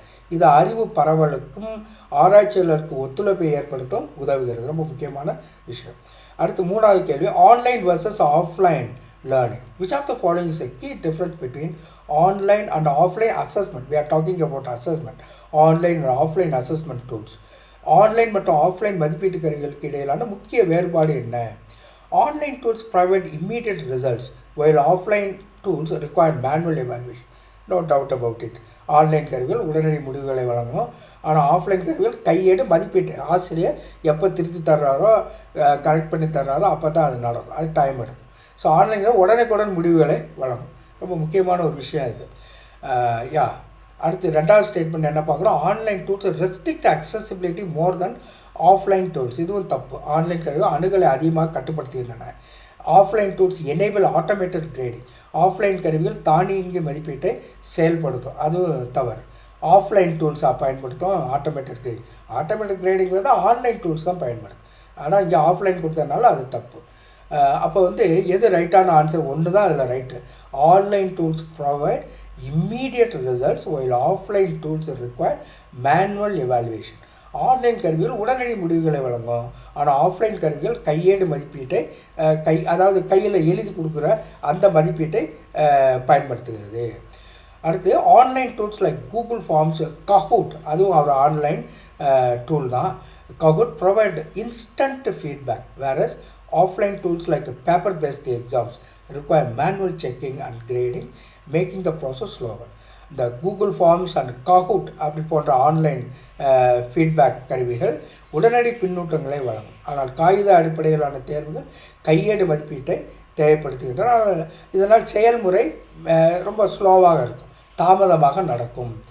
அடுத்து ICT for educational administration. How does ICT improve administrative efficiency in educational institution? கல்வி நிறுவனங்களில் தகவல் தொடர்பு தொழில்நுட்பம் நிர்வாகத்திறனை எவ்வாறு மேம்படுத்துகிறது? Automating attendance, scheduling and record keeping. எஜுகேஷன் அட்மினிஸ்ட்ரேஷனை பற்றி பேசுகிறோம். அப்போ முதல் இது ரொம்ப ரைட்டாக தெரியுது. Automating attendance, scheduling and record keeping. வருகை, கால அட்டவணை மற்றும் பதிவுகளை தானியங்கி செய்ய உதவுகிறது. ஆட்டோமேட்டிக்காக அது நடக்குது அப்படின்றது. மற்றது பாருங்கள், இன்க்ரீஸிங் பேப்பர் ஒர்க் ஸ்டூடெண்ட் அது இல்லை, மாணவர் மேலாண்மையில் ஆவணப்பணி அது இருக்கிறது. ரெடியூசிங் கம்யூனிகேஷன் பிட்வீன் டீச்சர், அதெல்லாம் வந்து அபத்தமான ஸ்டேட்மெண்ட்ஸ். ஸ்லோயிங் டவுன் டெசிஷன், அதுவும் தப்பான ஒரு முடிவெடுக்கும் செயல்முறை. முதல் இது மட்டும்தான் ரைட். அதாவது automatic attendance, scheduling and record keeping. வருகை, கால அட்டவணை மற்றும் பதிவுகளை தானியங்கி செய்ய உதவுகிறது. ICT tools such as learning management systems and student information systems streamline administrative tasks by automating attendance tracking, fee management and academic scheduling. இதனுடைய விளக்கம் தமிழில் எப்படி சொல்லலாம்? LMS மற்றும் SIS போன்ற தகவல் தொடர்பு தொழில்நுட்ப கருவிகள் நிர்வாக பணிகளை எளிதாக்குகின்றன. வருகை கண்காணிப்பு, கட்டண மேலாண்மை மற்றும் கல்வி அட்டவணை ஆகியவற்றை தானியங்கி செய்ய உதவுகின்றன. அடுத்து I think it is a final கொஸ்டினான்னு தெரியல. I think so. Let us see. அது இன்னொரு ஏரியா இருக்கான்னு தெரியல. Ethical concerns in ICT based எவ்வளோ, தான் கடைசி கொஸ்டின் நினைக்கிறேன். What is a major ethical concern in using ICT for assessment? மதிப்பீட்டிற்கான தகவல் தொடர்பு தொழில்நுட்பத்தினுடைய முக்கியமான ஒழுங்குமுறை கவலை எது? எத்திக்கல் கன்சர்ன் என்ன? ICT for assessment. Data privacy and security risk, தரவு தனியுரிமை மற்றும் பாதுகாப்பு ஆபத்துகள். Improving accessibility for all student, அனைத்து மாணவர்களுக்கும் அணுகல் மேம்படுவது. ப்ரொமோட்டிங் அன்பயஸ்டு எவாலுவேஷன், பாகுபாடு இல்லாத மதிப்பீட்டை ஊக்குவிக்கிறது. என்ஷூரிங் அப்ஜெக்டிவ் கிரேடிங், நியாயமான மதிப்பீட்டை உறுதி செய்கிறது. கேள்வி என்ன அப்படின்னா, இது 4 இது முக்கியமானது. What is a major ethical concern? நிறையா மற்றது 1-2 ரைட் மாதிரி தெரியுது ஐசிடி பாரஸ். ஆனால் மேஜர் எத்திக்கல் கன்சர்ன் எது அப்படின்னா ரொம்ப ரொம்ப முக்கியமானது, ஆபத்தானது, தரவு தனியுரிமை மற்றும் பாதுகாப்பு ஆபத்து. இதில் நிறையா data privacy and security risk, அதுதான் இதில் மிக மேஜர் கன்சர்ன், தரவு தனியுரிமை மற்றும் பாதுகாப்பு ஆபத்துகள். ஸோ என்ன எக்ஸ்ப்ளனேஷன் கொடுக்கலாம்? ICT based assessments involve collecting and storing student data, raising concerns about data breaches, unauthorized access and misuse of personal information. Proper security measures are necessary. இதுக்கெல்லாம் வந்து ப்ராப்பர் செக்யூரிட்டி மெஷர் நெசசரி. இன்றைக்கி நிறையா விஷயங்கள் வருது, அப்படி வந்து நிறையா உள்ளே பூந்துடுறாங்க. அது ஒன்றும் இப்போ வாட்ஸ்அப்லாம் இருக்குது, அந்த 2-way வெரிஃபிகேஷன் என்னெல்லாம் நிறையா இருக்குது. ஃபோனு நம்ம பாஸ்வேர்டு கொடுக்குறது எல்லாம் ரொம்ப இருக்குது. ஆனால் அதுக்குள்ளேயும் போய் எடுக்கிறவங்கெல்லாம் இருக்கிறாங்க. அந்தளவுக்கு ரொம்ப மேதாவிகள்லாம் இருக்காங்க இந்த கம்ப்யூட்டர் ஃபீல்டில். அதாவது படித்தவன் ஏமாத்துறாங்கிறது தான் மிக மிக முக்கியமான ஒரு கருத்து இந்த ஐசிடியை பொறுத்தளவு. ICT based assessment involve collecting and storing student data, raising concerns about data breaches, unauthorized access and misuse of personal information. Proper security measures are necessary. ICT அடிப்படையிலான மதிப்பீடுகள் மாணவர் தரவுகளை சேகரிக்கின்றன. தரவு கசிவு, அனுமதி இல்லாத அணுகல் மற்றும் தகவல் துஷ்பிரயோகம், தவறாக பயன்படுத்துவது ஆகியவை முக்கியமான ஆபத்துகள். பாதுகாப்பு நடவடிக்கைகள் அவசியமாகிறது. அப்கோர்ஸ் நான் முடித்து விட்டோம் என்று நினைக்கிறேன். ரொம்ப முக்கியமான கருத்துக்களை எல்லாம் நம்ம சொல்லியிருக்கோம். இதில் இருக்கக்கூடிய எல்லாத்தையுமே சொல்லிட்டோம். நான் தயவு செய்து ஒரு முறை நீங்கள் பார்த்து இந்த அர்த்தத்தை மட்டும் பார்த்துட்டு போயிட்டீங்க அப்படின்னா ரொம்ப சொல்கிறேன். எந்த விதமான சிக்கலும் இல்லாமல், கன்ஃபியூஷன் இல்லாமல் உங்களால் எந்த ஒரு கேள்விக்கு எவ்வளோ கஷ்டமாக கேட்டாலும் பதில் சொல்ல முடியும். ஒருவேளை சிலபஸை விட்டு வெளியில் இருந்து வந்தாலே ஒழிய சிலபஸ்க்குள்ளே கேள்வி கேட்டாங்கன்னா இந்த கேள்விகள்லாம் நீங்கள் வாசிச்சுட்டு போனீங்கன்னா, பார்த்துட்டு போனீங்கன்னா நிச்சயமாக வெற்றி உங்களதாக இருக்கும் என்று நான் உறுதிபட கூறுகின்றேன். God bless you abundantly. இன்னும் 2 யூனிட்ஸ் இருக்குது, அதையும் இன்றைக்கி முடிஞ்சால் போடுறேன், அல்லது நாளைக்கு உங்களுக்கு அது இன்றைக்கி நான் போட்டாலும் உடனே அது அதிகமாக வந்து லோட் ஆக மாட்டேங்குது. அப்லோட் பண்ணுறது கொஞ்சம் சிரமமாக இருக்குது, டைம் ரொம்ப எடுக்குது. ஒருவேளை நான் இன்றைக்கி நைட்டு அப்லோட் பண்ணுறேன்னா நாளைக்கு போட்டுறேன். So God bless you abundantly. I think I will be starting paper 1. அதில் ரொம்ப மிக முக்கியமான கேள்விகளை இந்த முக்கியமான இந்த ஹையர் ஆர்டர் கொஷின்ஸ் மட்டும் ரொம்ப பார்க்கணும். அது ஏற்கனவே நிறையா கொடுத்துருக்கேன் பிடிஎஃப் ஃபைல்ஸ் யாருக்கு வேணும்னா தனிப்பட்ட முறையில் என்னை கான்டாக்ட் செய்யும்படியாக உங்களை அன்போடு கேட்டுக்கொள்கிறேன். God bless you abundantly.